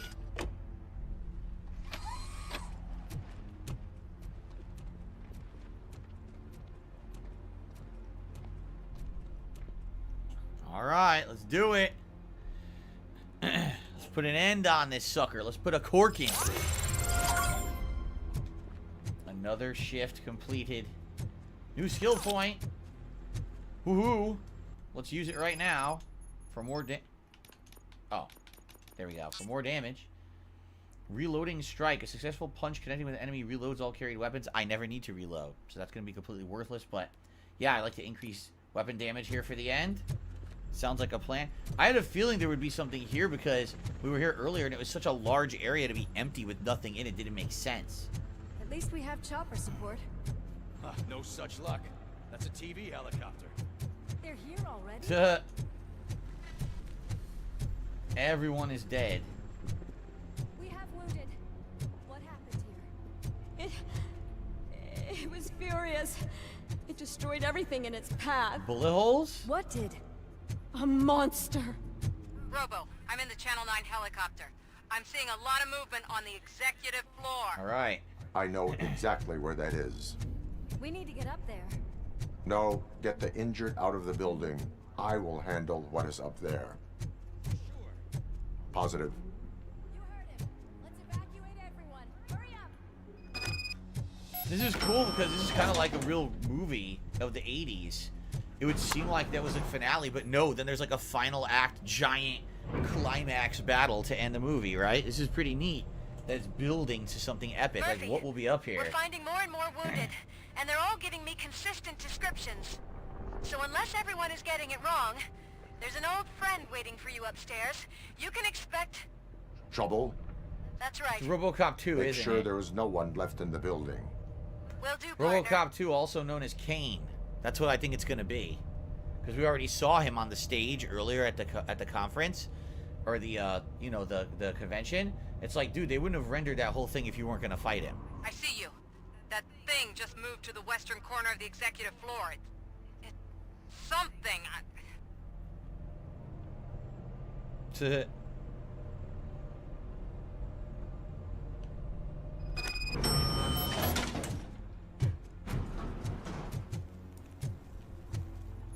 said western. So this way? Like, everyone here is dead. Every single direction I go, look. God damn. Just demolished.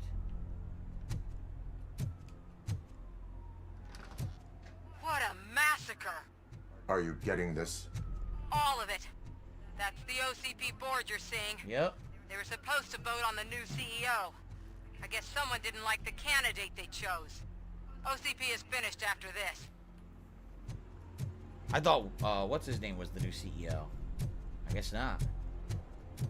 Becker.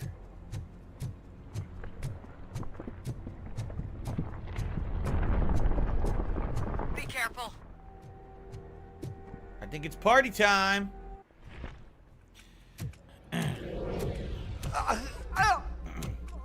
What do you want from me? I called it. Indeed I did. RoboCop! My number one guy. There seems to be a misunderstanding. Kane has returned. Wait, what? I wanted to leave you a message before I undergo this procedure. What? It has been a long and laborious process, but it has given me the opportunity to observe you closely. No shit. The old man! That you! I didn't know! I didn't mean to!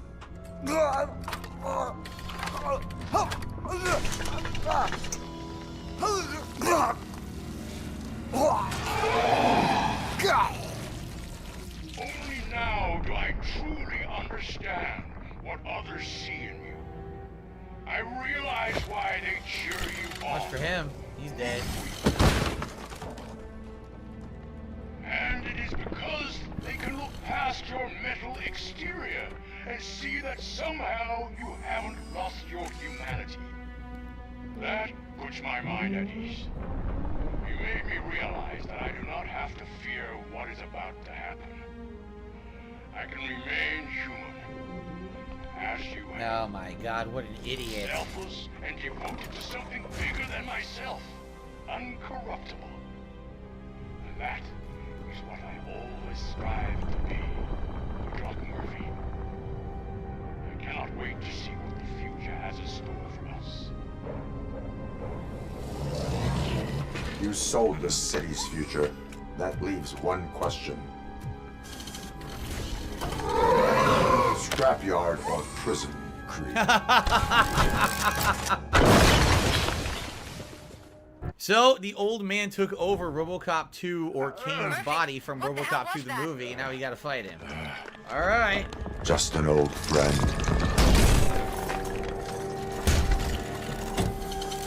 What kind of fight will this be?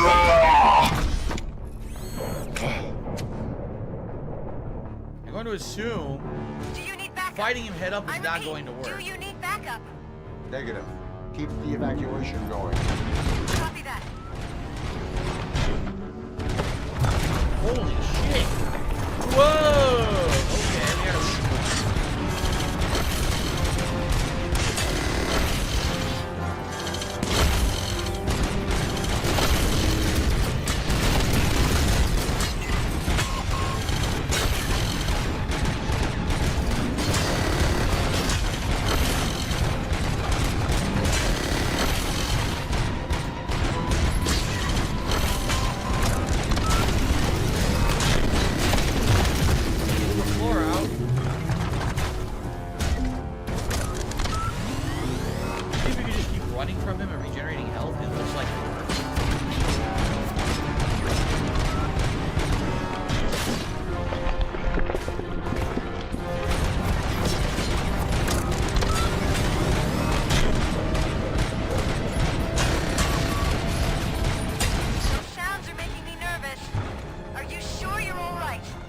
Affirmative.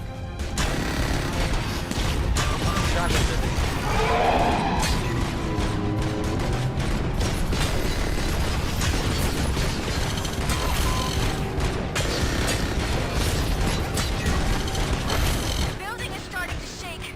We're nearly done with the evacuation. Okay.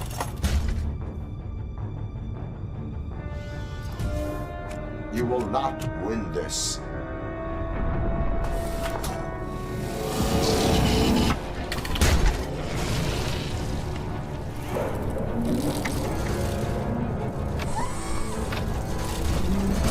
Damn.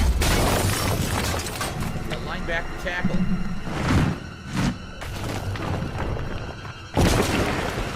Oh, that's gonna hurt. Oh.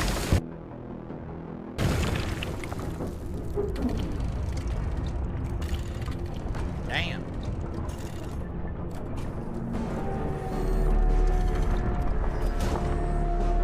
Now imagine if you didn't upgrade the gun all the way or have a good PCB, you'd be fucking Where the hell are you? right? I've lost You'd visual. totally be screwed.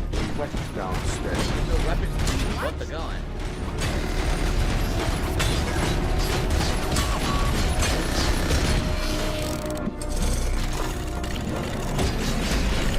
Murphy, we got everyone out. Be careful. The building will not hold. You need to get yourself out of there.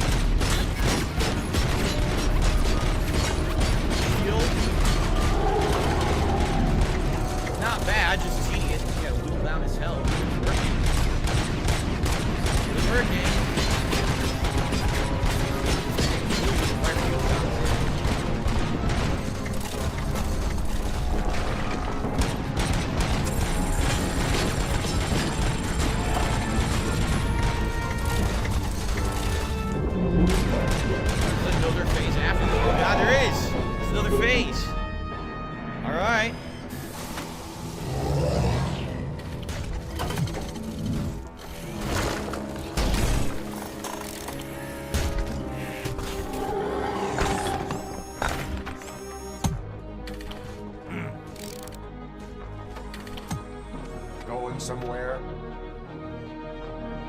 The finale. Oh God, who's this now?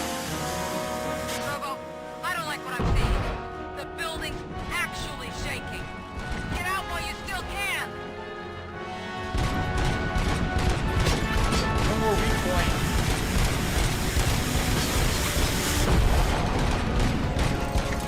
One more weak point to shoot until he dies.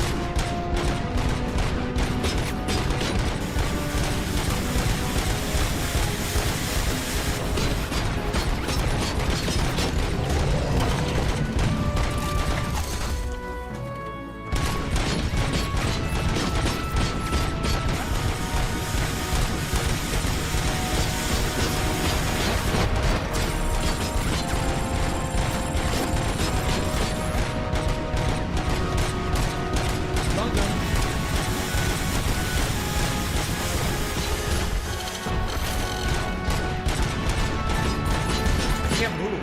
Stop. There we go.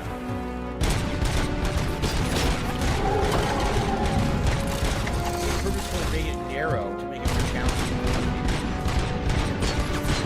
But he's pretty much done. But you haven't lost a pretty cool stages. Items pretty neat. I like it. Again, if I didn't have this loadout for my guns, it would be harder. Get out of there! It's about to collapse! The building's evacuated. There's no one else inside. You need to save yourself. So the old man, is that really him in there or not? It was debatable if Kane was really in this robot in RoboCop 2. Save him, leave him to die, or kill him.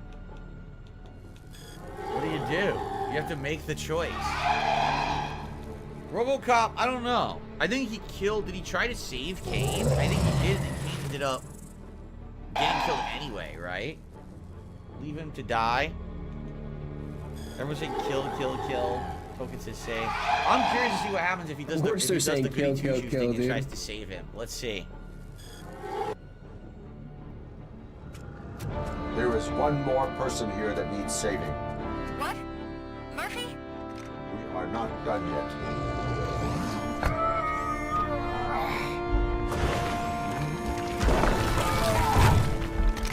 I have a cat here on me.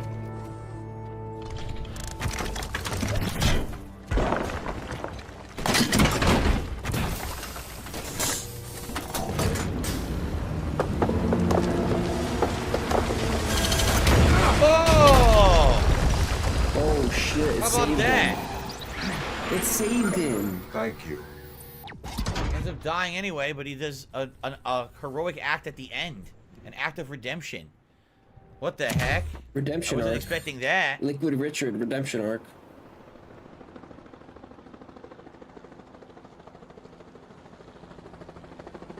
Does anyone see him? I can't see anything. Move closer. Negative. When the Wings of building Liquid collapses, the Richard dust redemption cloud will arc. choke the engine. There it goes. Oh my god! Murphy! No! No! No! Oh, the building collapsed. No.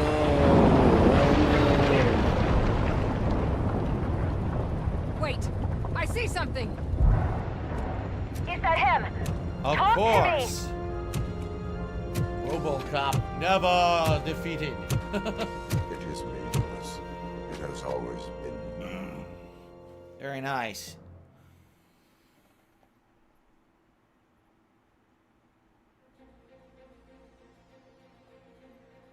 Wow. Another week passed since the OCP's magnificent giant has fallen.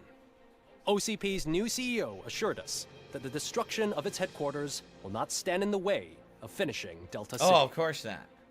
Japanese corporation Kanemitsu has already shown interest in OCP's most prominent project. So what are we gonna Media do? Break, A welcome friggin' hour and a half of Q&A, dude? An hour of Q&A? From the City of Wonders, we're back to Detroit. John Mills goes down in the history of the city as its shortest-serving mayor, excluding premature death. Really? He offered his resignation on his very first day of office. According to a reliable source, Mills expressed, and I quote, "I did not sign up to run this dump." Wow. Are the new elections ahead of us? And has the city recovered after the previous ones? That was fast. Now it's time to introduce a new segment, You the Detroiters, where we share feel-good stories from our local communities. Disgraced Senator Farrell took hostages at the local theater and called for his reinstatement. What? However, a former vagrant and the theater's newest employee managed to defuse the situation. Pickles. Pickles When saved asked the day. why he decided to risk his life, Pickles, a European cinema connoisseur, said that it was simply disrespectful to interrupt the screening. Let's just hope Pickles does not influence the theater's movie selection. Very nice. Pickles the Next hero. up, Sunblock 5000 model nearly torn to pieces by an ED 209 after not adhering to the 209's instructions. The dispute over a parking space could have turned deadly if it wasn't for Dr. Olivia Blanche, a seasoned psychologist who managed to keep a cool head during the 209's intervention. Dr. Blanche's new book, Coping with Loss, is said to be of value to both people and machines alike. Look at that. Cool. She becomes a successful author. A defamed reporter funded by terrorists. After trying to illegally broadcast a hit piece aimed at OCP, Samantha Ortiz has been spotted collaborating with a terrorist group led by a woman known in the underworld as Bertha. What? OCP denies. Look, there is no silver lining. We're sorry for the Resist. disturbance. Fortunately, this time it was a minor one. Let's move on. So she becomes a member of the resistance against OCP's control. A Wow. new world record has been set in Detroit. A man called Funeral Bob attended his 1000th funeral this year. The record-breaking funeral belonged to Max Becker, a former OCP executive. Funeral Bob. As it turned out, Bob was its only attendee. Wow. The OCP delegation did not arrive due to a rescheduled business meeting. We hope the meeting went well. Moving on. The owner of a local restaurant, Onion Baji, in cahoots with a ring of zoo thieves. The restaurant was proved to source the ingredients through crime. Wow.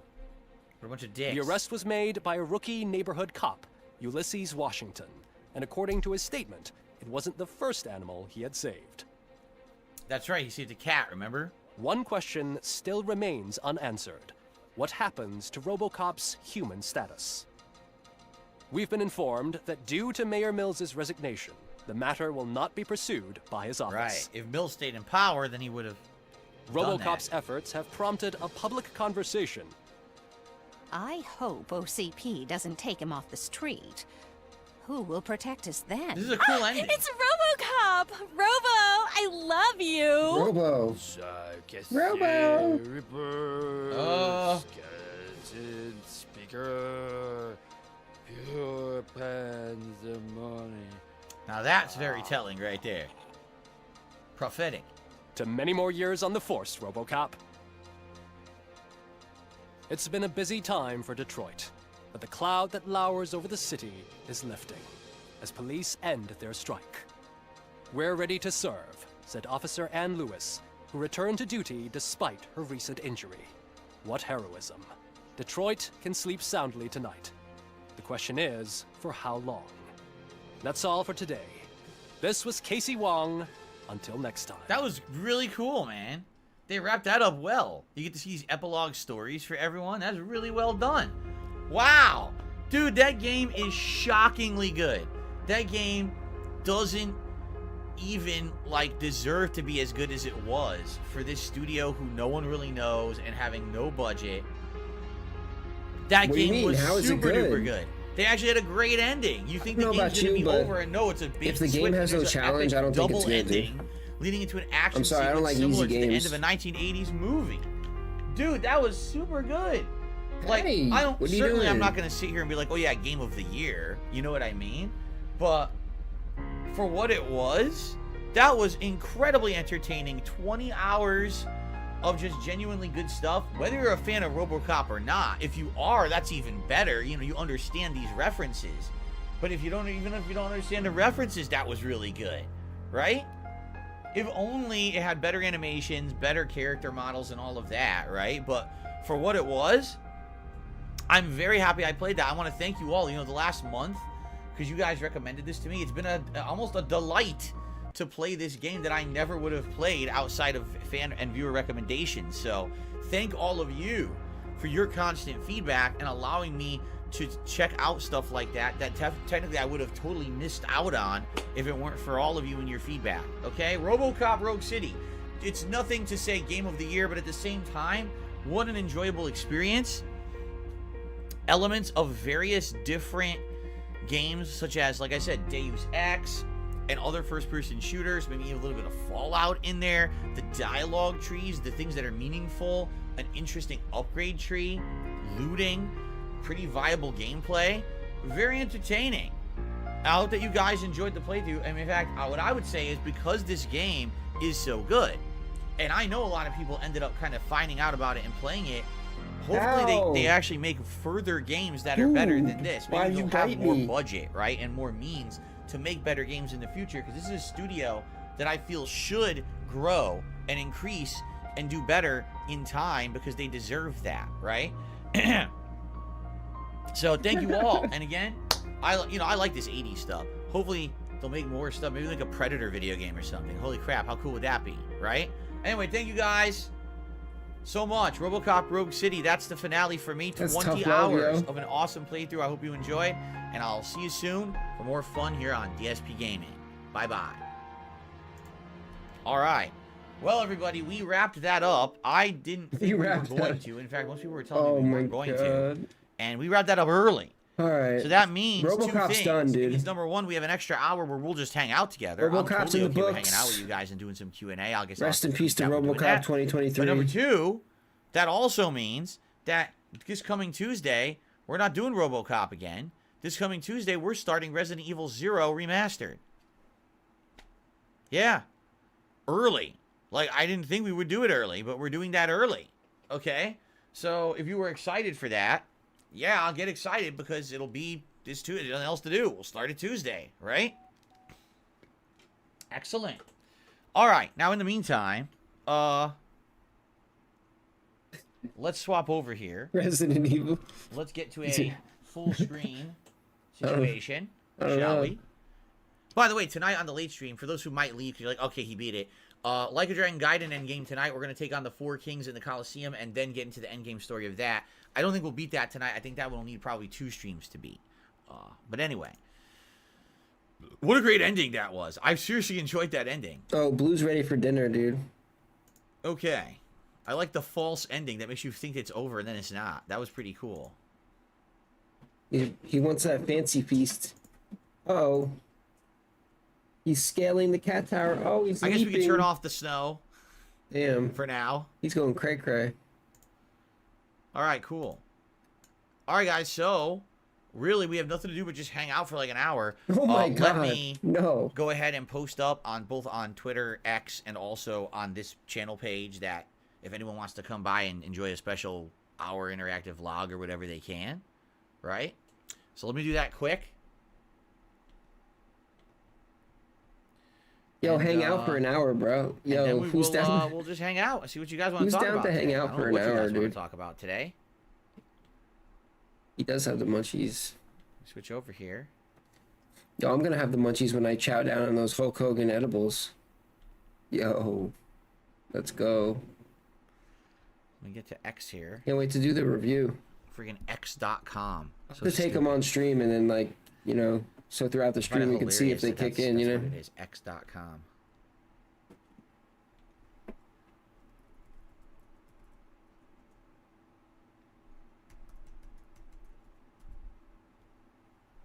Okay. All right. Here we go.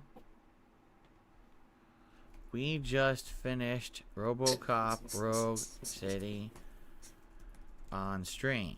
I have an extra hour to chill. So swing by and let's do an hour of Q&A. I missed the big tweets, dude. Live right now on DSP Gaming. Here we go. I missed the big tweets.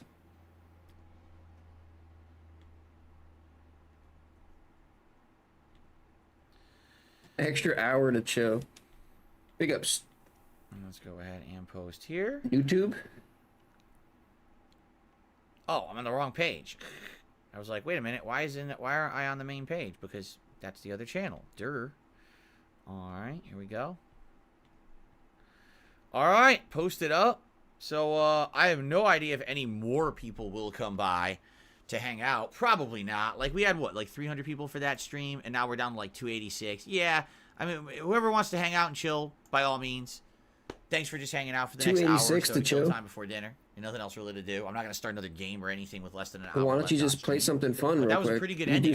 Maybe do some Warzone. You guys did too. Okay. Maybe do a little Warzone or something. You know, all right, are you guys ready to start? No, just chill, dude. Are you ready to start? Chill out, dude. Okay, let's do it. Kick your feet up. Start what? You're not doing anything. Well, hello everyone. Welcome to a special Q&A vlog / stream. Oh my god, dude, this is not work. Early. I got some extra time on stream today, and I said, hey, let's just open this up and do a little bit of Q&A and see what people have on their minds. And that's literally what we're doing right now. So if anyone wants to ask me a question, please tag me in the chat at DSP Gaming, and we'll go from there. Andy starts up with the game being crossplay. What made you switch from playing such an official segment, dude? Xbox this is an official segment, bro. It's official. Honestly, Q&A from my officially. experience, I believe that both versions are pretty equivalent when it comes to online performance, input delay, and stuff. Maybe there's like a negligible difference. For me, number one, almost everyone who plays fighting games on console plays them on PS5. Reason being is last console generation, PS4 was the dominant console. So I get the feeling that in the future, there's going to end up being certain versions of games and the like that you're going to want to play on PS5 over other versions. With Street Fighter 6, that's not necessarily the case, I would say. For example, if Mortal Kombat 1 had been good, which it wasn't, okay?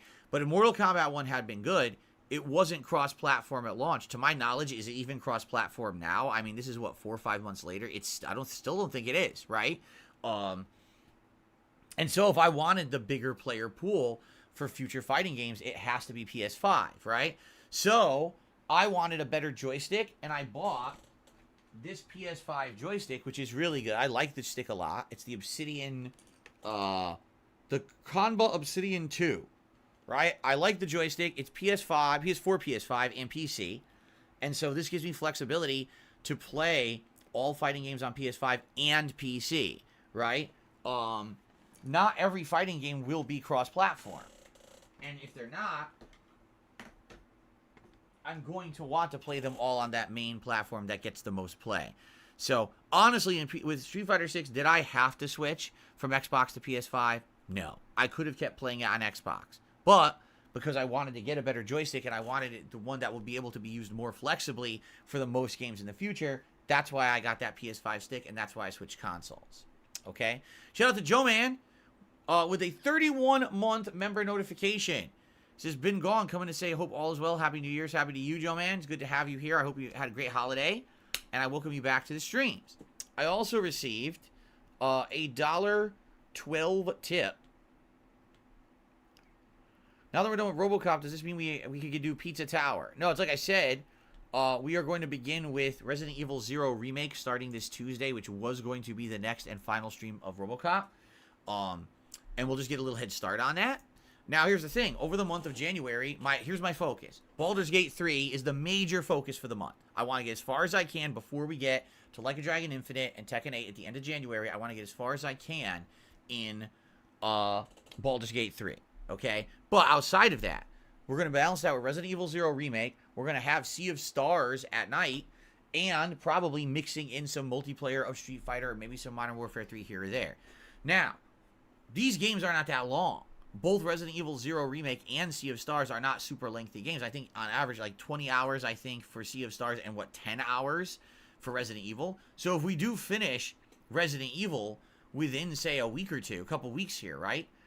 There's potential that then we could then do something else. And if Pizza Tower seems to be something in demand, then possibly that will be something that I'll play. We'll see if that's really what people want. You know, I'm open to suggestions. So, okay. Let's see here. Could go Mousy on the light stream tonight like a dragon. Sounds good. I was very surprised at how RoboCop was. I did not expect RoboCop to be that good, honestly. Like, I didn't even know the game existed. And then all of a sudden, in, what was it, early November, was it came out? People started telling me, oh my God, no, you guys have no idea, it's so good. And I was like, yeah, but I didn't even hear about it. And we were in the midst of all these other high-profile playthroughs. But that's the good thing, because my viewership likes to suggest games to me, right? Thank you to all of you who suggest stuff to me all the time. It allows me to know what's kind of a buzz in the community. And this is a game that went right under everyone's radar, and a few people tried it, realized it was good, shared that information, and went further and further, right? And now that I played it, I loved it. 20 hours, and I loved every moment. Seriously, the upgrade trees, everything was funny, writing, everything was great. So, yeah, surprisingly good, and I cannot wait to play more. It's going to be great. What's a video game franchise I want to come back? Infamous and BioShock. Infamous and BioShock would be great to come back. Nosy Real Vibe says, do you think we need to bring back 80s and 90s and modern day more consistently, or should they stay in the past? It all depends on what you mean.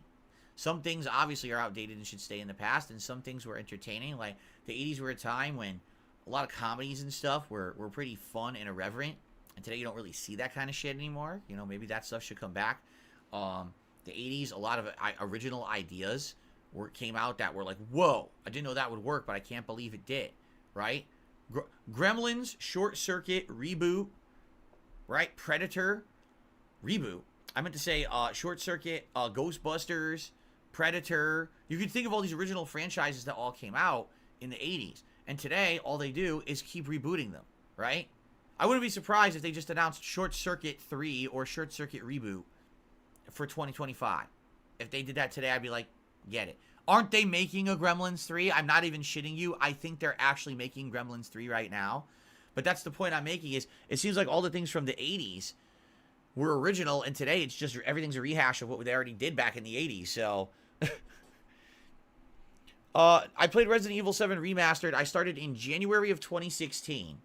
Okay? And I continued on over the year. I don't think I finished it right away, but I played it for a bit and then put it on hiatus. I think I went back to it. But, I mean, it's going to be 8 years. 8 years since I played the game now that we're going to start it up. So, it should be pretty cool to do Resident Evil 0 with face cam, an interactive audience, a different style, better better capture, better everything. Is going to be much better than the 8-year-old playthrough when it was just kind of me playing it, ignoring everyone, no face cam, nothing, nothing on the screen at all, just the game.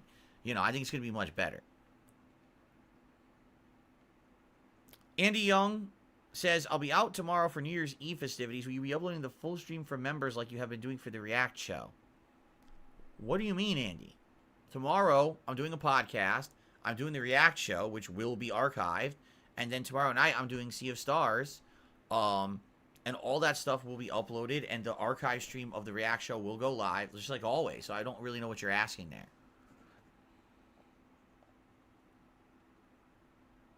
We played Return to Arkham Collection. We played 1 and 2, correct? We played both Arkham City and Arkham Asylum in the Return to Arkham Collection. We played both games.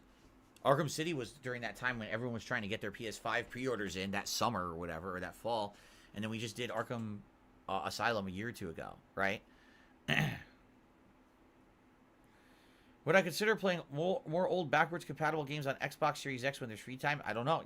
You have to give suggestions. I don't know what you're talking about. Like, if you have an idea of some older games, sure. Keep in mind, I now have a mini PC that could probably play mid-range, modern games, or even many older games that are sitting there on Steam. I can now play those. I have a lot of new options now.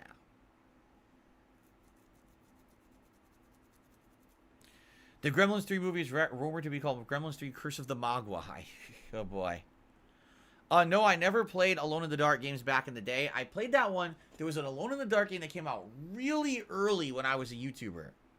And I played it and thought it was terrible. It was full of bugs and issues with clipping and falling into bottomless pits and just dumb shit. And I really didn't like it. I did beat it, but I was really frustrated by it. But that was one of the early playthroughs that I did, if I remember. Pillow Pants asks me, out of the 3 recent Like a Dragon games I played, Ishin, Yakuza 7, or Gaiden, which is my favorite? Yakuza 7. I mean, come on. It's a giant game. It's the one that transitioned the Yakuza series into Like a Dragon, which is a turn-based RPG now. It has way more content, better plot, definitely Yakuza 7.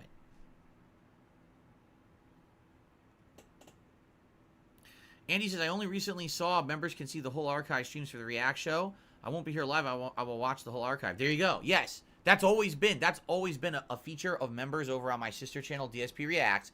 If you're a member, you can always watch the archive as soon as it goes offline. It's there for you to watch. You don't have to wait all week for the video. So that will continue. That's not going away. What do I think is responsible for movies generally sucking now opposed to the 80s and 90s? Like I just said, lack of originality, lack of talent. What happens in Hollywood, it becomes more about what will be more marketable and make more profit rather than what actually is entertaining or creative or artistic. So you end up getting the same cookie cutter cutout style movie over and over and over and over and over and over and over and over to the point where you just don't want to see it again. But it's still, you know, how many Fast and fucking Furious movies will they ever make? They're all the same fucking movie. And they're all terrible, but idiots go and watch it. I mean, so many of them. Why would you keep going to watch that franchise? Like, what is going on? You know what I mean? Like, and then Ninja Turtles, I hate to say it, listen, I liked the Ninja Turtles when I was a kid. All right? I'm 42 years old, or about to be. I don't care about Ninja Turtles anymore. Why is there the 18th reboot of Ninja Turtles? How about we do something original that's not fucking Ninja Turtles again? You know? Do something that is worth credit rather than biting off of the ideas of the past that others have done and just regurgitating them dozens of times. But that's the problem. I don't think there is talent anymore. A lot of that talent has gone away, right? So that's Hollywood today, man. You see the same thing with video games today where these companies don't want to take chances, don't want to do anything original. We got to make a looter shooter. We got to make a co-op online battle royale game. We got to do this, you know, they're always, what existing genre with zero originality does our game that we're about to make, a brand new one, fit into? Well, how about you just make your own new thing rather than trying to copy everybody else? I gotta feed him because he's bothering me. Then maybe I'd like your game instead of, I feel like I'm playing a game I've already played 12 times already, you know?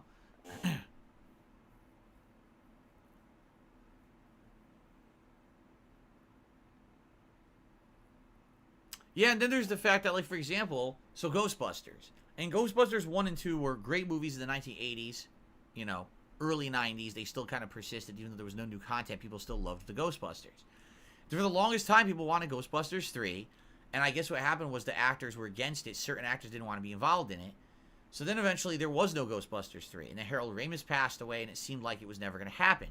But then they decided to reboot Ghostbusters in 2016 with the all-female cast, and it was so fucking bad that there was a monstrous demand for Ghostbusters 3. So then they made Ghostbusters Afterlife, and technically, even though that really is Ghostbusters 3, it's kind of not, because what people have said, I didn't see it yet, I want to see it, is that it's a bridge between, like, the old Ghostbusters plot and a new generation of Ghostbusters that are about to emerge. So now this new movie coming out in March is supposed to actually technically be Ghostbusters 3, where it actually has the original remaining surviving Ghostbusters. So Dan Aykroyd, Harold Ramis, and Ernie Hudson will all be in it.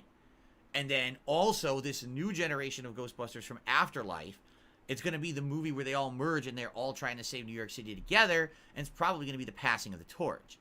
So that's cool, because here's something that people have wanted for like 25 years and never happened, to the point where the people who own the rights to Ghostbusters decided to ruin it, and because they ruined it so badly, there was so much demand for the real thing to happen. Now the real thing is happening. You see? That's a little different than, say, the 72nd version of Ninja Turtles. Big ups, Fred. Where they just won't leave them alone and keep rebooting them differently. You see? Big ups, dude. Sorry, I've been zoned out, dude. I've listening to this nonsense.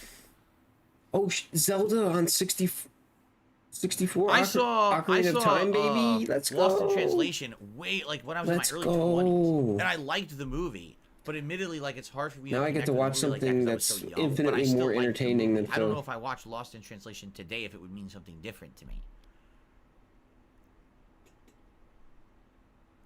Yes, I know. Andy says in the UK they were called Teenage Mutant Ninja Hero Turtles, not Ninja Turtles, because they thought ninja meant violence, and they actually didn't have nunchucks. They edited them out to make them something different. It was a grapple hook. I remember. Remember, eventually they changed it too. At the end of the run of Ninja Turtles, Michelangelo no longer had nunchucks. They gave him a grappling hook instead. which is incredibly stupid. Yo, I bet there's mad glitches in this game too. Oh, look at this. Look at this. Sith, I don't know anything about that. I can't answer your Yo, question. this is I don't gonna even know be what you're crazy, talking dude. about. This is I don't know who crazy. that is. This is gonna be crazy. Absolutely. I said Harold Ramis. Oops. So the remaining Ghostbusters would be Bill Murray, Dan Aykroyd, Ernie Hudson. You know, sadly we lost Harold Ramis many years ago. I believe it was to cancer, which sucks. He was a great talent. He was a good writer, a good director, a good actor. Like, everything he did was comedic genius in the 80s and somewhat in the 90s as well. And for him to not be available now because he's passed to actually continue the legacy of Ghostbusters really sucks.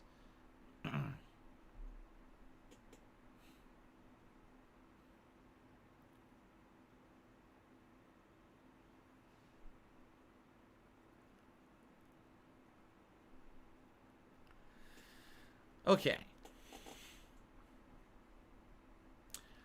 Oh, Jeff Kaplan was the Overwatch dev who left because he hated the management under Bobby Kotick. Oh, see, I didn't even know that.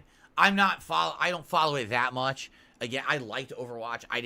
I wasn't a super fan. Yo, or it's anything crazy after that side jumping is faster than like regular running. I don't even know that story. So that's what it's doing. Like, instead of walking, it's literally side jumping everywhere. That's crazy. All right, Derek, I'll see you tonight. Bye-bye. Bye-bye, Derek. What else you guys want to chat about today? Like, anything you guys want, man. I'm open. We got time. This was unexpected. I really didn't think we were beating RoboCop that fast. I thought maybe we'd beat it today. I didn't think we would have all this extra time. You know, honestly, I probably would have planned something else out, or I would have purposefully made RoboCop a night stream if I had known that. Like, I didn't know you could do this in the beginning. I had no idea that we were going to blow through it. I probably would have played more Baldur's Gate today if I had known that.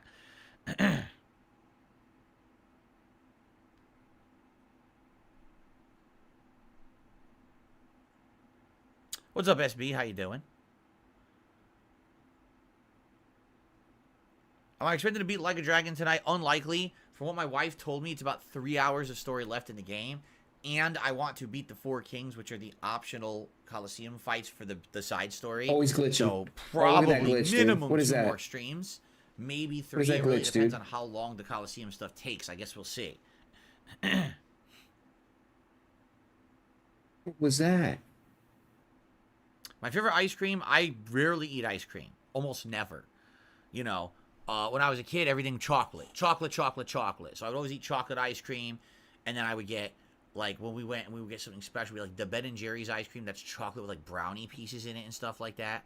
If I went to Dairy Queen, usually I would get a Blizzard that had candy blended into it. But they used to have a hot fudge Blizzard at my local Dairy Queen. I have no idea if they actually make that anywhere else. But all they would do is take the soft serve Blizzard and blend in actual hot fudge into it. So it would taste so good. It would, like, super duper good. And I used to get that. Today, I also liked 2 other kinds, mint chocolate chip, as well as pistachio ice cream. I really, really like. I was never one for fruity ice creams. I know a lot of people like, oh, I like strawberry. I like one that has chunks of cheesecake or fruit in it. I never really liked that. So, but today, if I were to get ice cream, I literally have no idea what I would get because I haven't had ice cream in so long. I don't even know what's available, being honest. Lucky Gremlin, you're welcome. He says, thanks for playing RoboCop. I really enjoyed it. I did too. Like I said, shockingly good game. Like, surprisingly good. Didn't expect it to be anywhere near that good. Happy that you guys suggested it to me so that I could enjoy it and not miss it this year. I'm very curious because next week is my year-end series. So next week I got my Game of the Year awards. I don't know what I'm going to put in it yet. Like, I really need to sit down and look at every playthrough I did this year and rank the best ones and see, you know, I don't know, will RoboCop make it in there? It might. I don't know if it will, though, because I can't really recall the best games off the top of my head. So I really need to sit down and look and think and rank and work on that. Bro, no, he glitched down there. You can't go. Dough, you can't go down there. Cookie dough is okay. He glitched through the water, didn't he? Cookie dough. What just happened? I'm just not into I'm not a raw cookie Or dough did he? kind of guy. You know, I like you had to listen, I drain like the chocolate chip well. cookies, but I don't want to just sit there and eat raw cookie dough. SF6 Jerry, I have no idea what that means. So you can stop with nonsense. I don't know what that means. What? I've just received a $5 Oh, he's tip glitched through the map, didn't he? from Slurpee. So, what does it say here? Oh, yeah, the Hyrule Shield already? What the hell? Slurpee says, just thank you started for the your gaming game. content. The Pacific Northwest is in Cascadia Subduction Zone, which is subject to earthquakes, tsunamis, volcanic activity, and lahars. This can interrupt gaming. Stock up on power supplies, food, and redundant internet.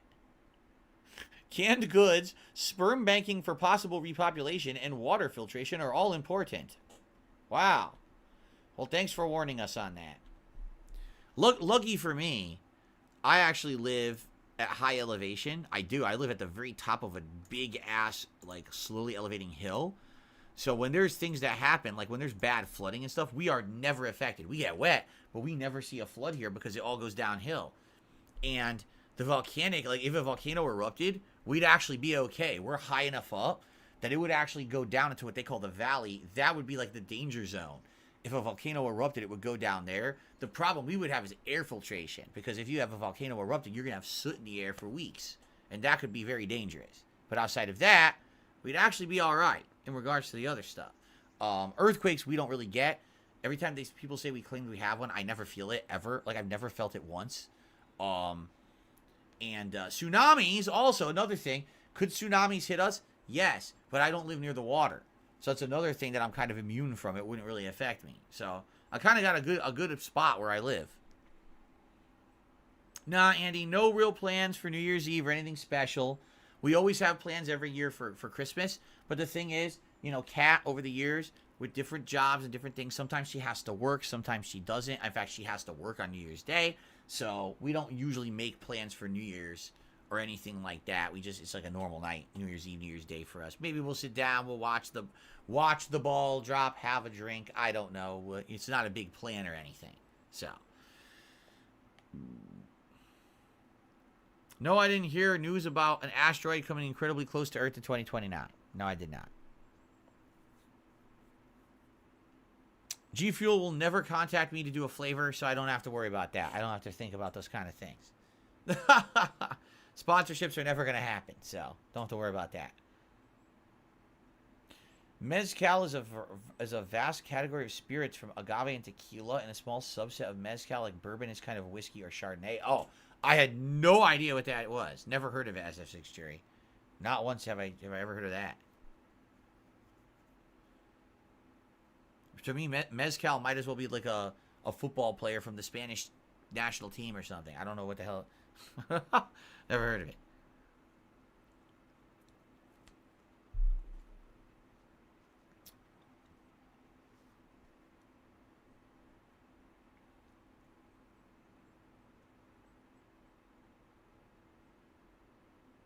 Mr. Plow, you don't seem to understand what I'm saying. He's like, well, basically what Mr. Plow said was, if G Fuel contacted you and we're going to make your own flavor of G Fuel, what would you name it and what would it be tasting like? I don't have an answer because it would never happen. Therefore, I don't waste time putting any kind of effort into thinking for an answer of something that would never happen, right? That's like saying if aliens ever landed on the planet, walked out of the spaceship and said, we're about to kill you all, but they had testicles here, here, or here, which testicle would I strike first? I don't care. It's never going to happen. I don't have to think about it. I don't waste time on that. I really don't.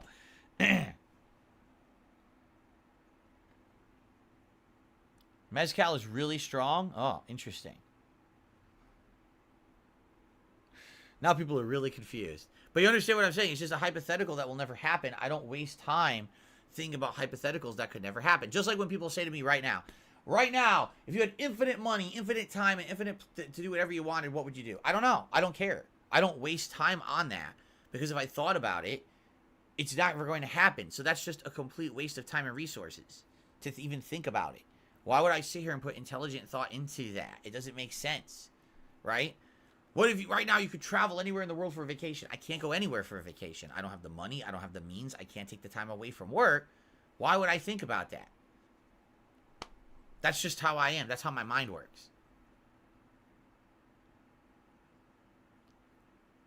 That's correct. That Funk says you wasted more time talking about why it wouldn't happen than answering the question. You're right, but guess what? That was meaningful. Because when I told you that, now you know how my mind works, and you know don't ask me those silly questions in the future. Right? As opposed to, if you ask me a million silly questions, I give you a million silly answers, and every time I hate it because I'm wasting time, and it bothers me, now you know I don't waste time on that shit.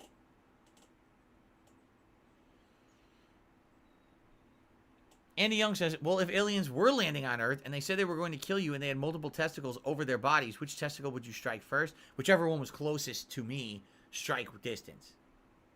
Because that's the quickest one to take effect. Or maybe two at once. That would be something. If you could strike the head testicle and the chest testicle at the same time, double testicle punch. Like, you ever seen that punch they do in martial arts? They go like double punch like that, maybe, whoo, and knock them back. There you go.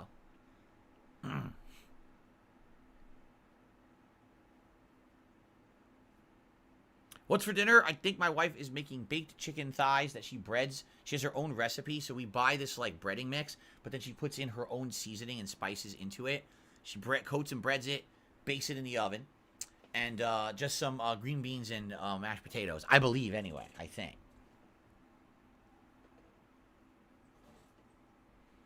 If I could time travel, would I go back in time or forward? Man, that's a tough question, because number one, time travel doesn't exist. Maybe it will one day. But I don't really think it matters. If you go forward in time, you're likely going to see a hypothetical that might not even happen, right? Because technically, just the fact of you going forward in time and knowing what's there might have you go back and change things. So therefore, that future may never exist, right? If you go back in time, you chance changing things so now your present doesn't exist, so maybe you can't go back to your present, right? I mean, either one is incredibly risky and stupid. I guess technically if you go forward in time, that future is only a hypothetical future based on if you disappeared in your own time, right? But the moment that you go back in time again to go back to your present day, now you screw up that timeline. It doesn't exist anymore. So you're both simultaneously creating and destroying a timeline by going forward and back in time. If you go back in time, you can never actually go forward to your own time again. Because if you do, you've destroyed that timeline by going back in time. You've changed things, and it can never be the same when you go back to the present. Do you understand? So technically, if you go back in time, when you go back to the present will be irrevocably changed by your actions in the past. So if you go forward in time, you destroy this hypothetical forward timeline that will not exist anymore once you leave. If you go back in time, you destroy the present. Would you rather destroy the hypothetical future or the present? And you base your judgments on that, I guess. Right?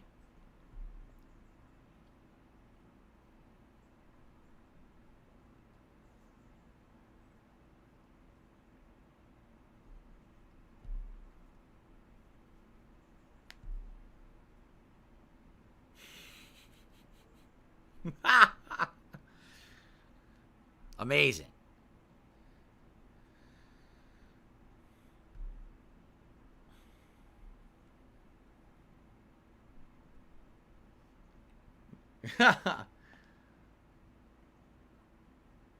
SB, yes, in my lifetime I've thought about big-brained questions and big hypotheticals like what's the meaning of life and what's this and that. What you find is that those are very good things to think about. They are. Because sometimes if you come to a determination for yourself, answers for those questions, they may guide you moving forward in your own life in the way that you behave. However, ultimately, you'll probably never find a definitive answer. It'll be more about what you come to the conclusion for yourself rather than what the real answer, if there is some big universal answer to the question, right? So you spend some time thinking about it, and then you just get back to your life. Because if you just sit around thinking about what's the meaning of life, you'll never be able to do the things in life to just maintain and stay alive, right? Like, you gotta go to work. You can't go to work all day and think about what's the meaning of life. You won't get your work done, and then you can't pay your bills, and then you die, so it doesn't matter what the meaning of life was because you're dead. See? There you go.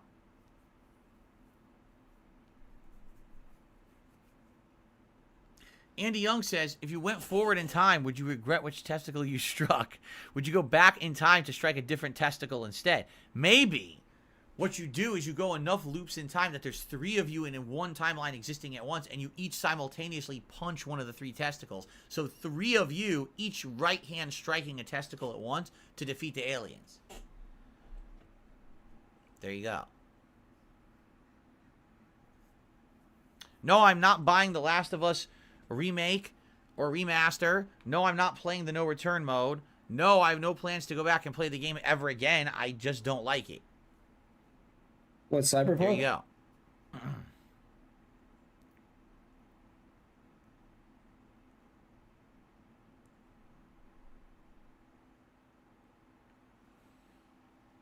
Yo, big ups, Misery. You wish I would play Outer Wilds again? It was fun for when I played it, but ultimately a game like Outer Wilds is like, if you just want the ultimate time killer game and you don't care about having to do the loop 7,000 times, which is kind of annoying, honestly. I feel like Outer Wilds would be a better game if it didn't have the loop. Like, if you could just explore as much as you wanted and then solve a mystery, as opposed to, oh, so, you know, you're exploring this galaxy or this solar system, but you only have a set amount of time before it destroys, and then you gotta fuck around again. I don't like that. I don't like that whole Groundhog Day style of being rushed. I think the game would be better if you weren't rushed. My take. So, I think it's a fine game, but I'm probably never gonna play it again.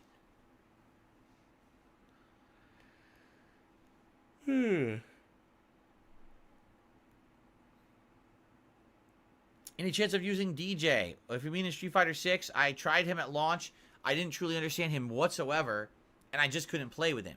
Now that we're like 7 months in, the fact that I understand dash cancels, the fact that I understand how his projectiles work and how all his up kicks are insanely good. Basically, all I would need to do is learn a few combos and basic strategies, and I could probably do pretty well with him. But at this point, like I told you guys, we played Street Fighter 6 for 7 months. I'm not learning new characters. At this point, there's no time. As you've seen, each time I learn a new character, it takes about a month. Dalsim took about 2 weeks of, 2-3 weeks of offline custom matches, casual matches, whatever you want to say. And then we went into ranked and played that for a couple of weeks. Offline? It takes too long. That's how these games are. They take tons of time. What is this, Pignosis? I don't really have that time investment. Plus, the game's older now. People want me to move on and play other stuff like Tekken 8. So, unlikely. Like, I do think that if I did play DJ now and messed around and learned what are his great normals, what are his good combos, what are his dash cancel strategies, because his dash canceling is insane. His dash cancel is one of the best of the game, right? I'd probably do well, but I don't think I'm going to be doing that right now. So.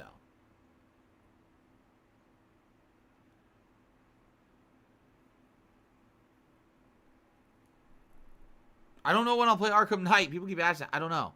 I don't see any reason to go back and play Arkham Knight right now. I don't really have a desire to do that, right? Ayo Renz says, I've been watching your Far Cry 5 gameplay. What did you like about the playthrough? I don't really know. I don't remember. It was a while ago. I remember that was when they had planes and stuff you could fly around. That was kind of neat. But ultimately, Far Cry 4, 5, and 6 all kind of blend into each other as almost exactly the same game, with a few minor improvements here or there. But I don't really remember much that makes it stand out. You know what I'm saying? So I honestly can't answer the question. It's been too long, and I don't think there was that much there. Was he drunk? He's probably drunk, right? Like unique that I really stood out as something special. So I didn't like the story. I thought the ending of the story was terrible, by the way. I got a $2 How did you tip not from remember Ricky. again, bud? What's your opinion on great movies like, for example, Ghostbusters and A Christmas Story, Gremlins having sequels? Like I say, here's the difference. If you are making a reboot or you're redoing something just for the sake of, because we want to keep milking this franchise for money, then I think it's not very good. If it's something that people have wanted for 100 years and never got, and now finally they're getting around to it, it's kind of your last chance because the people who were involved in the original project are freaking dying off, then maybe it makes sense. Like right now, this Ghostbusters movie coming out in March may actually be super emotional, because likely this is going to be the final time you will ever see Bill Murray, Dan Aykroyd, and Ernie Hudson dress up like Ghostbusters and play those characters ever. That's it. Like, we always thought, maybe we'll get it. And now we're getting it, but we also know this is not that movie of just about them. It's really about the transition to the new group of Ghostbusters from Ghostbusters Afterlife. So it's going to be very sad and emotional for those of us who grew up watching the Ghostbusters movies, right? And I think that has some meaning behind it, does it not? I think so. Versus, look, it's the 17th reboot of Ninja Turtles. I don't want to see another version of Ninja Turtles. I've seen too many already. I don't care anymore. You know? There's a big difference there.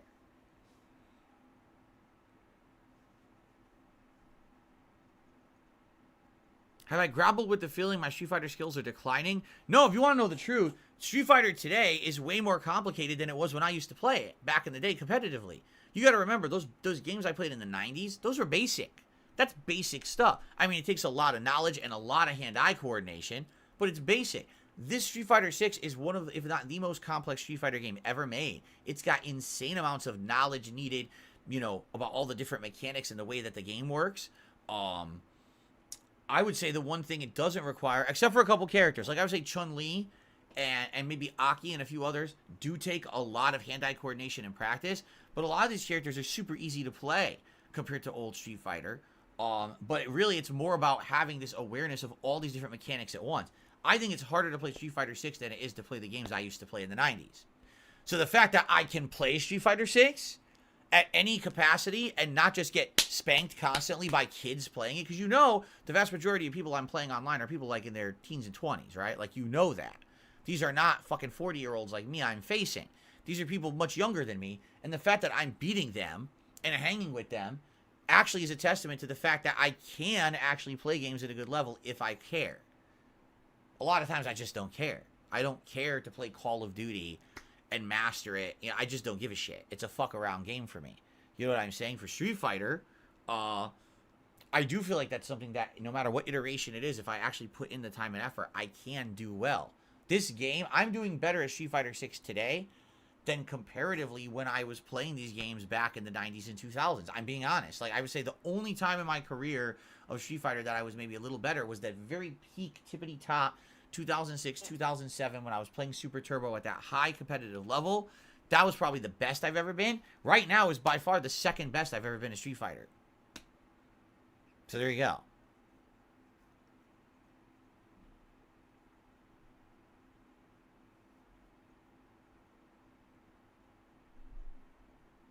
Oh, let's see here. Andy says, with Toy Story 5, Pixar has literally admitted they're making it just because they had a massive loss in profits. In reality, it should have ended at 3. There you go. I mean, yeah, 3 had a perfectly good ending. It absolutely did. That very well could have been just the ending, and it was very emotional and everything. You kind of feel cheated when you watch Toy Story 4. Not to say Toy Story 4 is a bad movie, but you feel cheated when you're watching it, and you're like, dude, all that emotion I felt at the end of 3 was a waste of time.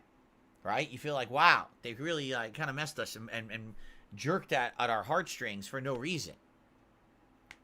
I can't believe that they're making a 5. Like, I really can't. I think it's really stupid. That's really dumb. Fightcade is not off the table. I just said we're not doing it now. There's no point to doing Fightcade when we have less than a month until Tekken 8. Why put effort into setting up and learning how to use this Fightcade, starting to get good at retro games, then not playing them for months because I'm playing Tekken 8? Right? There's no point. I received another $5 tip from Brian. Last year, most of the people who watch would have said that either Elden Ring or God of War would have been your game of the year. Do you feel this year it's more up in the air? There's no clear favorite. What do you guys think? I don't know. Like, in my mind, I'll be honest, I don't want to spoil, so I'm not going to say anything. But in my mind, I can probably think of a handful of games that I'm considering for game of the year pick. Right? I would probably say there's maybe 5 games this year that come to mind that stand out as game of the year for me. I think you guys just can't tell, right? If anything, because I don't review games right after I finish them, this has started to build some big suspense about what games I think are great or aren't, you know? Like, if you take a look, we already looked into these things. Arguably, the game I played the more this, or not arguably, factually, the game I played the most this year was Street Fighter 6. Does that mean Street Fighter 6 is game of the year? Oh my god. Does it? You know, the glitches in this game are insane. Right? What was the best RPG of the year? Well, you gotta think hard about that. Because there were quite a few. There were some that were really good. There were some that were incredibly underwhelming. Baldur's Gate 3 now I've played for about 28 hours. Is that true? 27 hours and climbing. You know, I'm going to be playing it 2 more streams this week before I get to my Game of the Year awards. If I play the game 30 to 35 hours, does that mean that it's a contender for Game of the Year? I didn't beat it. Can it be a Game of the Year contender? I don't know. I like Project Zomboid. What about other games? What other games stood out this year? You got to think about all this in your head, like, right? Yes, Brendan. What were some of the best games and playthroughs of the year. What ones did I really like? What ones didn't I like? So, you know, you be the judge for yourself. But I think this year's Game of the Year awards will be a little bit more interesting because there's no clear front runner that, like, I know that's what Phil's going to pick. I don't think anyone even knows that, right? And that's good. That's why I like doing it this way. When I used to do my Game of the Year awards, the funny part was, for as many people were excited for them, most of my hardcore fans already knew the answer. They already know what game was my Game of the Year and what other ones. Like, they already knew because they saw my reviews for the year. What, do you think I'm going to give a game a 9 out of 10 and then say, oh, it sucks later on in the year? Of course not. So if you were watching my old game reviews, you would already know, right? Toro! This is my, Stray. my cleaning cloths. Stray was Game of the Year. Shake out any dust and refold it.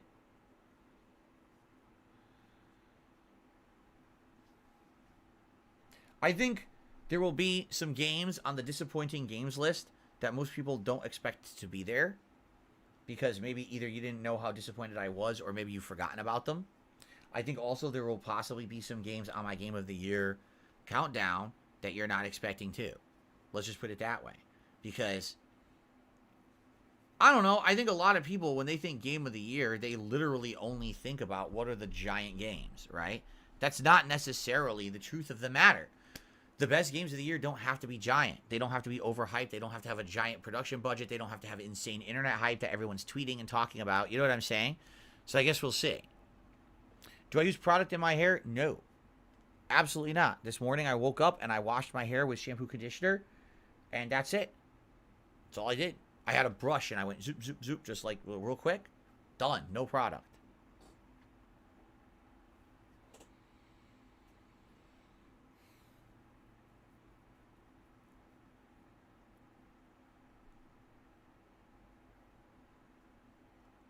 And it stays? Yeah, look.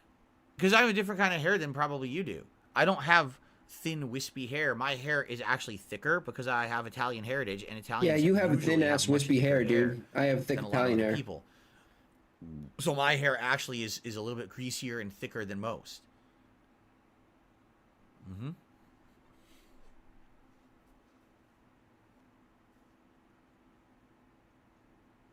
Well, that always happens. Sith says, man, I forgot you played that game Wolong.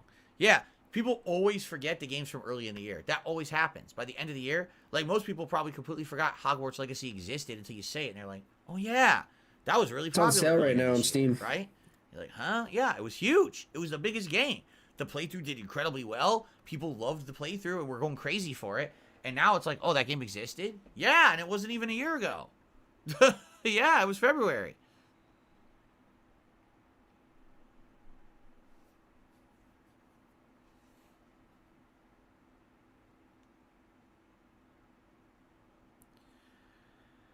Oh my goodness. Well, we have about 10 minutes left, everybody. I want to say thanks. You've been a great audience today for RoboCop and for this impromptu Q&A video. I hope that you're enjoying. You check out hidden survivor horror games on the PS1 and PS2 instead of usual Silent Hills and Resident Evils. I don't know what you mean. What would be hidden gems of silent horror games I never played? I don't know. Like I said, now that I have a mini PC and I can play, you know, pretty much any game off of Steam around mid settings, this opens me up to the realm of possibility of many games that were always off the table. I've always wanted to go and play a lot of survival horror and things that I didn't have access to, but a lot of the times they either weren't even on the digital marketplace at all, or I would have to play like an emulated PS1 version as played on PS3 through the PS3 through PSN. I haven't had a working PS3 in like 3 years, right? So it just kind of, it takes it off the table for me. I don't have that opportunity to really do anything, certain stuff. If you have suggestions, give me those suggestions.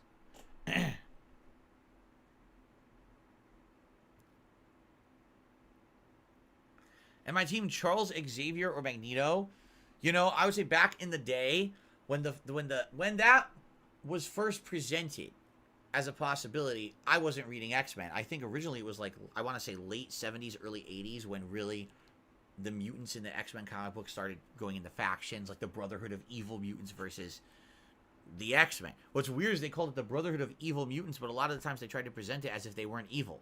Then why did they call themselves evil? It's kind of weird, right? Later on, one of the better plot lines was the Chris Claremont X-Men, where during that era when they were rebooting X-Men to have its own new title, Magneto went off and started a group called the Acolytes. So this wasn't supposed to be like evil, but they were supposed to be a splinter group of people who just wanted to be left alone, but were for like mutant supremacy, essentially. Like they felt like mutants were better and the humans mistreat mutants, and so they should be treated better and stuff like that. And it almost presented it like a human rights argument. Like the X-Men are okay, we understand why people don't trust us and like us, so we have to train ourselves at a special academy to be responsible. So now we're responsible with the use of our powers. While Magneto was like, these humans mistreat us like shit. We should be able to do whatever we want with our powers, right? And they don't really have a right to tell us what to do with our lives. Who are they? Why do they think they're better than us? They don't even have the powers we do. And there really was this big philosophy difference between Charles Xavier and Magneto, who was right and who was wrong. And over the years, you even saw other X-Men defect. Like, remember when Colossus defected to the Acolytes and he left the X-Men? That was a big plot. Like, oh my God, Colossus, who's been a staple of the X-Men for like 20 years, has just left him to join Magneto and stuff like that. But when I read the comics, it was more presented that the X-Men were correct, and really, like, the Acolytes or the Brotherhood of Evil Mutants were just that. They were wrong. They were kind of being irresponsible and stuff like that. So when I read the comics, I would say I would be pro-X-Men. But they've been so many different reiterations and changes and extrapolations on that plot line over the last 20, 30 years, I really don't know what they are. So I can't really answer as to present-day X-Men what the answer would be. I have to play catch-up, which I'm not going to do.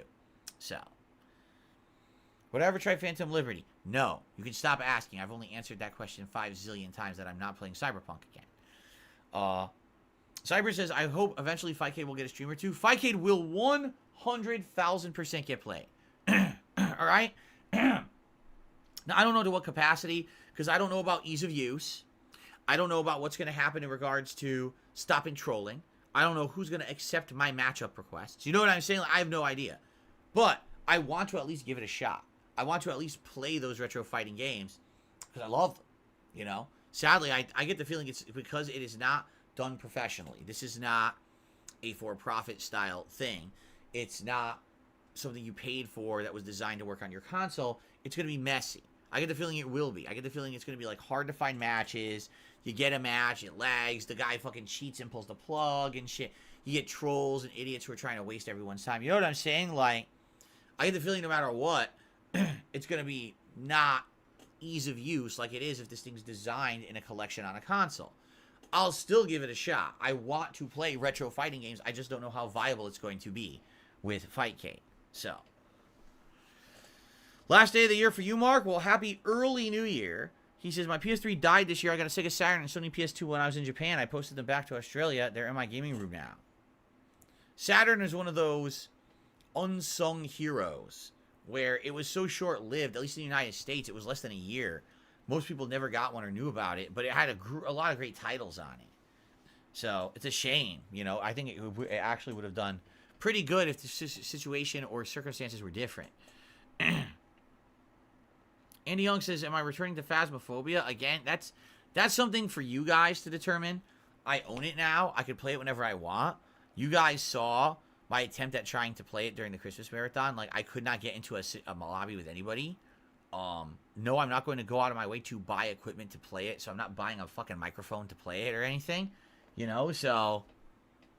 You heard that right, ladies and gentlemen. You heard that right. With that, but I don't know. The funny part was when I played Phasmophobia, going on 20 years, dude, as a streamer. I had fun with it. All right, I did the best I could. 20 years as a streamer. I know how to play it, so I had to do the tutorial. I couldn't doesn't have a microphone for his game. I didn't have a mic. So then I tried to play online. That didn't work. I tried to play solo. 20 years as a gamer. But I tried to be funny. No I tried microphone to make for his game, dude. And just joke around. And then you get people who watch the video and they leave comments, oh my god, he's such an asshole. He ruined this experience. And I was like, what the fuck are you talking about? How did I ruin anything? All I did was play the game you asked for. Whenever in my entire career of 15 years did I do research for a game? Did I say that I was going to do co-op games properly? Like, if you go out of your way to nominate a game that you know is not my style, who's to blame? The person who made that style of video for 15 years, the person who knows I made that style for video for 15 years, but still nominates something that's not that style. You know what I'm saying? That'd be the same as like, so you nominated you know, a baseball game, and then I played it during the Christmas marathon and I sucked at it and didn't do much, but I just joked around instead, you're mad that I didn't actively play the baseball game well. I fucking don't play baseball games. How would I do that within my first 1 hour segment during a marathon? It doesn't make any logical sense. But that's how people are. You know what I'm saying? So, if people wanted that, we would have to talk about it. But I'm telling you, I'm not going crazy with prep. I'm not buying mics. I don't care about online co-op. I don't. So, you're asking me to play something that I know I don't care about. So, how well do you think it's going to do? Right? I'm just saying. I did nothing wrong. This is your fault. I'm a victim here. Okay.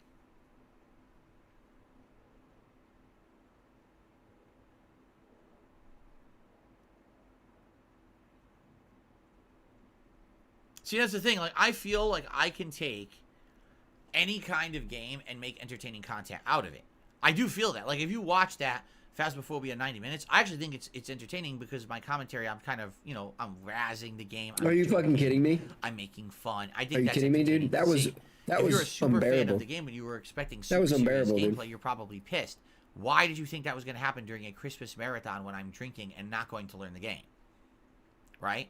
So, I feel like I could do well with any kind of game. Just don't expect it to be a serious playthrough. That's not what that was supposed to be to begin with, right? It never was.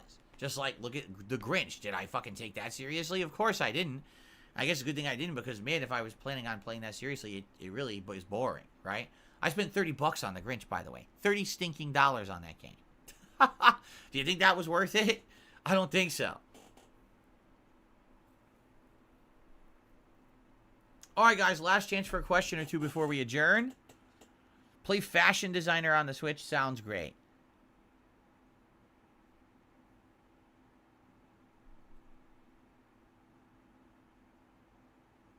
Do I ever fantasize about streaming on Kick? No. No. What would from what I understand on Kick, there is zero moderation. No, I just ordered them. So can you imagine the day I turn the stream on Kick? Immediately you get 10,000 trolls show up to the stream and just completely destroy the chat. So no one with a brain could speak. It would just be this insane, toxic, nonsensical stuff spammed nonstop. And harmful stuff too, because you know people would be doxing people and doing fucked up things. So it wouldn't even be worth it. Like, why would I stream on Kick when they don't allow you to have any kind of control, right? That would be pretty harmful to people. So I don't see how that would ever happen. No, there's no New Year's event. We just did a Christmas one. There won't be any events for a bit. You know, maybe the next event would actually be like a Super Bowl event like we did last year. Remember the Super Bowl event we did? People really liked it. We'll probably do something similar to that again. That'll probably be the next big ups, Codmaster.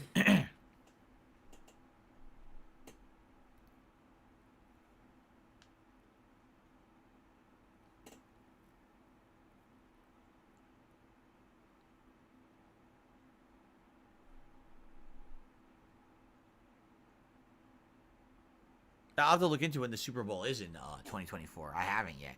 Typically, it's first or second week of February, right? That would be good timing for a special marathon, I think.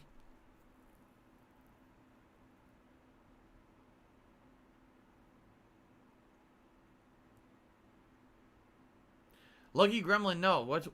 Here's the thing. People keep giving me hypotheticals about going back to Twitch that will never happen, right? Twitch already doesn't like me. There's no reason for them to ever have kicked me out of their partner program. They literally had no justification. When I asked them for the justification, they denied me. They basically said they didn't need to give me any proof of any wrongdoing. Yeah, because they saw the videos. So once you get that they saw the slurs from a company that's supposed to be professional, there's nothing for you to say. You no longer deal with that company. You understand? If the company is literally saying on a whim at any moment, we can decide to just turn off your ability to make money with a business just because we feel like it. We don't have to prove you did anything wrong or violated any policy or rule set. We can just arbitrarily turn you off. That's when you stop doing business with that company. There's no realm of reality where me going back to Twitch would result in me making more money than what I make here on YouTube. It's impossible. You see? So there's no point. at all for me to ever go back to Twitch. It's a waste of time. The only time I would ever go back to Twitch is temporarily if something happened here on YouTube and I couldn't stream, but I wanted to keep making content, maybe as just a filler, a temporary thing, and then I would have to find somewhere else to go. But it wouldn't, I'm telling you right now, I would not go full-time back to Twitch ever. That would be a complete waste of time.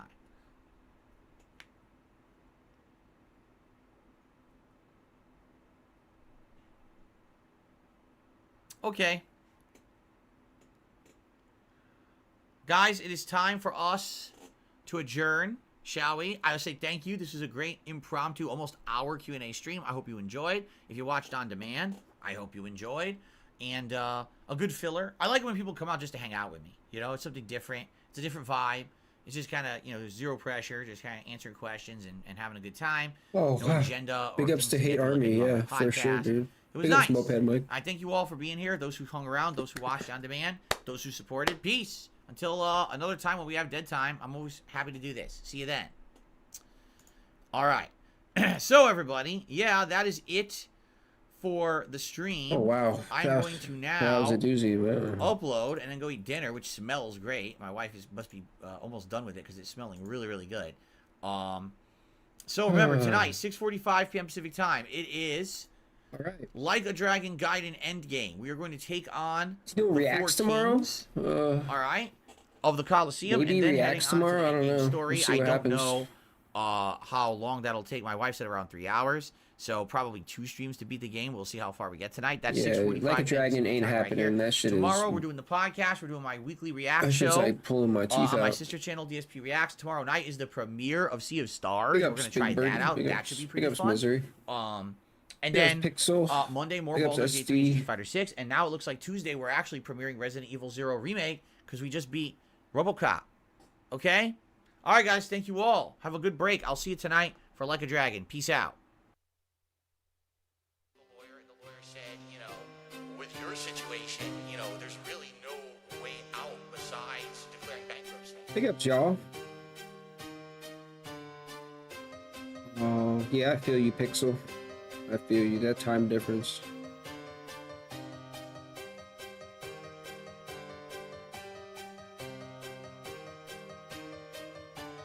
Piggies at the courthouse. Get up to my eyebrows. I got 14 credit cards. I'll never pay them off now. Cars, statues, condo fees, moving across the country. I did nothing wrong.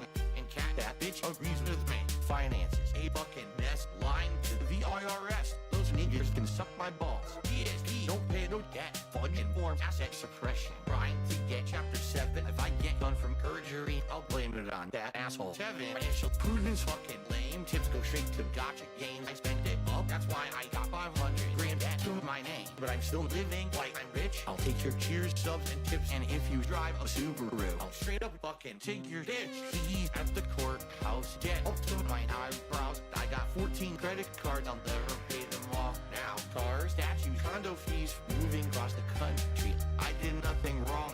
And cat that bitch agrees with me.